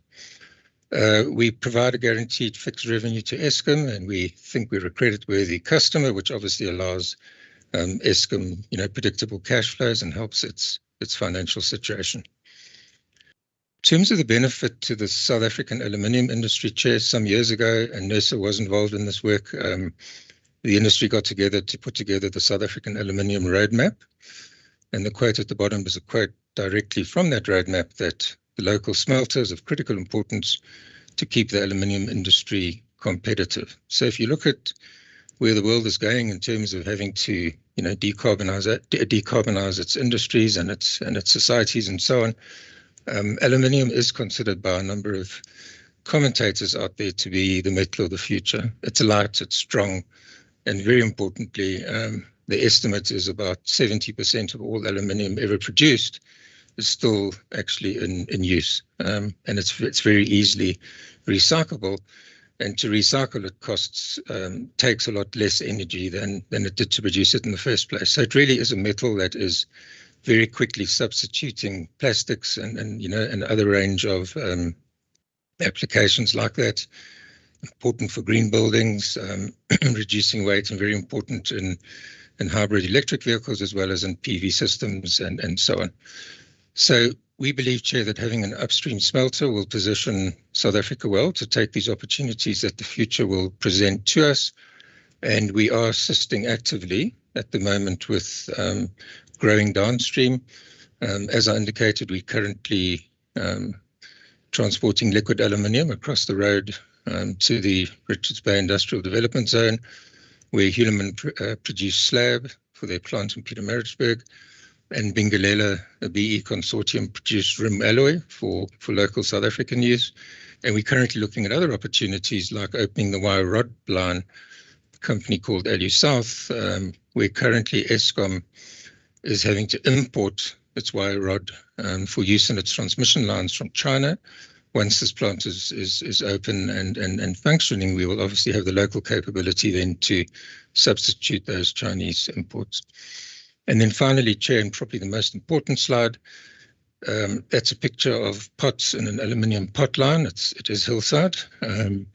Electricity amounts for approximately 30% of our cost of production. And the price that we receive is set internationally. So we price we price takers, we're not price makers. And I think the key message, Chair, I wanted to leave this audience with is that without a competitive electricity price, it's simply impossible for us to compete in the global market. And if you look at our costs and the way our business works, as the note at the bottom of the slide indicates, there really is no other single significant key value driver other than electricity to ensure that Hillside remains competitive. So a Megaflex tariff, unfortunately, is not a competitive tariff for aluminium smelters in comparison to tariffs in other countries. And the government of South Africa about 2 years ago, with support from NERSA, published a policy called the Long-Term Policy on Negotiated Pricing Agreements. And that policy was essentially developed to prevent deindustrialization in South Africa. So we applied for, and I believe we were the first operation to be approved that tariff. And Hillside is currently operating under a 10-year negotiated pricing agreement, which was brought within the policy dictates by government as well as approved by NERSA. And then, Chair, just to make the point again in terms of tariffs, had we not received the negotiated pricing tariff through that policy and NERSA process, Hillside would have shut last year. We are simply not able to remain competitive at Megaflex tariffs. Then, Chair, in terms of the NPA tariff, the tariff is cost reflective. That's one of the requirements of NERSA when they approved it. And just to make the point that just because the tariff is below the standard tariff, South Africa called Megaflex, does not mean it's a subsidy. So provided in terms of the policy, you're paying a cost reflective tariff to, for example, an aluminium smelter, and you provide Eskom with a regional with a reasonable margin, that's really an acceptable approach from a tariffing point of view. I think the important point with that statement, Chair, is that all other customers benefit. I think the work that we did when we applied for the special tariff was to demonstrate to government and the regulator that if Hillside were to shut, all other customers would pay more for electricity, not less. So the smelter pays its way, provides Eskom with a cost-reflective tariff calculated on the cost of supplying the smelter, as well as a reasonable return. And then finally, Chair, in terms of international experience, we really know different. Smelter prices internationally reflect the lower cost of baseload supply. I think that's the point that Dr. Lesser made in his presentation. Provide significant benefits to grid stability, particularly during a transition to renewable energy where the system operator is going to need very significant baseload customers like aluminium smelters to smooth out some of those disruptions that may occur in the generation supply, and then also importantly provide the utility with the value that they get through interruptibility. So instead of having to build more plant to meet peak periods, demand over peak periods, the utility simply uses the aluminium smelter as a virtual power station and takes it down for the period that it requires that power for. So, Chair, thank you. That really was the presentation, essentially to show how the government of South Africa's policy on negotiated pricing agreements, together with NERSA's approval, has allowed us as a country to maintain this very significant asset in place, which we believe will continue to contribute to South Africa's economic prosperity going forward. Thank you, Chair. Thank you very much, Kevin. If we can then swiftly move from a large consumer to a small consumer, at least that's how Mr. David Mertens has been reflected here. David, if I'm not sure whether you're going to make a presentation yourself or you're going to give a verbal input. You're on mute, David. We can see you speak, David, but we can't hear you. I can try again. I see you have been unmuted, but we can't hear you at all. Maybe something to do with your connection there, with your speaker on the device that you are using. Can I maybe just request that you be assisted in getting your sound, and maybe we can hear the next speaker, and whilst you are preparing for yourself to then have your input. If you can just maybe step out and then step in again. But whilst he's doing that, can I request a presentation from Toshiba, Mr. Elliot Miles? I'm not too sure that there are two presenters from Toshiba. It's just one. Mr. Elliot Miles, I saw you added. Hi, can you see me and hear me? I can see you and I can hear you. Are you making a presentation? Are you making a presentation? No. Oh, okay. No, I don't have a presentation, I'm afraid. Okay. Good. Hello, everybody. Many thanks for inviting me onto this webinar to be a panelist. Very much appreciated. I just had some reflections having listened to Dr. Lesser's presentation based on our experiences in the UK. So I'm the technical programs manager for Toshiba's M2M division, and we've been involved in the UK smart metering solution and rollout for the last 10 years or so. Currently, the UK has around 25 million smart meters rolled out across the UK, and rollout continues. Ultimately, there'll be around 50 million smart metering systems in the UK. Just thinking about demand side response and load control and how that applies to pricing. And like I said, I just wanted to run through some reflections based on our experience in the UK.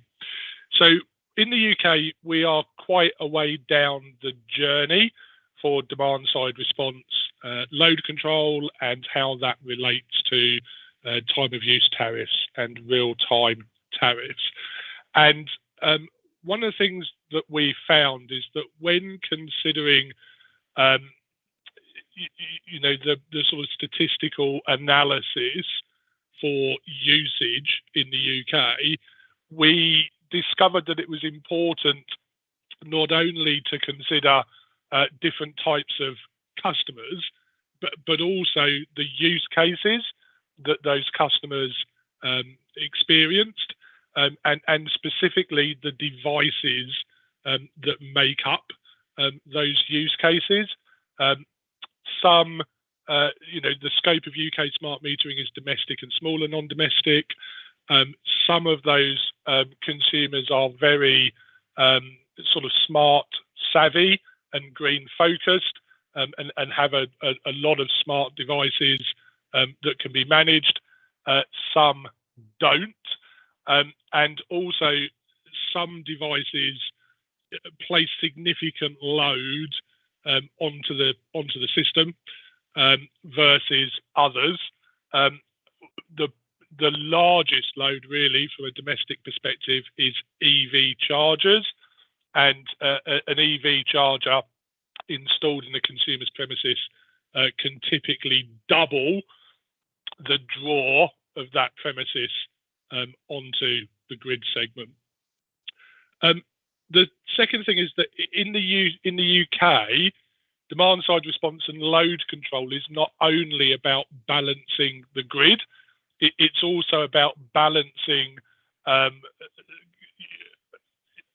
consumption within the property itself. And the reason for that is that in the UK, there is a hard limit, 100 amp supply, single phase into the property. And devices such as EV chargers can very quickly mean that a property would exceed its 100 amp load. So there's also an element of load control which sits within the boundary of that 100 amp supply, and needs to be managed to ensure that 100 amp supply is not breached. And in the UK, there are basically two approaches to load control.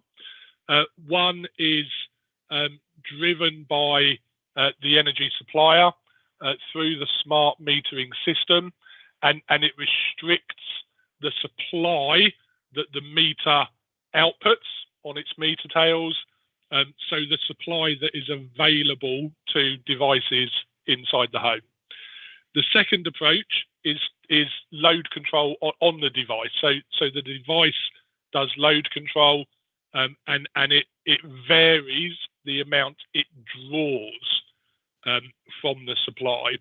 And we found that a combination of those two approaches is very valuable, because the best way ultimately to protect the grid is to make sure that demand does not overload the grid or exceed supply on the grid, because it's arguably easier to manage demand than it is to manage supply capacity.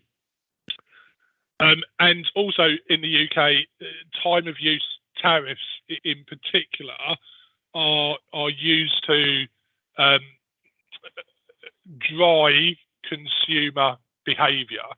So by providing time of use tariffs where you're encouraging consumers to do, say, EV charging overnight, because the kilowatt hour electricity is cheaper overnight, then that helps to protect the wider grid, because to my last point, you're encouraging consumer behaviour to protect the grid, and that is arguably a better approach than having to manage on the supply side based on demand that may not be fully understood. So I hope those reflections are useful. As I say, they're really only based on our experience in the UK, but hopefully some useful stuff to think about there. Thank you. Mr. Miles will definitely come back and engage. Can I see if now perhaps Mr. David Mertens is able to speak? But we'll definitely come back for a reflection on all of your inputs, colleagues. Were we able to get Mr. David Mertens-Burke? So there's a hand up. David, yes. Has it been given? I will be given allocated. Yes, sir. Okay. Can you speak now? Let's try. Can you hear me now? Now we can hear you. Thank you. Thank you. Okay. I would like to share a short presentation if possible. That's fine. I'm sure you've been given the rights to do that. Is there anything you see? Not yet. Yeah, I don't think that's going to work.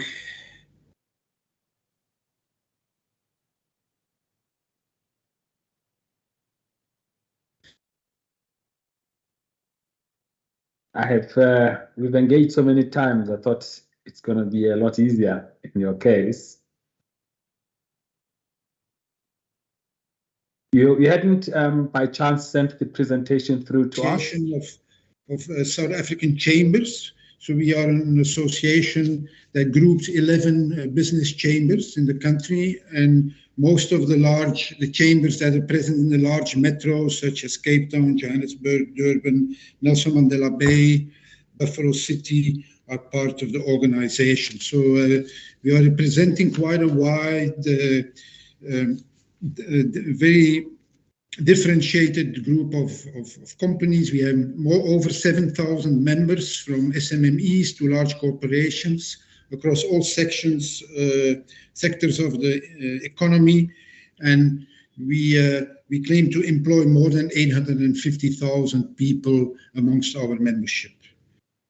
So we specifically represent a significant portion of the industry behind municipal borders, and I'm sure most of you or all the South Africans around the table will understand that the situation with the municipalities is quite particular, which I will come back to. So our members would typically be, as a small consumer, let's say the biggest industry behind municipal borders, 10-15 megawatts is already quite big, but there are quite a few of them. So if you think about the impact of the industry, it's definitely very big. We have most of the automotive industry is behind municipal borders, the pharmaceutical industry, even some of the chemical industry is behind municipal borders, and it employs an awful lot of people in South Africa. Municipalities, they consume about 40% of Eskom's electricity, so it's quite substantial. And we believe that about half of that goes to the industry behind municipal borders. When it comes to tariffs, I think we have a lot to say. The tariff methodology for municipalities, which was used by NERSA, has finally, I would say, finally been declared unlawful. So it really means that all the municipal tariffs which are currently in existence are technically unlawful, and the courts have given NERSA a period up to 2024 to remedy that and to make sure that then whatever comes up as new tariff methodology will be complying to the legislation. So I think in this forum, this is probably, I would say, maybe a bit of an opportunity for a way forward regarding municipal tariffs. And the reason why the tariffs have been declared unlawful is that they were not cost reflective, which is basically a requirement of our legislation. The result of the situation of the historic situation is actually quite dramatic. There are very big differences between tariffs between the municipalities. The people or the industry specifically, which is lucky enough to be connected to Eskom directly, has usually or typically much lower tariffs. So the whole tariff system is very much, I would almost say, unregulated. NERSA has spent a lot of time on Eskom, but basically has not given any attention to the municipal space, which is an equally very important space. Then we obviously have to deal with problems within the municipality of issues. There's a highly varying level of competencies between the municipalities, and the functionality of our municipalities is systematically degrading, and many municipalities are now in a situation where they are making heavy losses in their distribution function, mainly as a result of massive theft in the areas. So for us, this is a very important issue, and because many of the municipalities as distributors are actually a threat to the well-being of business and industry, and then the general health of our economy. So that is one point I wanted to make. And then the other point that is very important in the space and in the South African space is the issue of surcharges. given that 40% of electricity is being distributed in municipalities, where municipalities have certain rights, municipalities are allowed to levy surcharges, and this is obviously now the space of taxation. But it creates another very important point, which then affects the factual tariffs which the consumers are paying. So our constitution says that the municipalities have exclusive rights to reticulate electricity within their borders. And that includes the rights to levy surcharges. So a municipality can add on top of whatever NERSA decides to be or determines to be the tariffs. So surcharges, these surcharges must then be determined by municipal councils. And our financial legislation allows Treasury to regulate these surcharges and limit them to some extent or make them particular. For example, for industry, this, and for domestic, something different. But there is actually the Minister of Finance has not taken up his powers in this regard. So there is no regulation around surcharges, and basically municipalities are free to do whatever they want, and hence they have a very big influence on what people or their consumers will be paying for electricity. The other complexity is that we have big areas in the country which are being distributed through ESCOM, which are then at this point in time factually exempt of surcharges, and which creates further discrimination regarding tariffs in South Africa. So that these are actually very, very important points which determine the tariff situation in our country. Thank you. That's what I wanted to say as an introduction. Thank you very much, Mr. Merton. I was just checking with my colleagues because there were two names under Toshiba. My assumption is that we've had input from Toshiba, and that was the last input, so we can then start engaging. We had a few questions, and I was also hoping that as the panelists, as we were speaking, that to direct maybe some questions to Dr. Lesser. But nonetheless, can I then, because there were a number of questions that had been put when this thing was discussed. Can I maybe just pose questions? And I'm going to pose questions to a number of you. But I do want to start with two questions to you, Dr. Lesser. The first one, in your example of the 200 megawatt 100 base load consumer, 100% load factor, and the other one at 50 megawatts operating for 12 hours. Is your assumption is the assumption that for the 200 megawatts and also the plant that runs 24/7, is it a similar plant with similar costs with that of a 50 megawatts, which is a mid-merit plant, starts in the morning and maybe perhaps shuts down in the afternoon? Would you see those costs as the same, and would you think it's fair to then say those costs should then be averaged between those two consumers? I'm not sure if my question is clear. So if I understand your question, you're asking whether the cost to serve the two customers are the same, or their own. Okay, so the cost to serve the customers is the same. Well, the issue is the fixed and variable. The fixed costs in my example are not the same, because the contribution to peak load of the high load factor customer versus the low load factor customer, the utility is still having to, in the example, plan for a 250 megawatt total peak demand. But that peak demand is then how you allocate the costs of meeting that peak demand. That's the issue. So the variable costs, the cost of serving in any given hour are the same, but it's the fixed costs that you have to deal with. That my point is that if you just charge the same per megawatt hour price to both customers, then the customer with the high load factor will end up subsidizing the lower load factor customer. Does that answer your question? In a way it does, but can I maybe link it to a question on the chat? Because there is a question that was raised by Marius Procamp, who's saying, therefore, does it mean that residential customers who are workers, if the workers have to carry larger fixed costs, will they not be effectively be subsidizing company costs? How would you relate to that question? I think the issue is you have to ensure that costs are allocated based on cost causation.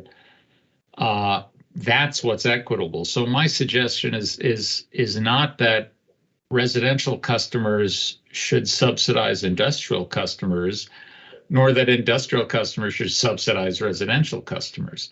That an equitable allocation of costs is consistent with what cost with cost causation. And so if you have a tariff design that does not reflect cost causation, then one group of customers will end up subsidizing another. And I'm not sure who will subsidize whom, but the whole point of developing an allocation methodology is to ensure that you eliminate or at least minimize those cross subsidies. All right.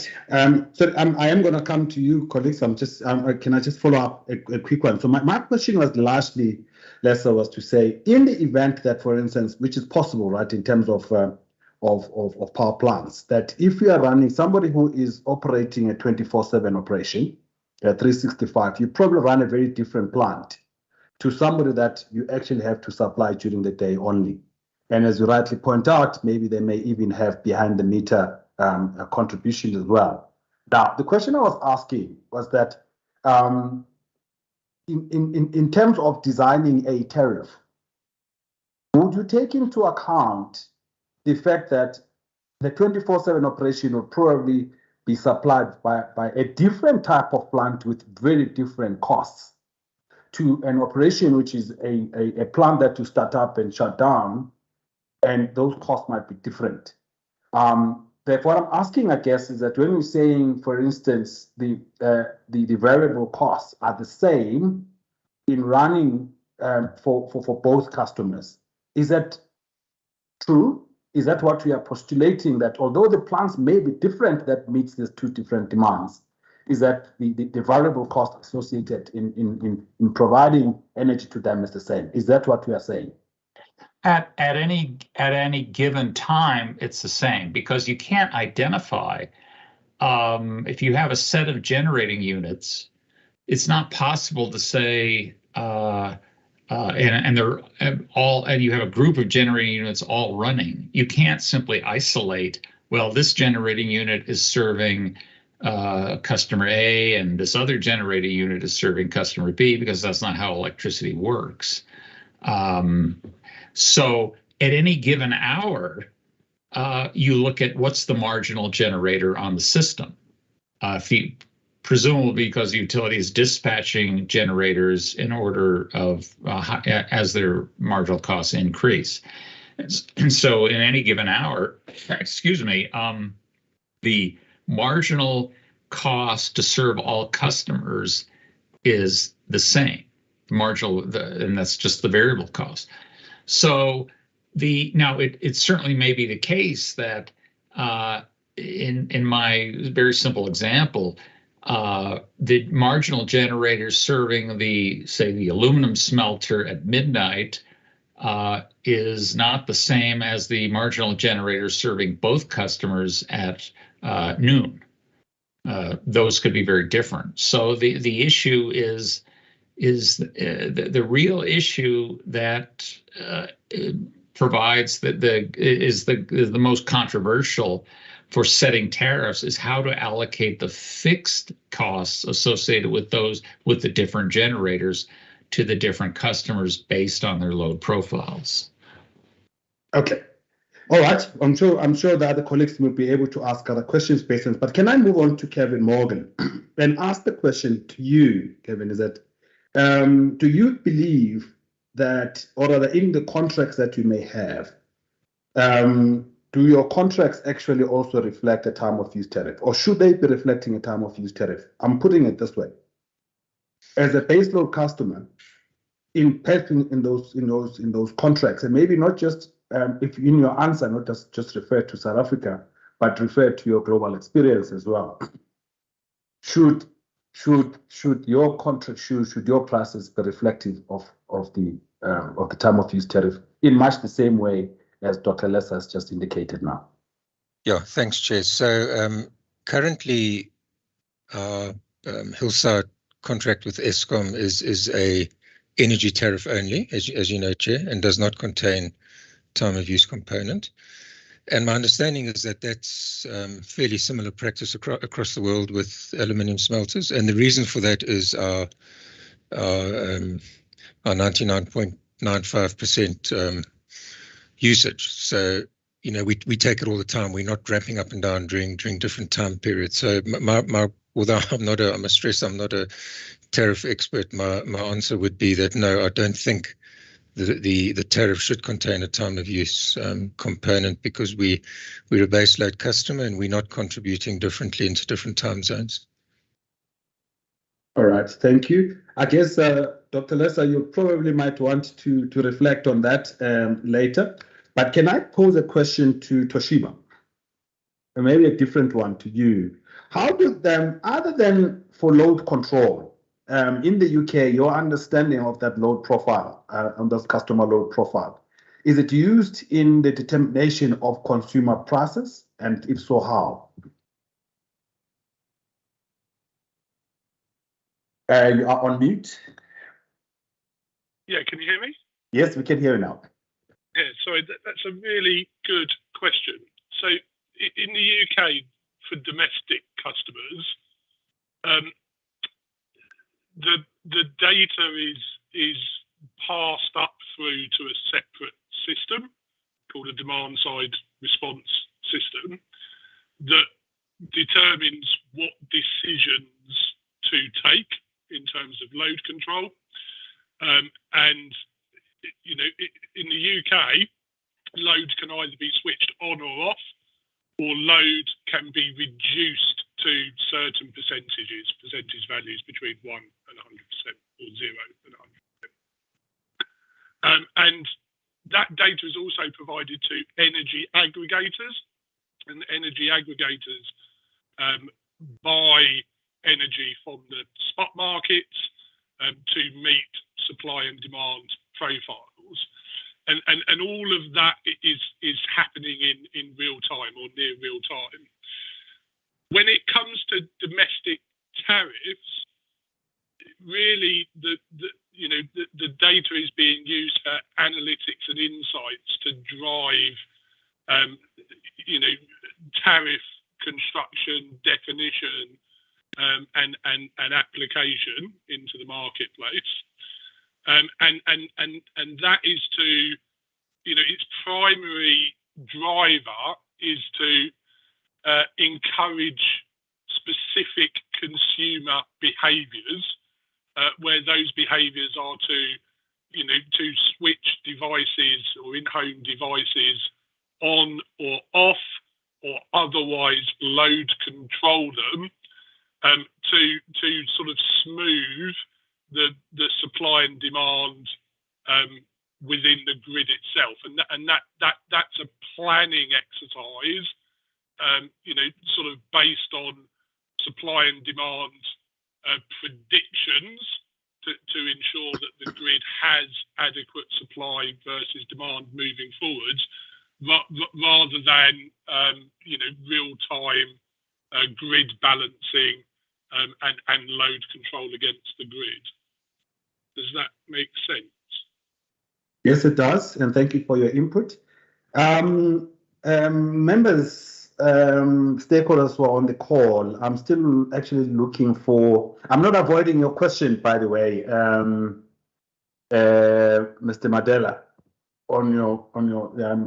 I wasn't sure whether it's specific for this session, but we're not avoiding that question. And it's something that I think would be, but if I can just get further questions. Okay, I'll ask this one, and maybe Mark, you can pose it yourself. But the one question that I do want to come back to Jonathan with, a very direct question to you, Jonathan, is that can you price types of load? Can you price? Is it even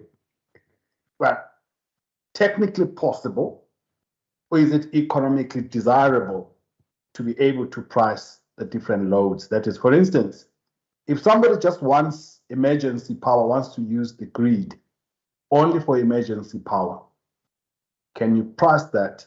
Can you give a figure to that? And if people, all that somebody wants is just to use the grid as to provide ancillary services, and is not looking for any other of the other services provided by a utility, can you price that? Can you? Yeah. So it's a direct question. Is it desirable, or is it even possible?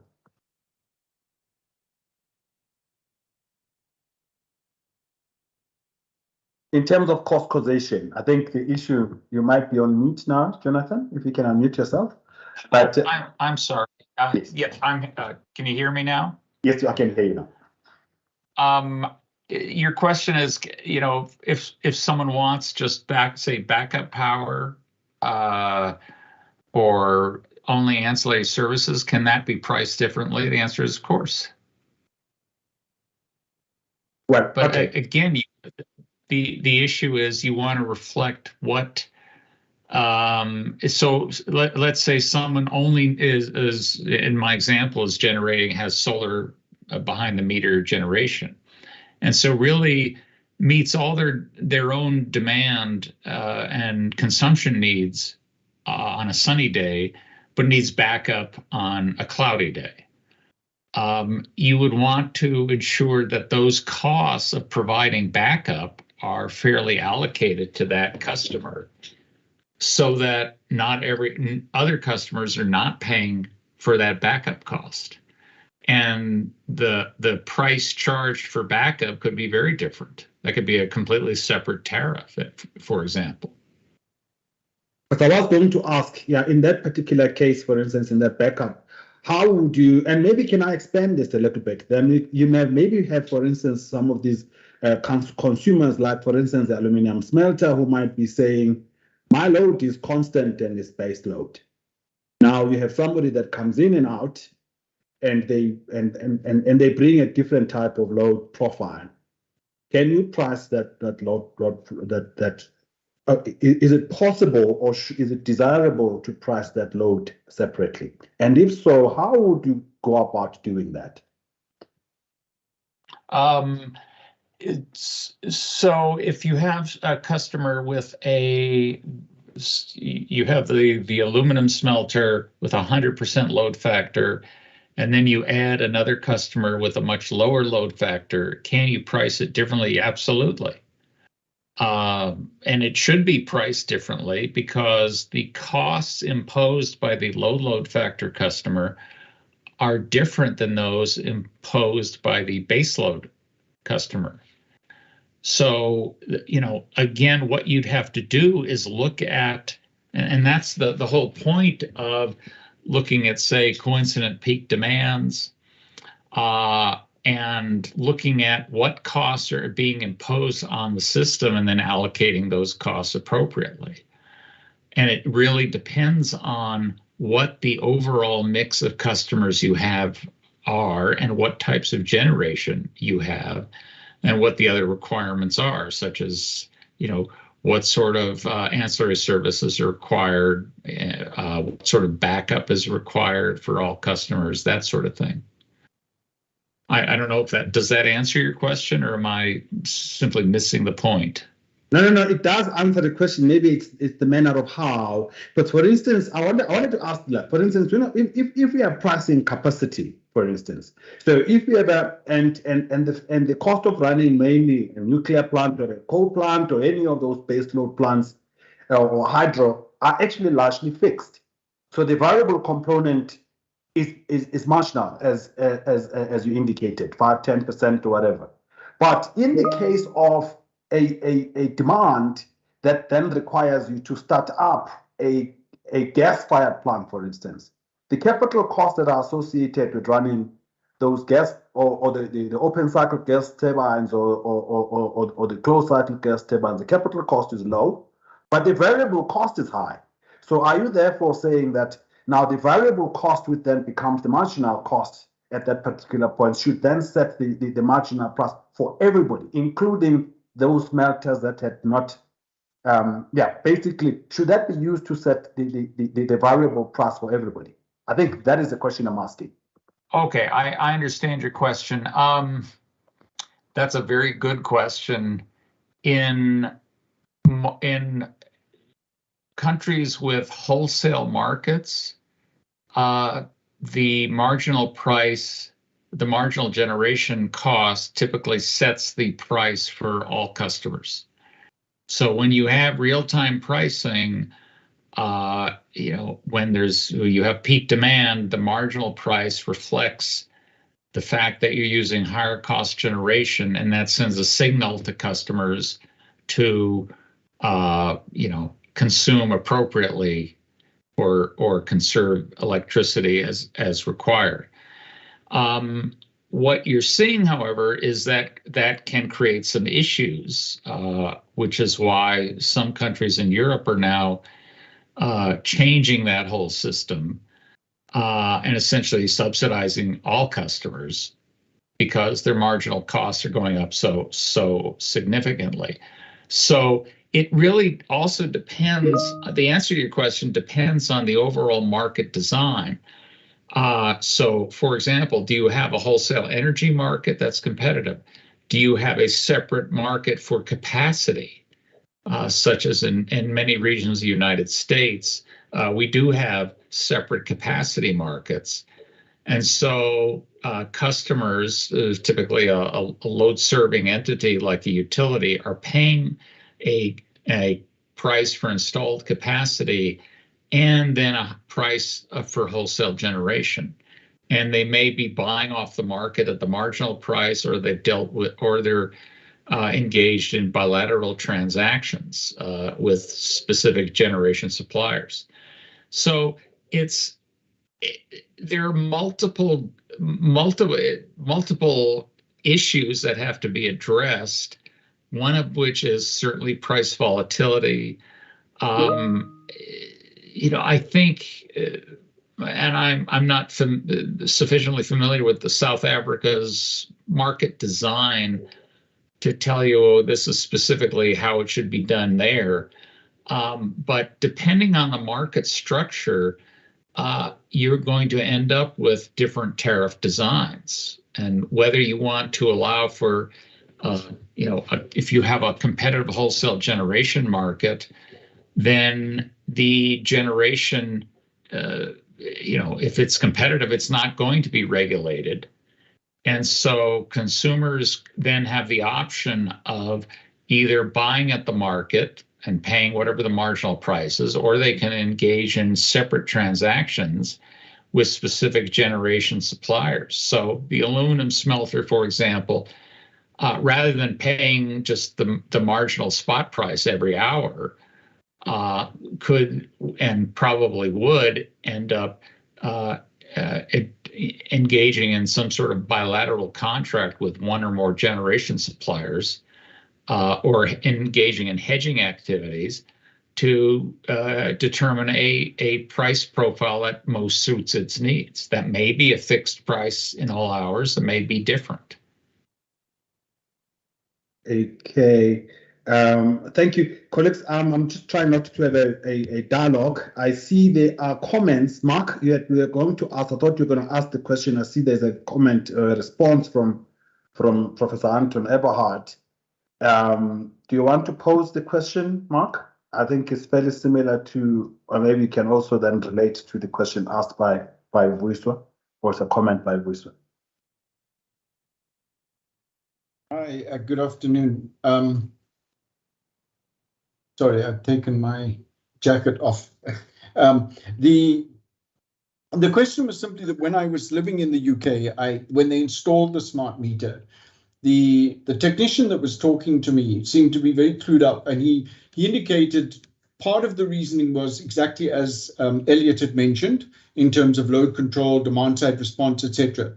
But he said the other aspect of it is that once the smart meters start working properly, many of the traders found it hugely valuable to be able to start predicting demand more efficiently. And therefore, when you're playing in the day ahead market, you reduce your risk of overall under what's the word, putting your offers into the market, because you are able to have a better prediction. So I was interested to see if whether apart from the government role, was there an underlying cost benefit to the traders? And it was, seeing as I had now had someone like Elliot on, it would be useful if he could confirm whether what I was told was actually valid or not. That's all it was. Because that then does talk to some of this issue around the price as to who's going to pay for it and where does who gets the benefit of it. Yeah, so I mean that's absolutely correct, Mark. So prior to smart meters in the UK, retailers would estimate consumer usage and then bill you based on those estimates. And the estimates were normally they estimated more usage than was actually used, and so consumers ended up constantly in credit with retailers, and you know that was money that they were essentially paying for nothing. So you know, being able to charge consumers the correct amount for their usage is very much a key driver for smart metering in the UK. But also, it allows the retailers to understand consumption. So again, you know, in the UK, the only way to understand consumption from a non-smart meter would be for somebody to take a meter reading, whether that's the consumer or whether that's the retailer themselves. If it was the retailer, you know, that means an appointment for somebody to come round and read the meter. That's all time and cost, etc., etc. And it was giving them a historical view of usage rather than a near real-time view of usage. So the ability to now understand through smart meters near real-time consumption is providing much more granular and accurate and useful data to retailers for them to feed on to the DNOs, the network operators, the energy aggregators, and the grid for them to use in terms of planning capacity versus demand. Thank you. Thank you for that. Does that answer Mark's question? Is that helpful, Mark? He's indicating that is covered. Excellent. All right, thank you. Can I then maybe just allow Professor Anton Eberhard to raise, there's a comment or a question that is put on the chat. If you don't mind, Prof, if you can just put it out and indicate and maybe just let Dr. Lesser to respond. To see if I've understood your comment properly or your question properly. I'm sorry, what is the question, please? No, there was a question from, I was asking if Professor Anton Eberhard would be, would like to pose, there's a comment or a question that he put on the chat. I don't know if you are able to see it. He says he no longer has rights. Oh, you don't have rights to speak. But I don't know if you have. Yes. Sorry, I now do. Thank you. Yes. So I mean, I think a really interesting original presentation, right? And basic principle behind that is that customer classes should reflect the actual cost of their supply. And I think all of us agree with that principle. And they should have the appropriate balance between fixed and variable cost as discussed. So isn't that what Eskom tried to do in their recent tariff restructuring proposal that went to the regulator? And aren't these principles embedded in our existing electricity pricing policy? And if so, what is it that has to change? I mean, is there anything different in the presentation that we had today which would want us to throw some of our existing policies or pricing methodologies out the window? That's my question. Thank you. Dr. Lessa, I don't know, you may not know our pricing system, so I don't know if you're able to venture any opinion. I could guide your response if you wanted to, but please proceed. I'm afraid I'm not sufficiently familiar with Eskom's pricing to answer the question. My understanding is that there are some controversies over charging customers the same prices, different sets of customers, and it may be that this entire conference that was organized is one of the reasons to suggest that perhaps things aren't, that something does need to change. But I simply am not familiar enough with the current tariffs to really answer that question. All right, thank you. Maybe just, and I'm hoping that tomorrow, when Dr. Kichino comes back, he will probably be able to also respond to. We'll actually keep that question on the question that you've posed again, Prof. But the one thing that I do want to indicate, hence why my initial questions when we're talking about unbundling of the tariff, is that for me, I think there's certain things that work if you've got one utility. That I got a sense that in the presentation by Dr. Kichino, he was referring to a utility that is providing all of the services, and therefore you calculate a rate of return, a revenue requirement for that utility, and then of course you then allocate the cost. The question, however, for me then says, what if you don't have a utility that now, which is the case that we are moving to, or partly in, that we don't have one utility that's providing all of those services? Do you still calculate a revenue requirement for just that utility? And then, but how then do you actually then look at the tariffs of the different services and then charge for the services that each consumer is consuming? So that is the question that I was asking, because I think a lot of what we are talking about, Prof, relates, a lot of the confusion starts from there.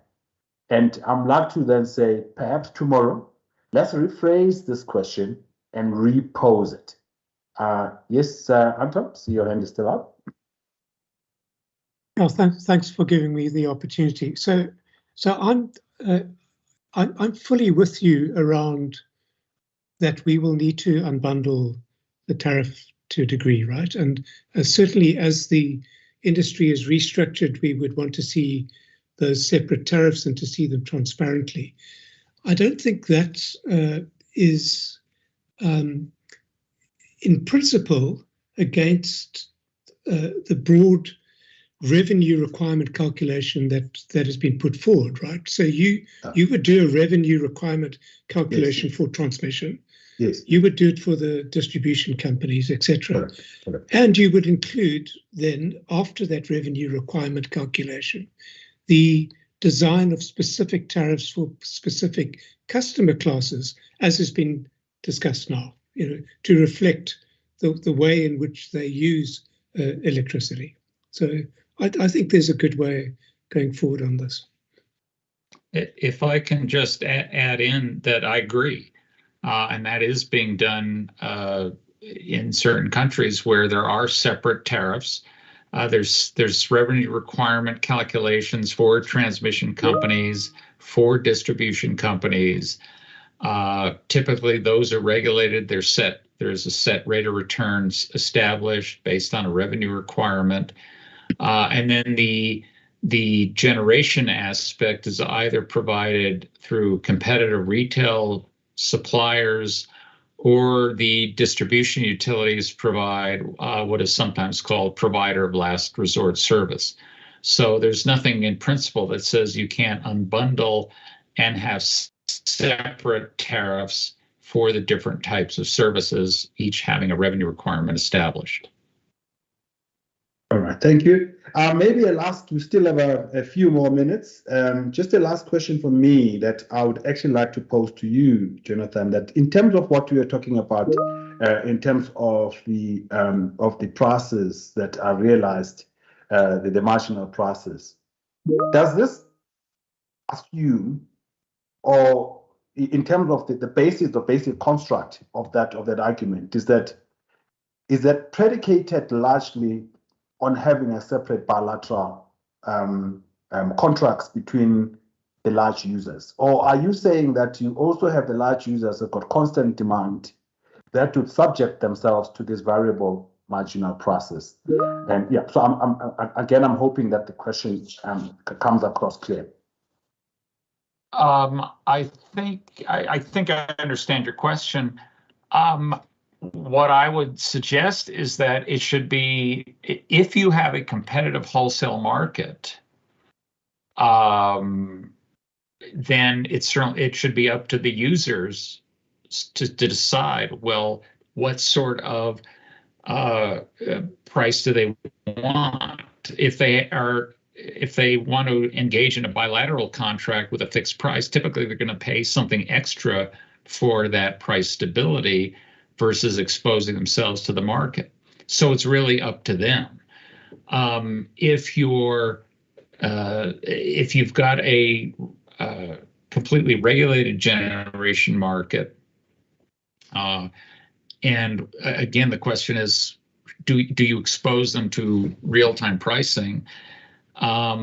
There's an issue. Then probably what the customer can do, again, is go out and engage in hedging to the extent they want. So in other words, there's a cost to price stability that customers can decide for themselves. Do they want to pay that price for the stability? But also then you would want to look at, say, in the case of the aluminum smelter, the presentation, you would want to look at, well, if this customer is providing services to the utility itself, in terms of black start capability and so forth, then the consumer, that customer should be compensated for providing those services. That may be something where the utility arranges a specific fixed tariff for that customer. But then again, what you'd want to do is ensure that the costs being allocated are such that it's equitable, so that customer is neither paying too much nor too little. Okay, thanks, Jonathan. Maybe my last question will go to Kevin Morgan. And Kevin, the question that I would ask is that in terms of maybe I know that perhaps it's unfair to just put the aluminium smelters in the spotlight here, because we're talking really just a lot of these baseload type customers, whether it's ferrochrome or ferromanganese or wherever it is that is. But nonetheless, in your understanding, do you have any examples in any of these types of industries which operate in this markets, in this wholesale market, where they are actually they are subject to this market process? And if so, how is it dealt with, if you are aware of that? I'm not sure if my question is clear though. Yeah, just to be clear, Chair, are you asking whether, for example, in the case of aluminium smelters, are there any aluminium smelters taking power directly from a market at market prices as opposed to bilaterals? Yes, as also in terms of which are subject to those daily variation, to those daily varying prices. No, Chair. Like no hourly, not hourly, in those hourly varying prices. Yeah, I'm not aware of any of them, although I can't, say that definitively every smelter in the world, but we've got a fairly good idea of how that works. We co-operate an aluminium smelter in Brazil with Alcan called Alumar. And there we also we actually purchasing green power from the market. The Brazilian market's 6 or 7 times bigger than South Africa, but even there that's done on a long-term basis at fixed tariffs with escalation. So I'm not aware of an aluminium smelter anywhere that subjects itself to the to the uncertainties of market prices. I think that would not be a smart way to try and run an aluminium smelter. What is possible, though, just to pick up on the point that Dr. Lessing made, is that once the market comes into operation, for example, in South Africa, there may well be an opportunity for large consumers in South Africa to, for example, contract, at lower overnight prices, which could theoretically benefit the market and themselves, and end up with a lower price than they're currently paying. But I think, Chair, the capital investment that goes into an aluminium smelter and the various risks of running it and so on would mean that you would look for a bilateral contract that removes the risks of price spikes and so on. We do have a commodity price upside sharing arrangement in our contracts, which does allow the utility to benefit from higher aluminium prices. And that's an acceptable risk for an aluminium smelter to take, but not to take directly from a market, not to the best of my knowledge, Chair. No. Thank you very much. I know I've spent more than I've taken 3 more minutes. I've taken 3 minutes out of the comfort break. Alistair, I did see your hand. I assumed that your hand, Alistair Campbell, I assumed that your hand was in indication of so that you could be given rights. So I didn't give you an opportunity to talk because of that. That was my assumption. Was it correct? That's correct. Vuyi's given me presenter rights. All right. Thank you. With that, I'd really like to thank all of the participants for the session. I'd like to believe that it was a fairly engaging presentation, very interesting inputs. Jonathan, thank you. One is to think about those differential fixed costs versus the same marginal cost, and how that and how one does that in the absence of a market, in the absence of an opportunity for industry to actually to enter into bilateral contracts, because we should not forget that what we are also trying to do is to promote industry. So with that, I'd like to thank the organizers and hand over back to back to Mark or to hand it back to Vuyi, because I think we're taking a break and then we'll start again at about 4:30 with the last session of the day. Over to you guys, and thank you.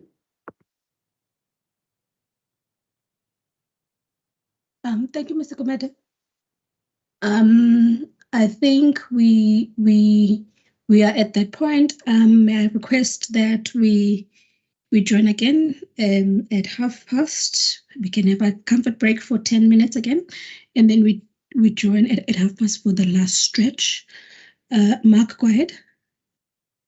Just to make sure, during the comfort break, and I'm sorry, but can I just get all the people who are presenting and moderating, etc., for the next session to stick their hands up so we can make sure we've got everybody covered, so that when we come back, I can introduce everybody immediately at our own time. Thanks a lot. Thank you for that. We will see you at 12:30. Thank you.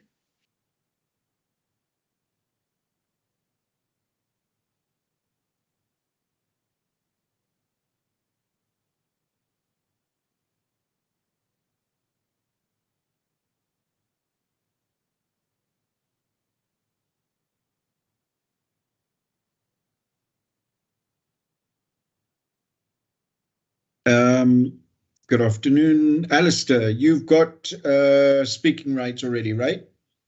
Yeah, and correct. Presenting rights, right? Yeah. Mr. Ngumeni, you've got speaking rights? Yes, you're showing as a presenter. Mr. Matota is showing up showing up. So it looks like it's just our other two parties, Mr. Rousseau and from Namibia and a Mr. Ngiyolwa. Are they on the call? Mr. Rousseau is there and now showing as a presenter. And the last one is Mr. Ngiyolwa.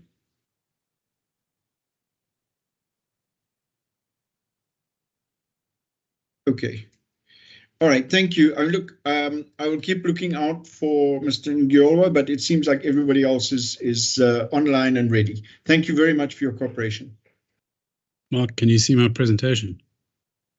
Yep, we can. A blocked globe.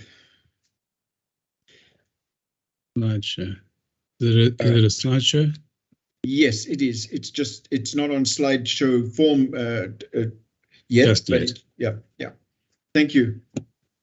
Seem to be having the same problem as everybody else. I can't get it onto slideshow format. Okay. Can you see it now? Yeah, that's perfect. Yeah. Okay, good stuff. All right. See you in 8 minutes, I think it is. Yep. Lester, I'm just testing my audio.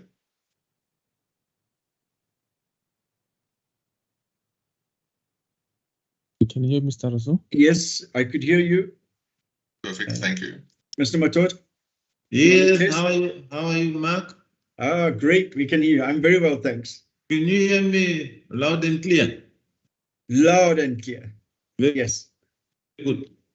Thank you. Yes, I can test to mine as well, Mark. How are you? Long time. Hi, Maduna, how are you doing? It's been a while. But we keep bumping into each other on these forums, so Yeah. but I can hear you loud and clear. Good, thanks. Thank you very much. Hi, Alistair.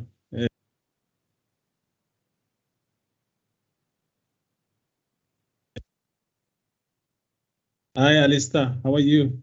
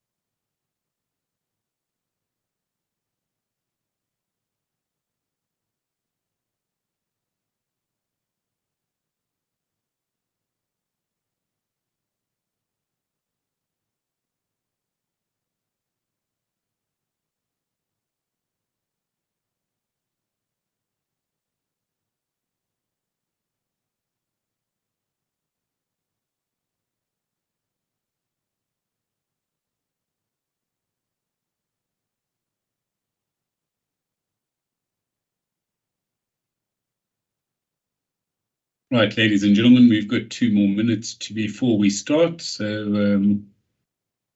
just going to give everybody a chance to get settled in.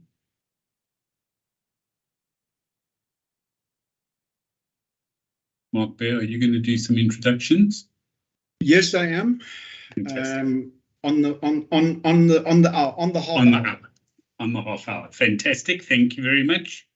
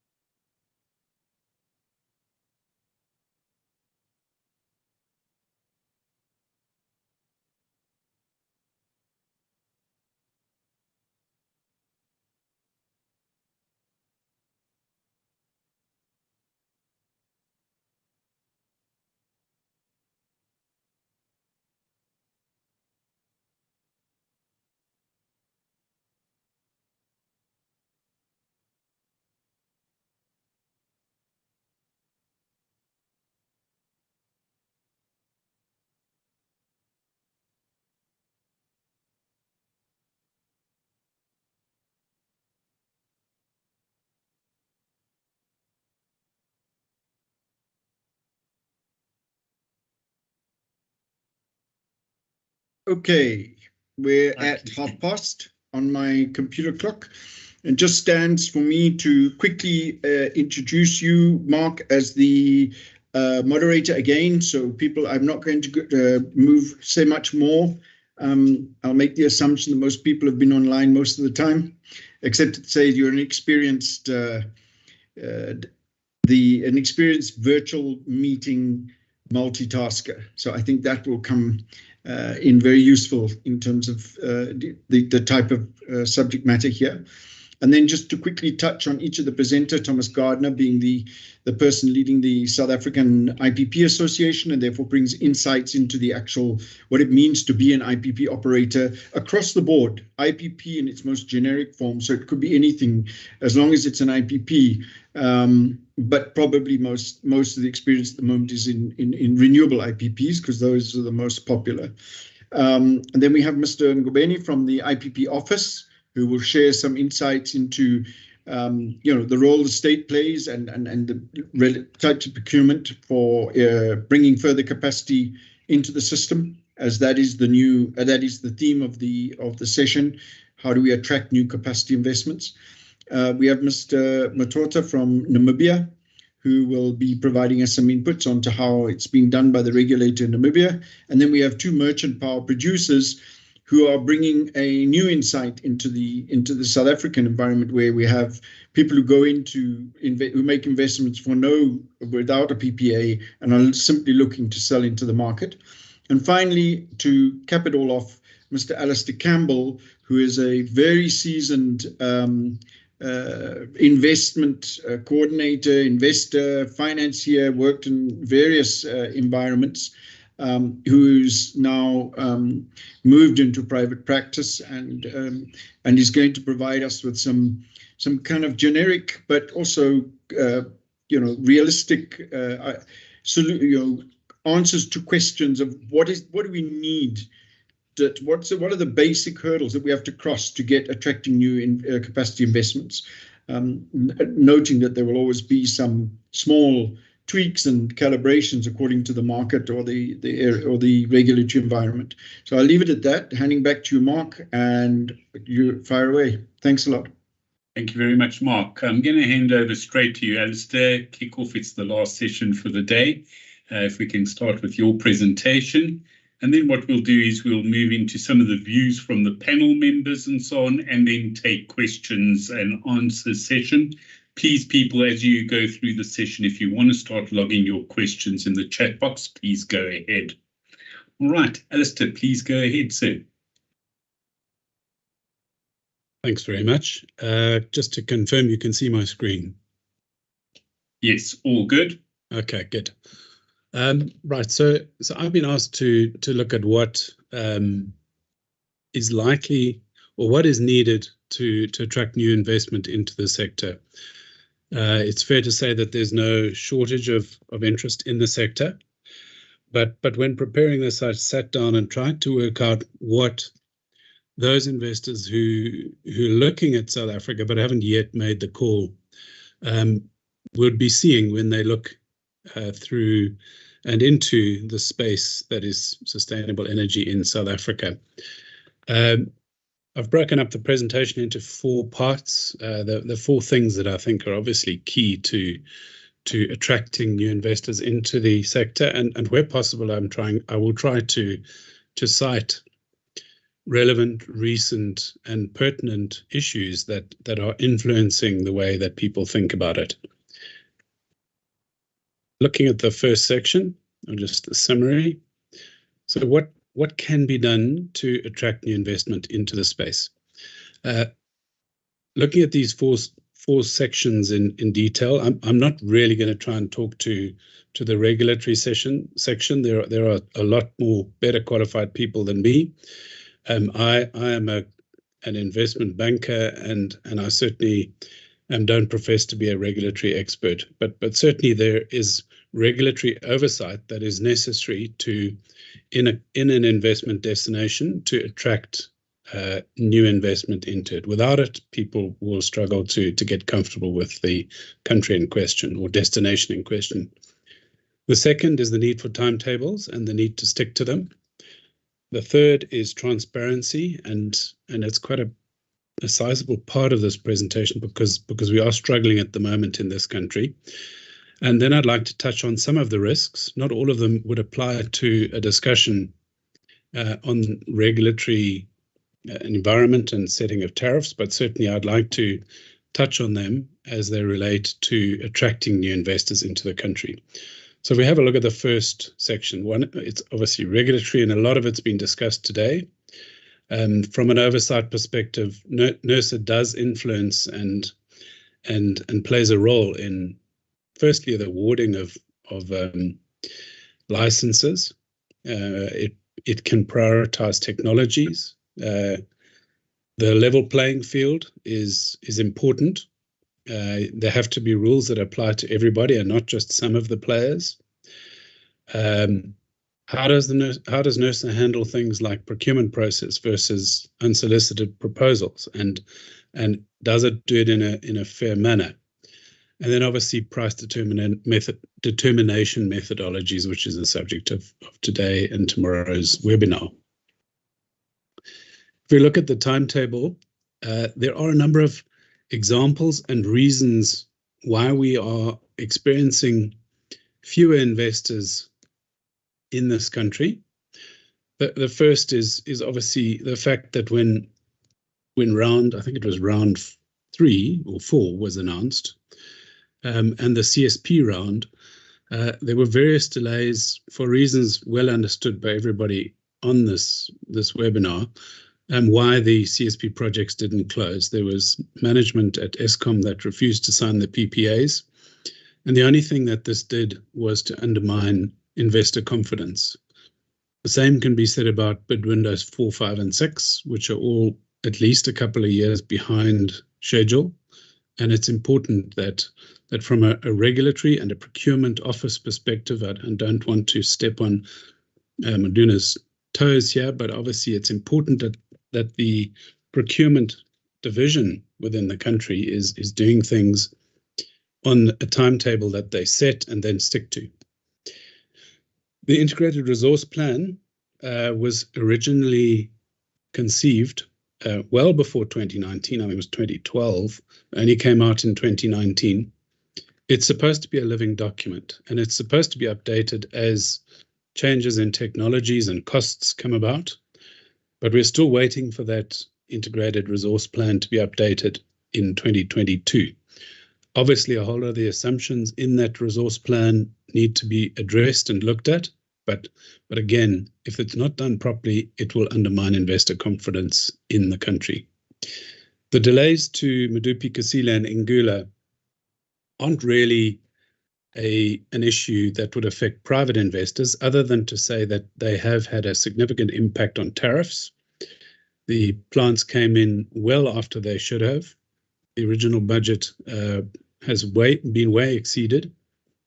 The contracts were not structured ideally. There was full price escalation every year and negligible penalties for contractors delivering late. This has a negative impact on the sector and on perceptions of the investment environment. From a transparency perspective, I'd like to ask a couple of questions and provide specific examples of how a lack of transparency is undermining the sector in this country. So to ask these questions, and it's a very relevant recent question. Should South Africa be entitled to play catch up and insist that the big polluters from the rest of the world pay for the carbon emissions problems that the world is currently experiencing? And this is very much the mantra that's South Africa stuck to when it went to COP27. The next is the concept of clean coal. We hear about it in the press a lot. And so the question is there really clean coal? Is it achievable? And if not, then why are we talking about it? The next narrative that has been introduced into the press recently is the idea that Europe is stepping back into coal generation in the long run. Is this the case? It's been precipitated primarily due to the Ukraine war. There's another narrative doing the rounds that renewables is trying to displace coal and nuclear. Is there any fact and anything to support this notion, and where is the transparency on the issue? Another narrative is that renewables have resulted in significant tariff increases in South Africa, specifically from 2008 onwards. Is this true? And if not, what is the reality? I've touched on the IRP, and I'll get onto it in a moment. And then energy availability factors. The Minister of Public Enterprises and Energy have both gone on record to say that we must achieve a 75% target. Is this number realistic, and what are the consequences of not achieving it? And how does it impact the integrated resource plan? So if we look at each of these questions quickly, South Africa is one of the biggest emitters of coal on a per capita basis in the world. We can't get away from this fact. We sit third from the top as a CO2 emitter per capita. So we can't argue that as a country, we have time to play catch up. We are already a big polluter. And the question then is, should we be discussing trying to play catch up, in other words, building new coal, or should we be accepting that we are a problem and trying to resolve that? And again, I only raise these questions because people from the outside will look at South Africa and say, well, okay, this is the statistic. Why should we go and invest in the country when they are pursuing this coal agenda? Put another way, we produce the majority of our power from coal. When you consider the question, should we be allowed to play catch up because all the rest have polluted the world? Again, the answer is no. As a CO2 emissions per capita, we are way up there. We are right up with some of the leading first world countries in terms of emissions per capita. It is fallacious to suggest that we should be given a chance to play catch up by putting a bit more CO2 into our environment in order to play catch up. We've been polluting for a long time, and it's time that we actually stopped. And that needs to drive the agenda and in fact the strategy in this country. These are just facts that are straight out off the internet, available to anybody looking into this country. The next point is is coal. Is the renewables or clean energy lobby actually attempting to displace coal in this country? And again, the answer is no. We have a very old fleet of power plants that are soon going to have to be replaced. The average age is 37 years, and we're going to see a drop-off in capacity from these coal-fired power plants, and so there's a need to put in new generation. The question then is, what technology should we be adding to the grid, and in what mix, and what are the assumptions around our resource plan that will drive that thinking? Well, the IRP 2019 produced or was released on the basis of an EAF of 67%, which then rises to 75.5% by 2024. And had that been the case, then this chart on the right shows you how much load shedding we would have had in South Africa had we managed to achieve a 75.5%. These numbers were produced by Eskom when the IRP was produced in 2019. The actual EAF is 55%. And what does that mean? It means that we are going to be generating a lot less power, and as a result, the load shedding in 2020, 21, and 22 is going to be much greater. So coming back to the same chart, this time prepared by the CSIR, they predicted that we would have this much load shedding in 2020, 21, and 22, but they assumed that the EAF would be 64%. So why is this energy availability factor relevant? It's relevant because it drives the number of gigawatt hours that are produced by existing assets, owned and managed by Eskom, and also the generation produced by the IPPs. At 55%, we've got it horribly wrong. So how much energy or electricity does South Africa actually need? As it stands right now, the EAF is 55%. And again, to frame why I'm explaining this point, Bidwindow 6, there were 9,666 megawatts of interest cut across both PV and wind. At an EAF of 75%, the integrated resource plan envisaged that we were going to procure 4,200 megawatts. The reality is we actually need to procure a hell of a lot more because we're sitting at an EAF of 55%. So right now, the DMRE, the IPP office, DPE, government is sitting with 9,660 megs of interest, 4,200 that's based on an EAF of 75%, and we will probably only award 4,200 of that as preferred bidder. Is that correct? And again, if the IRP were to be published today based on correct EAF numbers, you would find that we would need a lot more.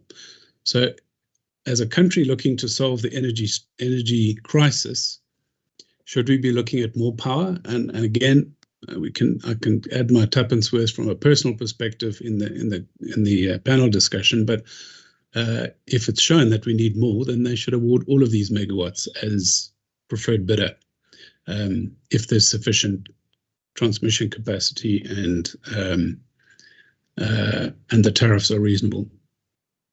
Next question, is Europe really pivoting back to coal? And again, the answer is no. It is a temporary measure, and all it's done is to accelerate the rollout of new sustainable energy in Europe. So what we have is a situation where our Minister of Energy is citing the story in Europe as an example of why we can justify building new coal-fired power plants in this country. And again, all he's doing is undermining his own credibility and the sector in this country. So talking about creating the correct environment for new investments. So next slide speaks for itself. South Africa is a country where renewable energy is cheaper than coal. This is borne out by international statistics produced by Lazard. You can see at the bottom here, that's the dashed line is the cost of new nuclear. The dotted line is the cost of new coal. At the bottom, we have gas, wind, and solar. I'm an accountant. Based purely on numbers, we should be procuring as much as we can from the bottom three until such time as this graph changes or reverses. This graph has recently been reflected and embodied by the rest of the world, who is doing just that. They are rolling out as much as they can in the form of renewables, wind and solar, and the new generation brought on in the form of coal, gas, hydro is diminishing. So again, our strategy is one that is completely at odds with what is happening in the world. And this is the 50-year forecast, or sorry, the forecast to 2050. Again, shows a declining coal trend and the likes. So again, back to the point, did the tariff increases that happen in this country happen because of increases due to renewables? Again, the answer is no. They started in 2008 when Medupi and Kusile started, and they went up precipitously over the initial construction period. Again, this narrative is undermining and doing damage to our reputation as a country. So if we have a look at the Integrated Resource Plan, this is our current base. This was produced in 2019. It's obviously going to be updated. And depending on what energy availability factor we put in, it will drive how much new generation we need to put onto the grid. The green is the new generation. These were in construction at the time of producing this. This is the decommissioning of coal. This is the Kusile, is the Kuberg refurb, which is now delayed. This is the pie in the sky power plant from Inga 3 in the DRC. Storage going to happen, wind, PV, CSP, no new ones, and we've got gas, diesel, and other distribution. This needs to be much bigger because the horse is bolted. There are a number of large corporations already adding their generation to the market. The final section, managing risks. Not all of these are relevant to a discussion at a panel discussion hosted by the regulator, but certainly in terms of getting new business into the sector, these are risks that any developer that would be looking to address. And again, I just want to touch on why they're important in the South African context. On time, to budget, to spec, and cost overruns. South Africa is experiencing the intervention of construction mafia who coming and forcing payments to themselves to ensure that the projects continue uninterrupted. This needs to stop if we are to attract new investment into the country. There are, as with all of the unrest in this country, there's a very real risk that the insurance for CNED, riots, war, and insurrection, which is country risk, will no longer be available. So your confiscation, nationalization, expropriation, deprivation, every time we hear about compensation without, or land with no compensation, it undermines the investment climate in this country. Force majeure, it's becoming an increasingly important issue because as the system goes down, the off-takers are saying, well, should we, sorry, I'm just talking private off-takers here, why should we pay you for power when the transmission network is down because of load shedding? And it's an issue that we need to address as a country. The off-taker risk is perhaps the big elephant in the room. Eskom has a debt service cover ratio of 0.5. It can only service half of its debt, so it is technically insolvent. And when a bank or an investor looks at it, they say, well, how do we know we're going to get paid? And I'm sorry I'm unable to put up a picture of I think it was the Venezuelan structure that we had on the screen this morning, but it was a very good example of where we are heading. Anton, I was hoping you were going to put one up, which shows the generation, the buyer office, the transmission, and the distribution, with a separate entity for the single buyer office the unbundling of Eskom will have to take place if National Treasury guarantees are to fall away. I have an investor base that tells me that they're all pension and provident funds in this country, and they all tell me I'm not allowed to lend to projects unless there is a Treasury guarantee standing behind the payment obligations of Eskom. And that status quo has to remain in place until such time as the ability of Eskom to service its debt is resolved one way or another. Local content and BE rules.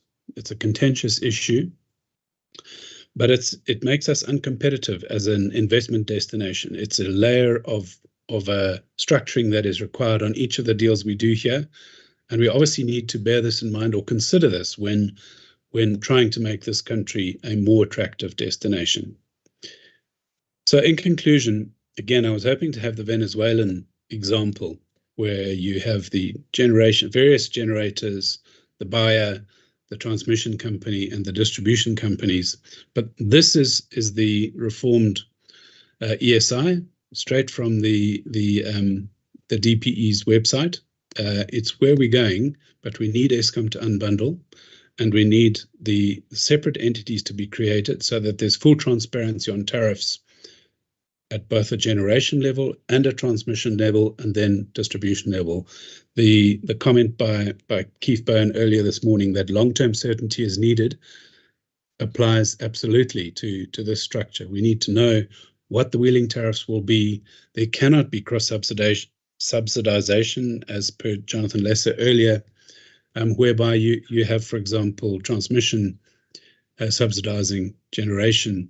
And for as long as Eskom is unbundled, that state of affairs will remain. Final slide. This is where we're going. The speed with which we get there, which is to move from large, centrally controlled, centralized, mainly nationally owned utilities, to one where you have a number of generators producing power, including households, an open and transparent market, separate transmission company, that not much will change there. And from a distribution perspective, consumers who buy and sell back to the grid. The speed with which we get from here, from the left-hand side to the right-hand side, is entirely dependent on how fast we resolve all of the issues that I've outlined in the slides before this. I'll leave it at that and happily take questions and comments in the panel discussion. So thank you very, very much indeed. Very insightful. So in our panel today, we've got Thomas, maybe we could start with you at IPPs, any sort of responses and so on, and I'll go through each panel member and then maybe bounce a few things off you, Alistair. So Thomas, would you like to start? Mark, thanks, and Alistair, thank you for that. I think you said it so well. A very good summary of the situation. And as IPPs, what we see now, specifically in the private market, is struggling to close PPAs, not because there's no sovereign guarantee behind it, but because there's uncertainty about the impact of load shedding on supply and demand, and how do we match up supply and demand in cases of, let's say, continuous stage 4, stage 6 load shedding. That's one problem, and that's something that uncertainty that it creates is problematic for closing deals. I can just agree with everything else that Alistair said. I mean, we've engineered as a country, engineered ourselves into this mess, and we're very good at that. We're not good at implementation, solution-driven type of conduct, and we really need to fix that, because to try and close deals in a market where there's this type of uncertainty is problematic. Thank you very much, Tommy. Could I go to Mr. Ngubeni? Thank you very much, Mark. Maybe also Alistair and also I think one of the things that Alistair mentioned about load shedding as a problem or as a challenge, I would agree with that, and actually I agree with most of the things that he said. But I think if you think about load shedding is where we are, right?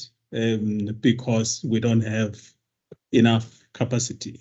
As a result, one would have to load shed, unless if the network was structured differently to allow for,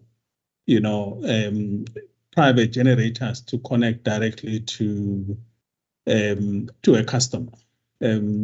Without that, and I'm not sure from a technical perspective on whether that would be possible. I think it would, cost a lot of money to do it, firstly. And secondly, even if you were to do it, it will take time. So I think it's an inherent problem that we have, and I don't think we will resolve it that easily. It's a long-term problem, but we can resolve it by increasing generation capacity and make sure that we don't have load shedding. Because once we don't have load shedding, we will not have the problem that has been highlighted by Tom and also Alistair.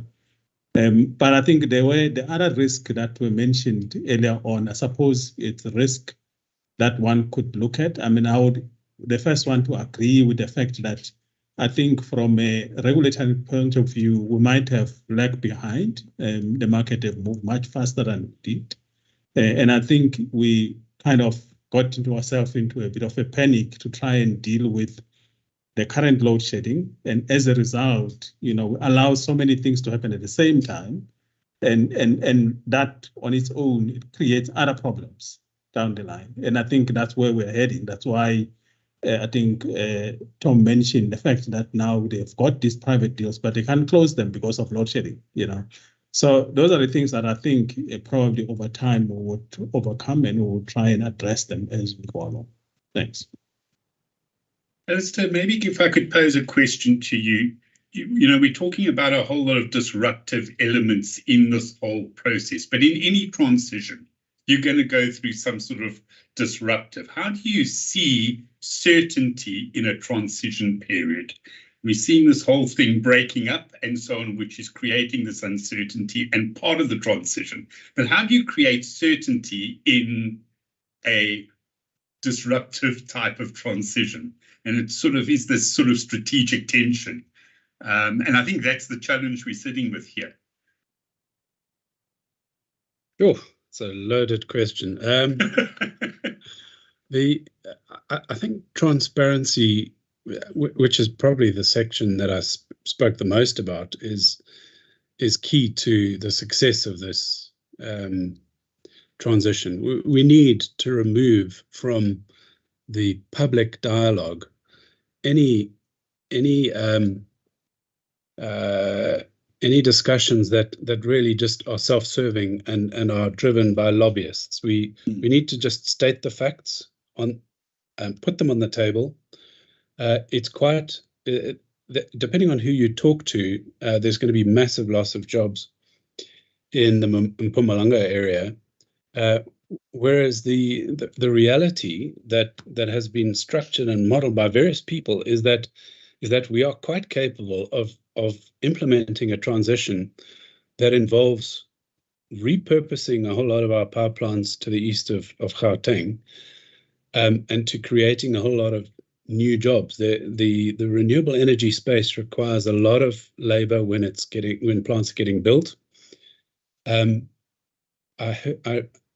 those people that are working on the coal mines can very easily, and the power plants, and there wouldn't be a lot in the power plants, can very easily be used in labor, as labor for construction and then operation of renewable energy projects.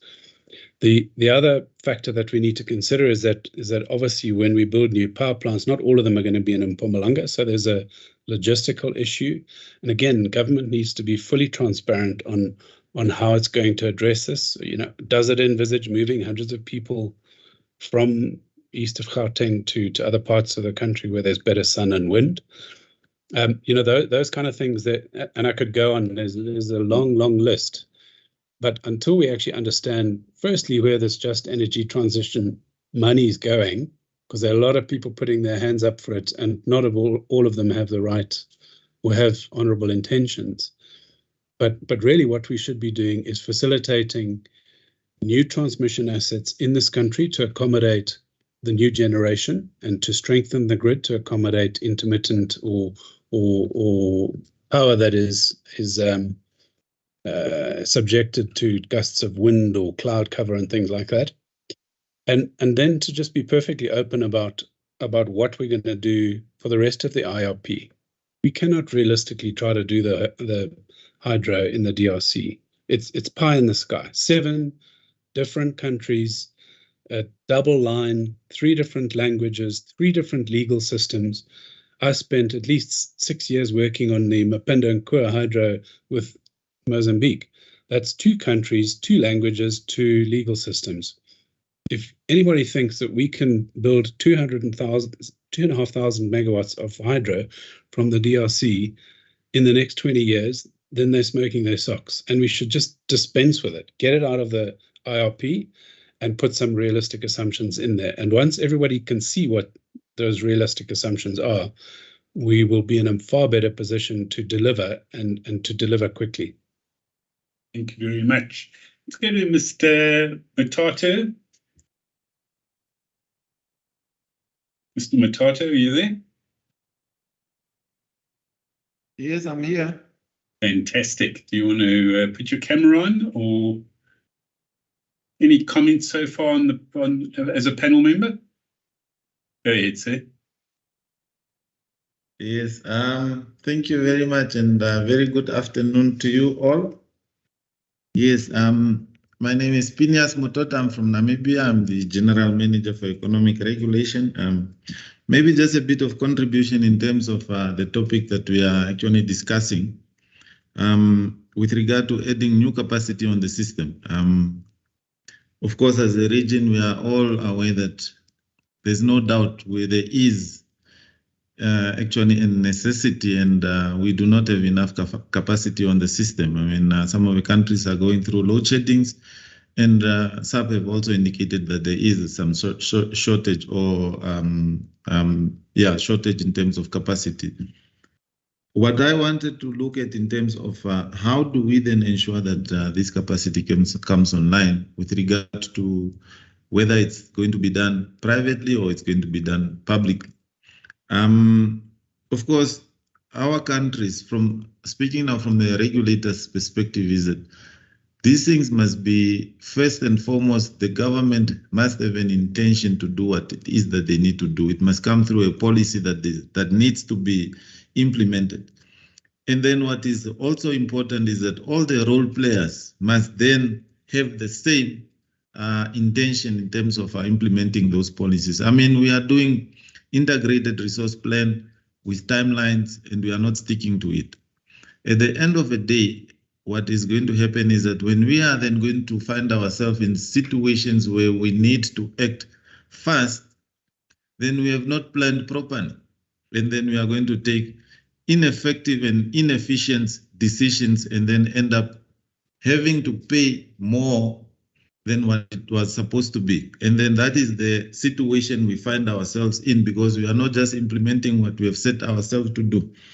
But what I want to bring across is that I mean, there are a lot of mechanisms how we can bring capacity onto the system. Public, I mean, if the government have said that they are having resources and they want to build power stations, is it an effective way? Or maybe it's not an effective way. But if you find yourself in a country where you have a lot of available resources, perhaps that's one way. But I think in the electricity sector, what we have seen is that we must then, electricity is a commodity that can be traded, and then we must also price it accordingly. The most important thing is that tariffs must reflect the cost of providing that electricity. That's to me the bottom line. Cost reflective tariff will determine and will eventually bring in about investment. If you don't have cost reflective tariffs, how are the private sectors or how are the investors going to make sure that they get their investment back? Not only now the cost reflective, because then what you are going to have is that the utilities, whether now they are going to be publicly owned or not, will they then be able to sign PPAs with IPPs if that is the case, if there's going to be signature or off-taking power from IPPs. As an IPP, I'm sure a lot of you will agree with me, Alistair and so forth, that as an IPP, if the utility is unable then to off-take, how are you going to sign a power purchase agreement or any other agreement for that matter? So those are some of the things that are actually having an impact in terms of adding new capacity. But in what I have also picked up is that, what about the reforms that we've been talking about the whole day? Whether you are in a regulated or you are in a deregulated industry, again, that is come from a policy. What is the government intention?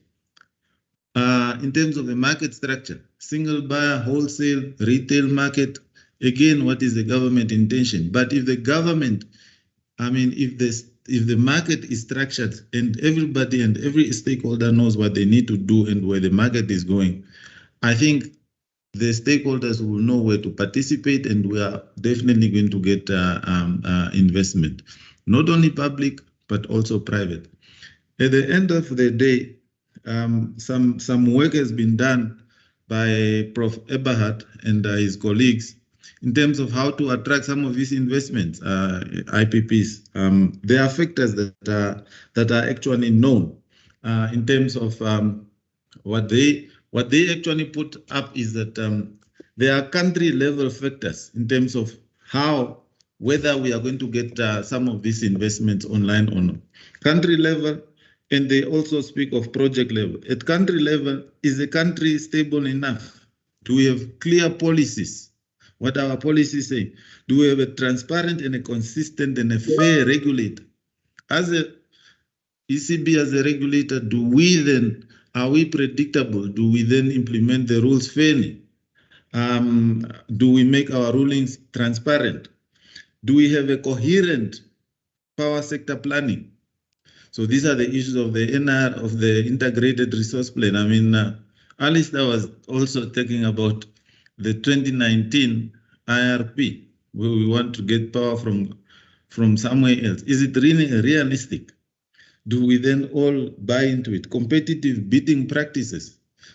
It's clear that these are the things. And at the project level, are we speaking to the favorable equity partners? At least I've also mentioned that everybody is putting up their hand that they can do these things, but are they really able to do these things? Debt management or arrangement, who is giving the money? I think Mark, or is it not so sure who is from the finance sector? You are also looking at these things, credit-worthy off-takers, and so forth and so forth. So in a nutshell, what I'm trying to say is that all these things need a leadership. And that leadership we will only get from government. We want government to speak one language, and we want government and its all stakeholders to speak one language for the benefit of everyone at the end of the day. When we start pointing fingers at each other, that is where then the problem and the wheels start falling off. So let me end it there. Then we can engage further. But in a nutshell, those are the things that I think that are crucial. The rules and so forth, we will put them there once the policy is clear and once we are told this is the line that we are all going. Fantastic. Clear policy direction and transparency is important. I'd like to move to Peter Rousseau. Peter, are you there? If you'd like to put on your camera and come on, thank you. Good afternoon. I'm in fact here. Thank you, Mark. Alistair, I cannot agree more with you about the coal and allowing South Africa to continue with that. And also the hydro in the DRC is definitely not the answer. I believe that there are lower hanging fruits that South Africa could go for. MSCO is part of an emerging group of merchant power producers in Southern Africa, across the border from South Africa. And I believe that South Africa should be looking at merchant power producers in the region as a portion of the new capacity requirement that is need to come online. The reason this makes sense is that the physical connection, the market platform with SAP already exists, and South Africa could make use of the regulatory framework from countries like Namibia and Zambia and others following soon to get access to the renewable resource and also benefit from the excellent grid infrastructure in some of these countries. And all of this will lead to lower energy prices, greater energy security, increased foreign investment, not only for the neighbors, but also for South Africa.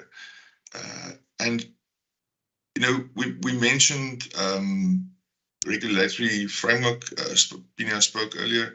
Namibia has an excellent and well-developed regulatory framework that allows for large-scale generation capacity to be added very quickly to the grid and export this energy. SAP is the vehicle that makes this feasible. And we're also seeing a range of new trading platforms coming online that will diversify this market and deepen it. But there are, as Phineas mentioned earlier, there are a number of things required to do this. One would be the buy-in from key stakeholders in South Africa, which includes national government. There also needs to be slight updates to the regulatory framework in South Africa, allowing for cross-border wheeling between MPPs and large power off-takers like municipalities and mines. And then expansion and strengthening of the interconnection between South Africa and the neighboring countries.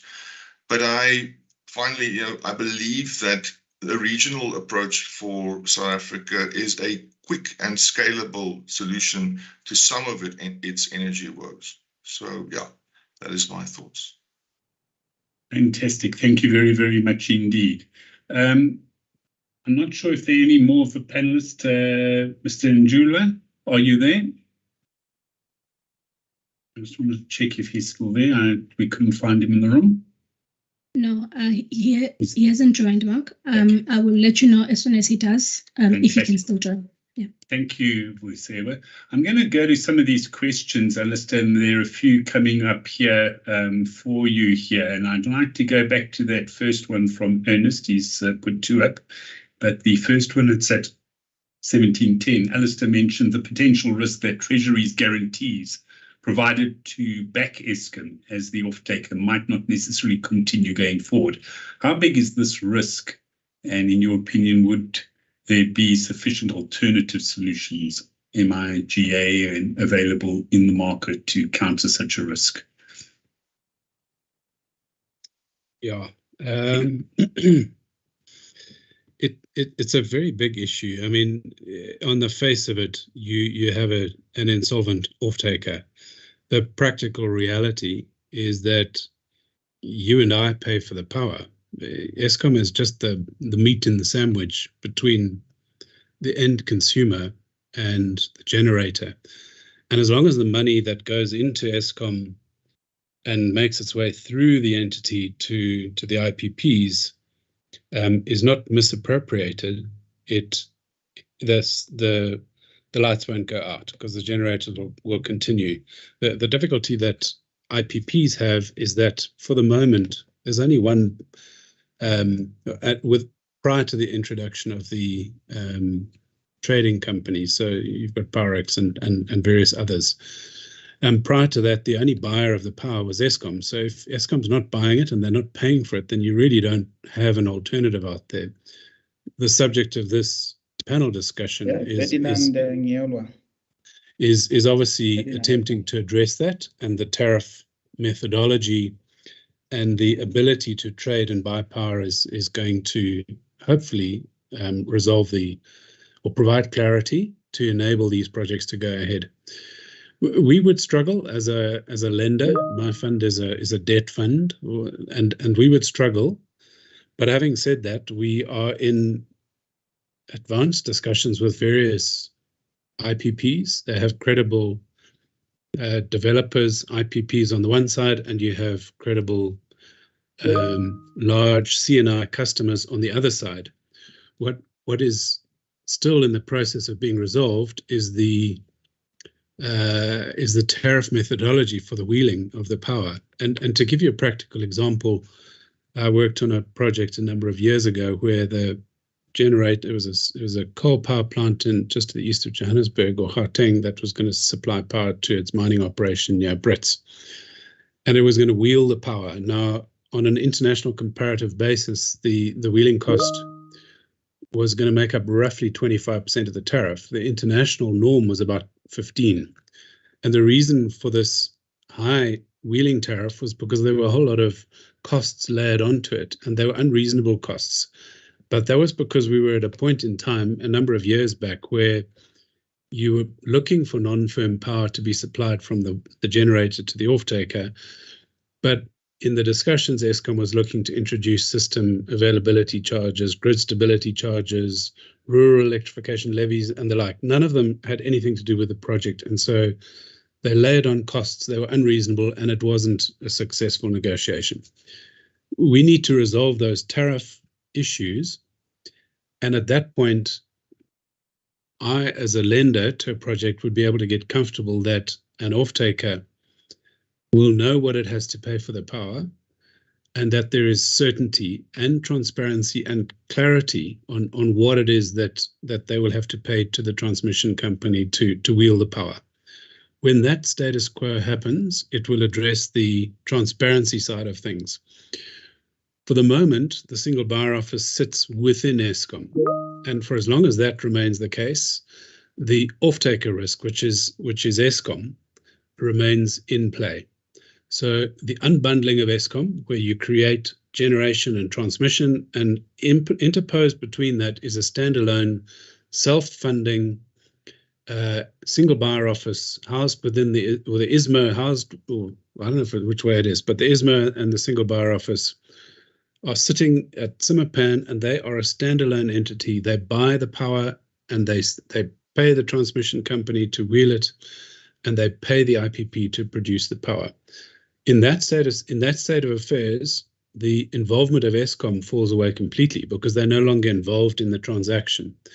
And that is where a lot of discussion has gone on. And once that unbundled, financially separate single buyer office exists, then all the discussion on treasury guarantees starts to fall away.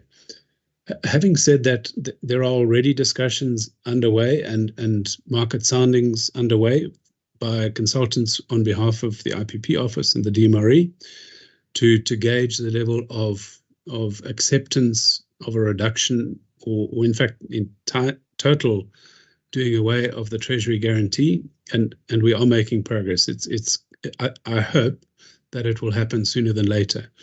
But for the moment, it's a bit of a tall order, and I wouldn't be able to put my hand on my heart going back to our investors to say, look, the issue's dealt with. Thank you very much, Alistair. Our other panelist, Mr. Ferdinand Njulbola, would you like to come on and have an input? Yes, Mark. Good. Thank you very much, Mark, and good afternoon to all listeners. My name is Ferdinand Njolwa from Namibia. I'm an IPP, so focus really on moving into merchant power producer. So we would like really to echo what Alistair and Peter said. Definitely the pipe dream of the hydro and DRC and the coal, of course, not being a viable option at this stage. And one has to look at immediately at the declaration of COP27 and maybe make justice to that. So our focus area really is to move into the merchant PP. So we have been currently thankful to our regulator in Namibia, Namibian government through ECB and Ampower by opening up the market. And we've been aggressively trying to move into the space. Of course, the restrictive condition that has been put up now with a utility where you struggle to actually get a PPA signed off due to many factors. One is also a race to the bottom in terms of tariff. So we believe that the total addressable market in sub is the way to go. Looking at the current 8,000 deficit, which in my view I still believe is much more, specifically with the lack of infrastructure in areas like Angola and some other areas. So and it has been tested with the likes of Copperbelt already. So our input today would really just be focusing on this sub market as an alternative to actually improving the capacity within the region. I think I'll end my discussion, my inputs there, and allow others to contribute. Thank you very much, sir. I'm going to go to Mr. Gumedi's two questions to you, Alistair, to 1714 there, if you want to scroll back on the chat there. Do we need gas in our energy arsenal? And if so, how do we design a pricing system that can facilitate its inclusion in the energy mix? If not, how do we ensure deal with the energy variability peak load? And I just want to deal with that first one. I'm sure the people far better qualified to answer that question, but certainly my understanding is that the oversimplification of our energy mix going forward is that it's put out there that we either need baseload or mid-merit or peaking power. That's not the case. In reality, we need new electrons, and where they come from is a function of the energy mix, and that energy mix, instead of a coal-fired power plant, we will have wind and solar, and when the wind's not blowing or the sun's not shining, we will produce gas power, and there are various simulations that have been done to show that. Again, as I say, I'm sure there are far better qualified people on this group to respond to that. Okay, good. And then let's go to the second one, which was to you and Mr. Matata. Let's go to Mr. Matata first on possibly in relation to that question. Go ahead, sir. Yeah, in relation to Mr. Gumedi's question, if whether we need or in any system, I mean, if it's one thing when you are looking at one technology, when you want to advance a certain technology over the others. But what you want is an energy mix that comprises of all your technologies, and those technologies must then give you the right mix that you need for the industry. So if you have a need for certain peaks and certain time frames in your load, then you must look now into your arsenal and say, what sort of technologies or what sort of resources do I have that can then look at those ones? But one of the things is that, our tariffs, how they are set up, are they set up then cost reflective? I'm not now necessarily speaking about recovering the total cost, but I'm saying, are they set up time of use indicating the time when we are actually procuring that energy? And then in terms of that, is the tariff unbundled in such a way that when you are having that capacity lying on your system, is it fairly compensated? Is that tariff also going to incentivize the investor actually to put up that when you need it? So, I mean, South Africa is a big system. You're speaking above maybe 40,000 megawatts. In Namibia, for instance, one will then say, do we need gas or we don't need gas? But if we then concentrate and having these projects developed in a regional manner, where you have hydro in Zambia, hydro in Zimbabwe, and you have some sort of interconnections where you're saying Namibia has wind, Namibia has solar. During the day, we are not going to be doing any hydro, we are going to be doing solar. I think as a region, we'll then be able to mitigate some of these things. But nowadays, what we do is that South Africa is then planning here, Namibia is planning here. Kudu cannot go ahead because it's just too big for our market. But perhaps it's one of those projects that can also address or assist in the South African economy. So I think when you are designing, again, these prices, again, we should be looking at it holistically, what it is that we are trying to solve, not necessarily just one item. Let me, for now, end there. Fantastic. We're still on to that first question from Mr. Gumedi. I want to go to Ferdinand, and then I want to go to Mr. Ngubeni. Ferdinand, your hands up there, sir. Go ahead.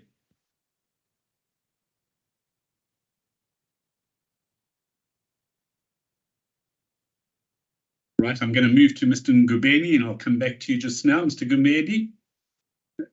Mr. Ngubeni, sorry, not Gumedi. Yes, Ngubeni. Thank you, sorry. Okay.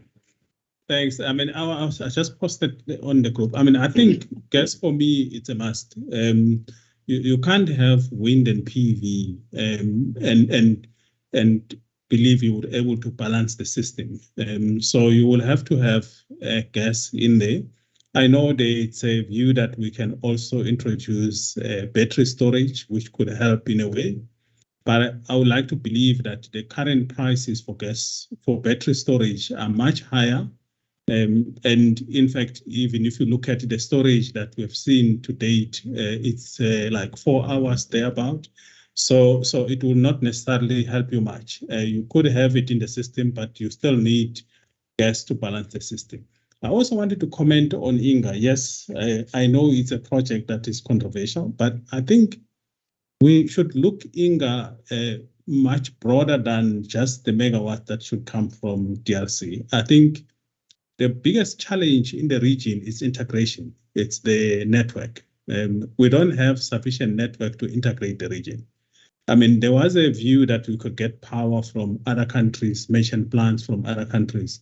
With the current network that we have, there is no chance. So you do need a project, a bigger project somewhere, which would help you to build the infrastructure, the integration that you need in the region, knowing that you will bank that infrastructure on a particular project. And Inga, I think it presents that opportunity at the moment. Otherwise, there are so many transmission interconnection that have been in the pipeline over the past years, and they haven't materialized because nobody will build those transmission lines not knowing where the energy will come from to be wheeled in those transmission lines. And if you look at the amount of projects that are in the region as we speak, I mean, they don't justify those transmission lines that are being proposed. So I think also, I think we can be hard on ourselves on the regulatory framework, the last point I wanted to make. But I think we did well as a country, I would say that, because from an IPP perspective, we are sitting at about, I mean, if you include the diesel generators, we're sitting about 7,800 megawatt that we've been contracted. It's not like it's all bad, we fail to attract anything, you know. But obviously, there's always room for improvement, and things are changing very fast, yes, and we need to catch up with that and do things better so that we can increase the amount of megawatts that need to go on the grid. I think obviously, when you deal with procurement, state procurement, things are slightly different as opposed to dealing with the private sector. You know, and there are a lot of things that you could do. I had Mark Alistair, saying we should appoint the whole 9,000 in between the 6. In fact, immediately once you do that, you got the Auditor General on your case saying it's irregular. You know, I don't know whether there's anybody who would be willing to fund on something that is irregular. So you got to think these things through, and you got to be making sure that from a procurement perspective, you are still within the procurement prescript, because immediately once you are out of that, you would be in serious trouble, and you can taint the whole program just by trying to procure more than what you have been allowed to do. Obviously, if that came in early before we even went out to the market, that would have been good to say, okay, we're going out for 9,000. But we must also understand if we do that, and we don't have sufficient participant, the prices might go up. So you got to choose, because immediately once there's so much allocation that's being procured, people might say, there wouldn't be competition here, therefore I can price whatever. You know, you will not get the lowest price that you are getting on the program at the moment. Thanks. Thank you very much indeed. I'd like to go to Mr. Gumedi's second question, Alistair, and this one was back to you as well, but I'm also opening it up to the rest of the panel, is how do we ensure private sector generation capacity addition outside of a single buyer model? Is that the role that traders should play, or are we stuck with a contingent liability for the fiscus? I'm actually in the middle of typing a response to that, but the difficulty with merchant power, certainly in this market, it does work. It works. It's worked all over the world, but it works in power pools where the trading of power is well understood, and where you don't have one dominant market player. In South Africa, you have Eskom, who trades 90% of the power and moves 90% of the power. And so the spot market doesn't necessarily reflect where prices should be, because you've got a dominant buyer that's dictating pricing. If you consider for a moment that a merchant power plant will have to get funded, and on the funding side, the power trader will probably look to enter into a long-term supply agreement from the merchant IPP. There might be a 20-year power supply agreement, and in order to make the tariff financiable or the project viable, you're going to need long-term funding in that merchant IPP. So you're going to need 17, 18-year funding. On the other side, you have a power trader who is promising the IPP that it'll sell that power into the pool, and that there will be buyers.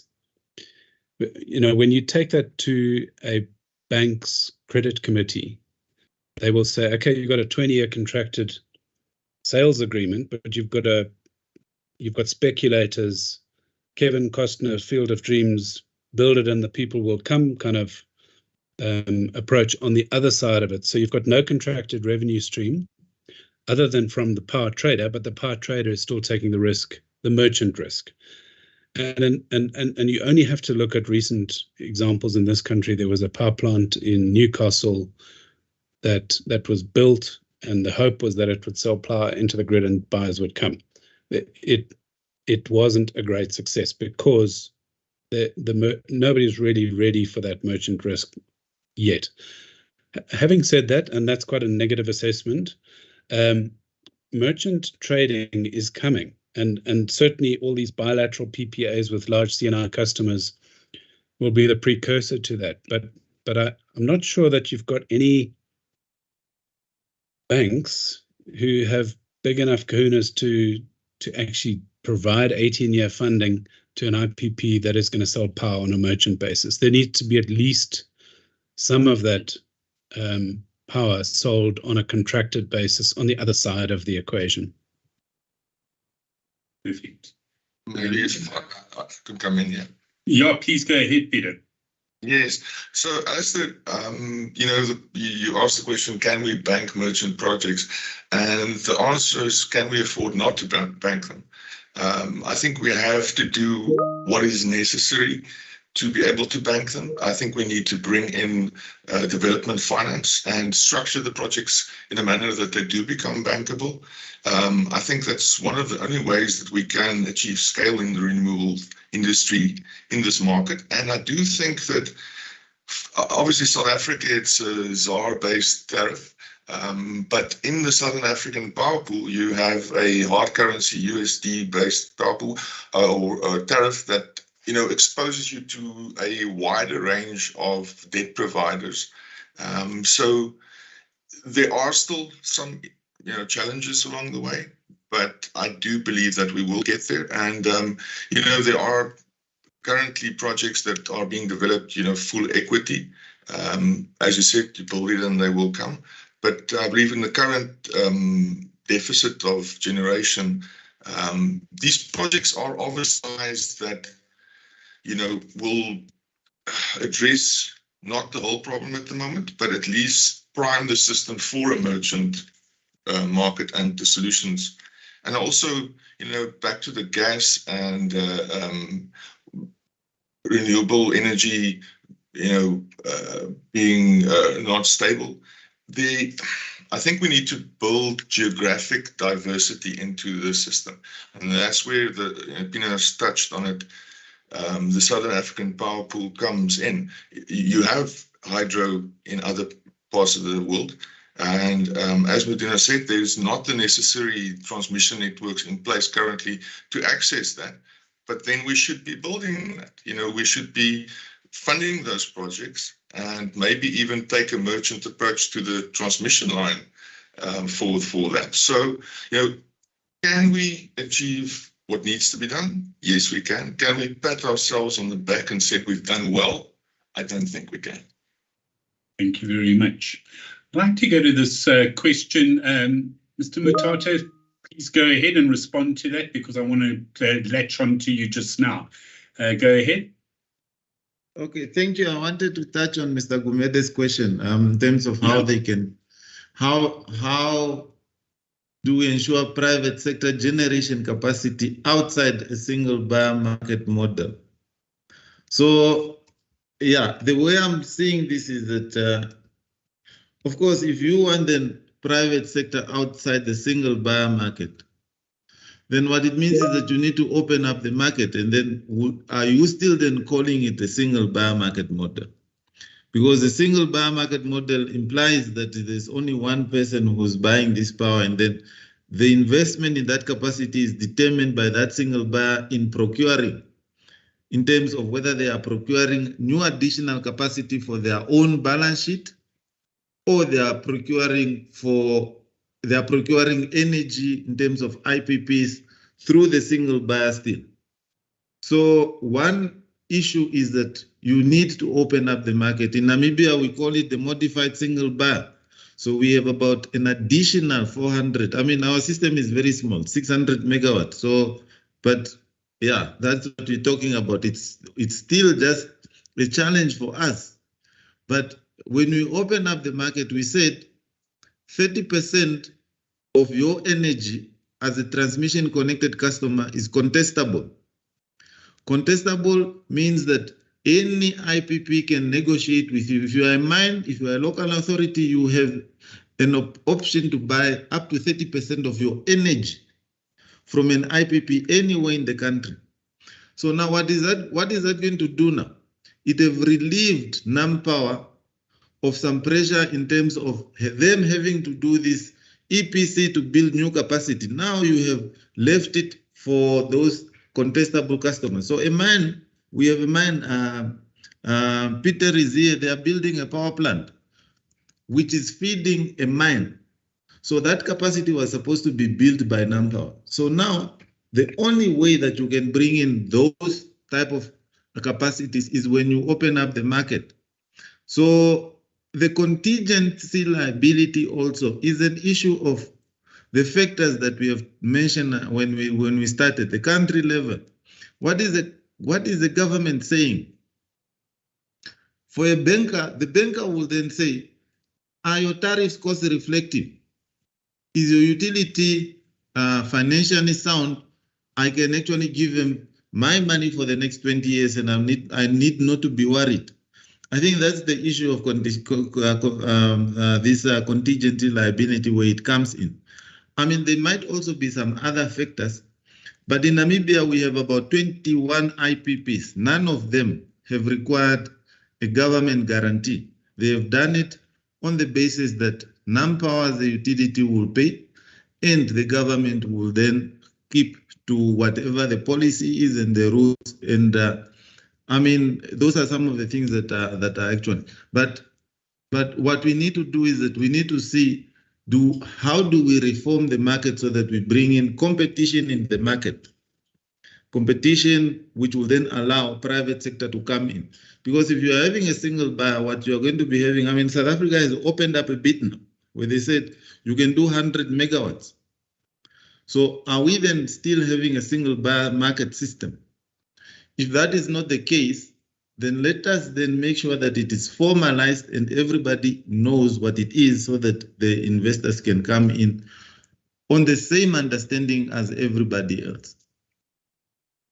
Thank you very much. And I just want to, there was a question earlier for you about your IRP also pending and being released in Namibia. And this might tie into the building projects within the MSB framework in Namibia.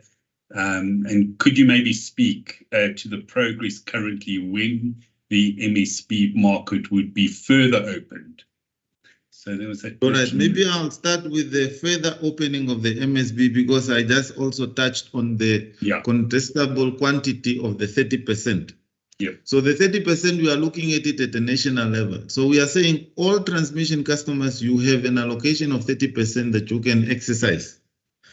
And then we further opened it up to distribution connected customers up to 1 MVA and above. From 1 MVA and above, you can also, if a shopping mall wants to participate and want to buy power from anywhere in the country, you are allowed to do that. We have a winning framework and a balancing framework in place, and the market rules that also supports that.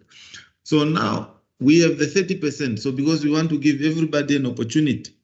So now the 30% is based on it at the national level. So what we did is that in terms of our contracts and our IPP contracts that we are having, import contracts, we import a lot of power. What energy can we displace that does not have a liability? In other words, how much energy can we then immediately displace with energy within the country? So we then came to a conclusion that it's about 30% because it's the energy that we are probably buying on a day ahead or month ahead market, and we do not have long-term commitments. So at the point, what we are going to, when we are going to increase it, first, we need to ensure that the 30% is taken up. So now at an individual level, one transmission customer, if they have taken up their 30%, and they say, but regulator, we have now taken up our 30%, we have now built, we are now generating, you have seen, these are the numbers, we want more. Then we are going to go and then again, are we not breaching our national level? No, we are not, because some of the customers are not taking up. Yes, you are willing, you have shown us, we will increase your capacity. I mean, your contestability. So that is how we are looking at increasing that 30%. At the moment, the uptake has been a bit slow, but it's now picking up. So we need you to prove to us that you are capable. So then we can then allow you. But there is, in the phase that we are, there is an allowance for us to look at it. In terms of the IRP, we do have an existing IRP, which is not necessarily having came to an end. What we are doing now is an updating of the other one. So we are still implementing the one that has been approved by government. But in terms of the one that we've been working on for the past year and 2 years or so, it has been finalized, cabinet has approved it, and the minister will issue a statement in the next weeks or so. And from that IRP, the minister is going to go out again and say, make a determination where he say, as a public entity, NamPower, go ahead and procure 300 or 400 megawatts. Of the 400 megawatts, 200 megawatts must then be IPP, 200 must be from your balance sheet. Go and look for the money and build it, it's your balance sheet. The others, you don't need to build the asset, you are going to buy energy from IPPs. At the moment, the allocation was done, 70 megawatt IPPs and then 150 NamPower. So, yeah, so that is what we are having at the moment. And now, then, when we are talking of opening it up to build for SAP, the MSB has no limitation when you are building for SAP. SAP has no limitation of 30%. If you want to do 200 megawatts, Peter is there. We have given them an export and generation license of 125 megawatts because we believe that there is a market there. Namibia does not have the market. Told you we are 600.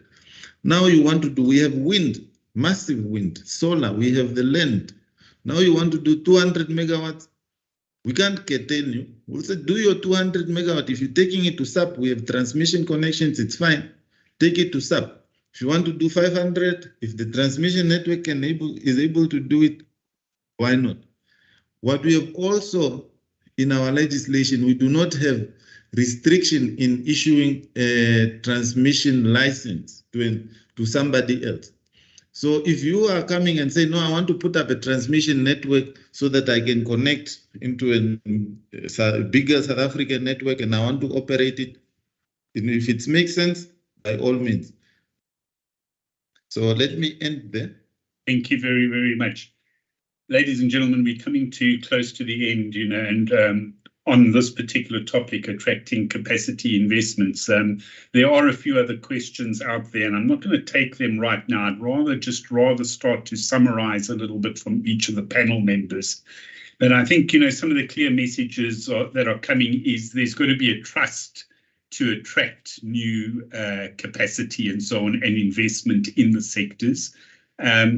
And there seems to be an interesting dichotomy in the sense of how do we get the connectors and interconnectors. And I think this was spoken about right earlier this morning by Mr. Gumede, where he was raising with how many connectors do we have in being able to bring in and use power across the region and so on. And this seems to be a bit of a challenge in that it's a tough thing to sell at the end of the day to an investor. So I'd like to maybe just go around the room, and Peter, if I could start with you, any closing comments from you, if we could just make them short. I'm just going to go around the panel. Alistair, I'll end with you. Peter, if we could start with you. Yes, thank you very much. We'll continue to monitor and encourage all the developments in the South African market, changes to regulation and so forth. We and the other merchant market or merchant power producers will continue to develop and implement the projects at scale and pace. And I think something that needs to be considered is that South Africa needs strong neighbors, but South Africa's neighbors depend on a strong South Africa. And I think we can all work on that. Great, thank you very much indeed. Ferdinand, are you still there, sir? Yes, I'm still here. Great, if you'd like to, some closing comments from your side, sir. Yes, so we will continue to look at the development of the region and seeing what the market how it opens up for us at the sub-market. And we encourage the financial institutions to get on board and focus on the total addressable market currently in the region, because I think the market risk that is there is at this stage, I think, is something that's manageable. And the risk profile can definitely be managed by their books. And basically, as an IPP, that's our focus area. We continue to develop them. We currently are going to develop 120 megawatt, and we would like to do more. Hopefully by Q4 next year, we should be on the ground. No, thank you very much. That's my contribution. Fantastic. Mr. Gumede, any closing remarks from you? Yes, thank you very much. Yeah, from my side, I think I can start by saying, yes, it was interesting discussions. And I think there are a lot of issues that one could take back in terms of improving the process. And then I think the government procurement part, it's a process that is well known, but there are aspects, I think the timelines that were raised by Alistair, I think it's one of the things that we continuously monitoring and making sure that we bring certainty to the investors. And I think there was an issue about government support. I think the current government support, I think it's not sustainable in the long term, I think, to be blunt about it. We are currently looking at other mechanisms in terms of how best could we deal with it, whether it's a reduced support and how do you craft such support to still give the comfort to the investors. Lastly, I think grid will be the major stumbling block going forward. And I think, obviously, I wasn't party to the previous discussions, but I think whether it was discussed or not, but I think it's something that as a country we need to pay more focus into it, because it would, without the grid, we will not be in a position to build the required infrastructure. Unfortunately, when you talk about renewables, they are concentrated in certain areas, and all those areas, as we speak, are already congested. It means we're not going to be able to evacuate more power. Thanks. Thank you very much. Mr. Gardner, do you want some closing comments from you? Oh, thanks, Mark. I think good discussion. I think one of the things, and that Vinya said it very clearly, is that the government should have the intent to implement its policy. And in South Africa, we had a challenge that since the policy white paper in 1998, the government was very clear in not implementing it.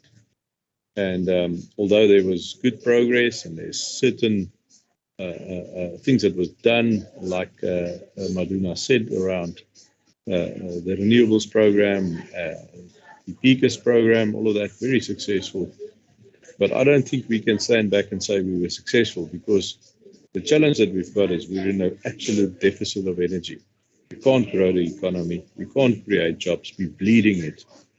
And our challenge is not what we have done, because that we've done well. It is what we haven't done. And that's a massive problem. So I would urge the government to follow on the intent that they created with the policy in implementing it.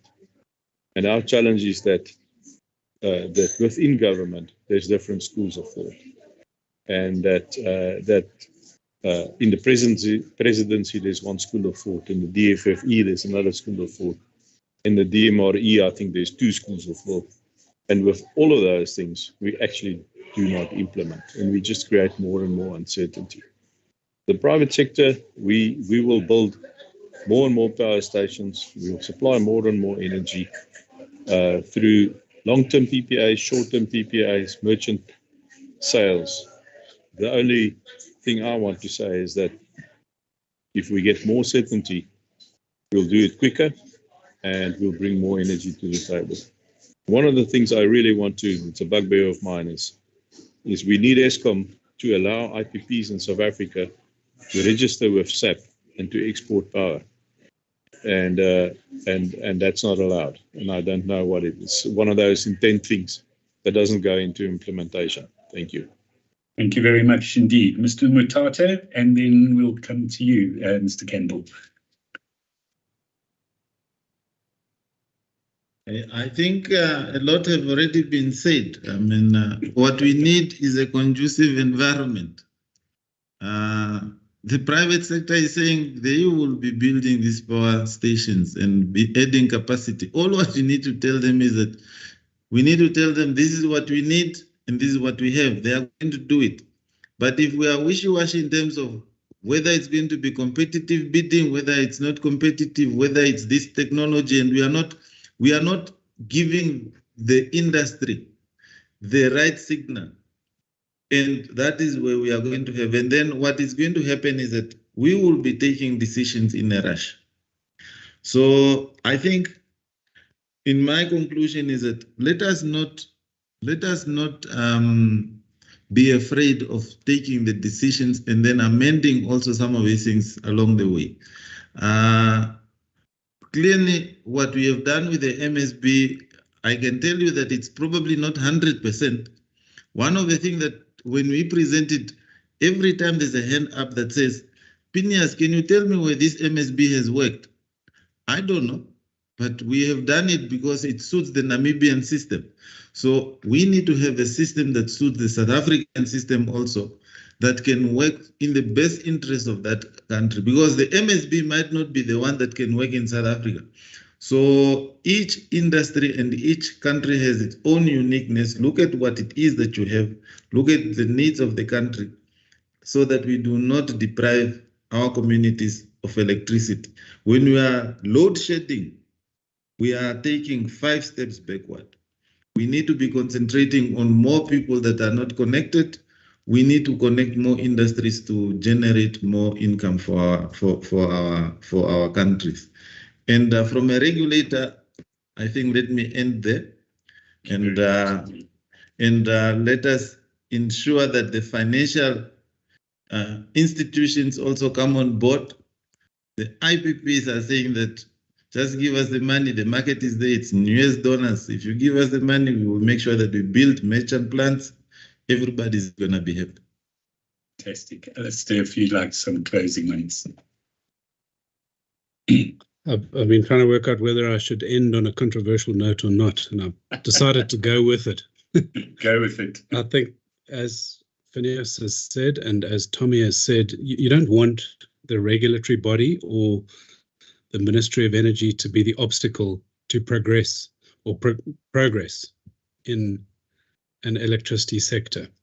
Unfortunately, the wheel spinning that Tommy has outlined between the Environmental Ministry, the DPE, Treasury, and the DMRE is creating indecision and is in the main responsible for the mess we are sitting with right now. Remove the obstacles, perform the role that they're supposed to do, which is to facilitate the sector. In other words, just oversee it, write the strategy and oversee the sector and regulate it. There's no shortage of projects out there. The topic of this particular panel session was, how do we attract new investors? The reality is that there's no shortage of investors. The problem is that the playing field and the environment into which those investors are trying to play is in fact hamstringing the process. It's the obstacle, it's not the facilitator. And the minute we move from being an obstacle to a facilitator, you will find this energy problem will resolve itself very quickly. And that is evidenced by the huge number of IPPs that are getting developed, with all due respect, in spite of the regulatory body and the ministry. And they're being developed by large C&I customers. All of your mining companies, all of your commercial industrial customers, they are all in the process of developing IPPs. And all they need is that regulatory tariff or the wheeling tariff to be clarified. And they're doing it because they need certainty of power and they need low tariffs. And they'll get it by doing it themselves. And really those entities or bodies that I've been talking about need to facilitate and not obstruct. So that is a bit controversial, but that's my tuppence worth for the day. Mr. Thank you very much. And panel members, thank you very, very much for an interesting discussion. I'm going to hand over to the FTRM Electricity to close off the session for today. Thank you once again, panel members and Alistair, for a fascinating discussion. Thank you very, very much. I'd like to thank all the presenters today. I'm actually going to close off tomorrow properly, but I think for me, the one thing that has been clear is that firstly, we expose ourselves as the energy regulator. Most people are saying, when you open up yourself like this, you're opening ourselves to getting information, but you also open yourself to be criticized. But what I like about the criticism here is constructive criticism, and we can build on that. And I really thank you for that. And for me, just the takeaways for today, amongst other things, regional integration. I think for me that comes across really clear that to be able to come up with a proper market, it must be a regional market. If we are just looking at one country that's supposed to be doing this and looking at solutions, that all of the solutions for this country is not going to work. But those that have got wind resources, they must be able to export those wind resources. That's number one. Number two, I think it didn't come up that well this morning, the need for unbundled tariffs.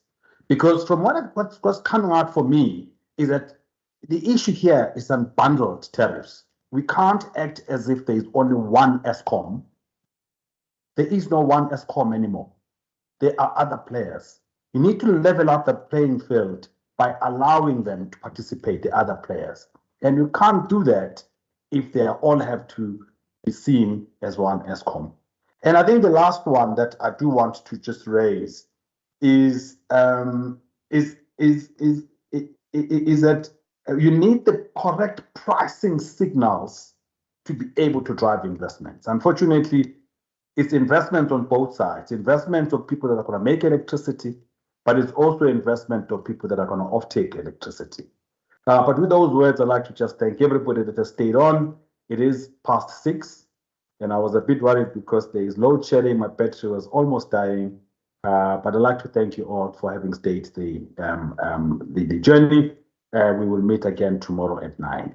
Thank you.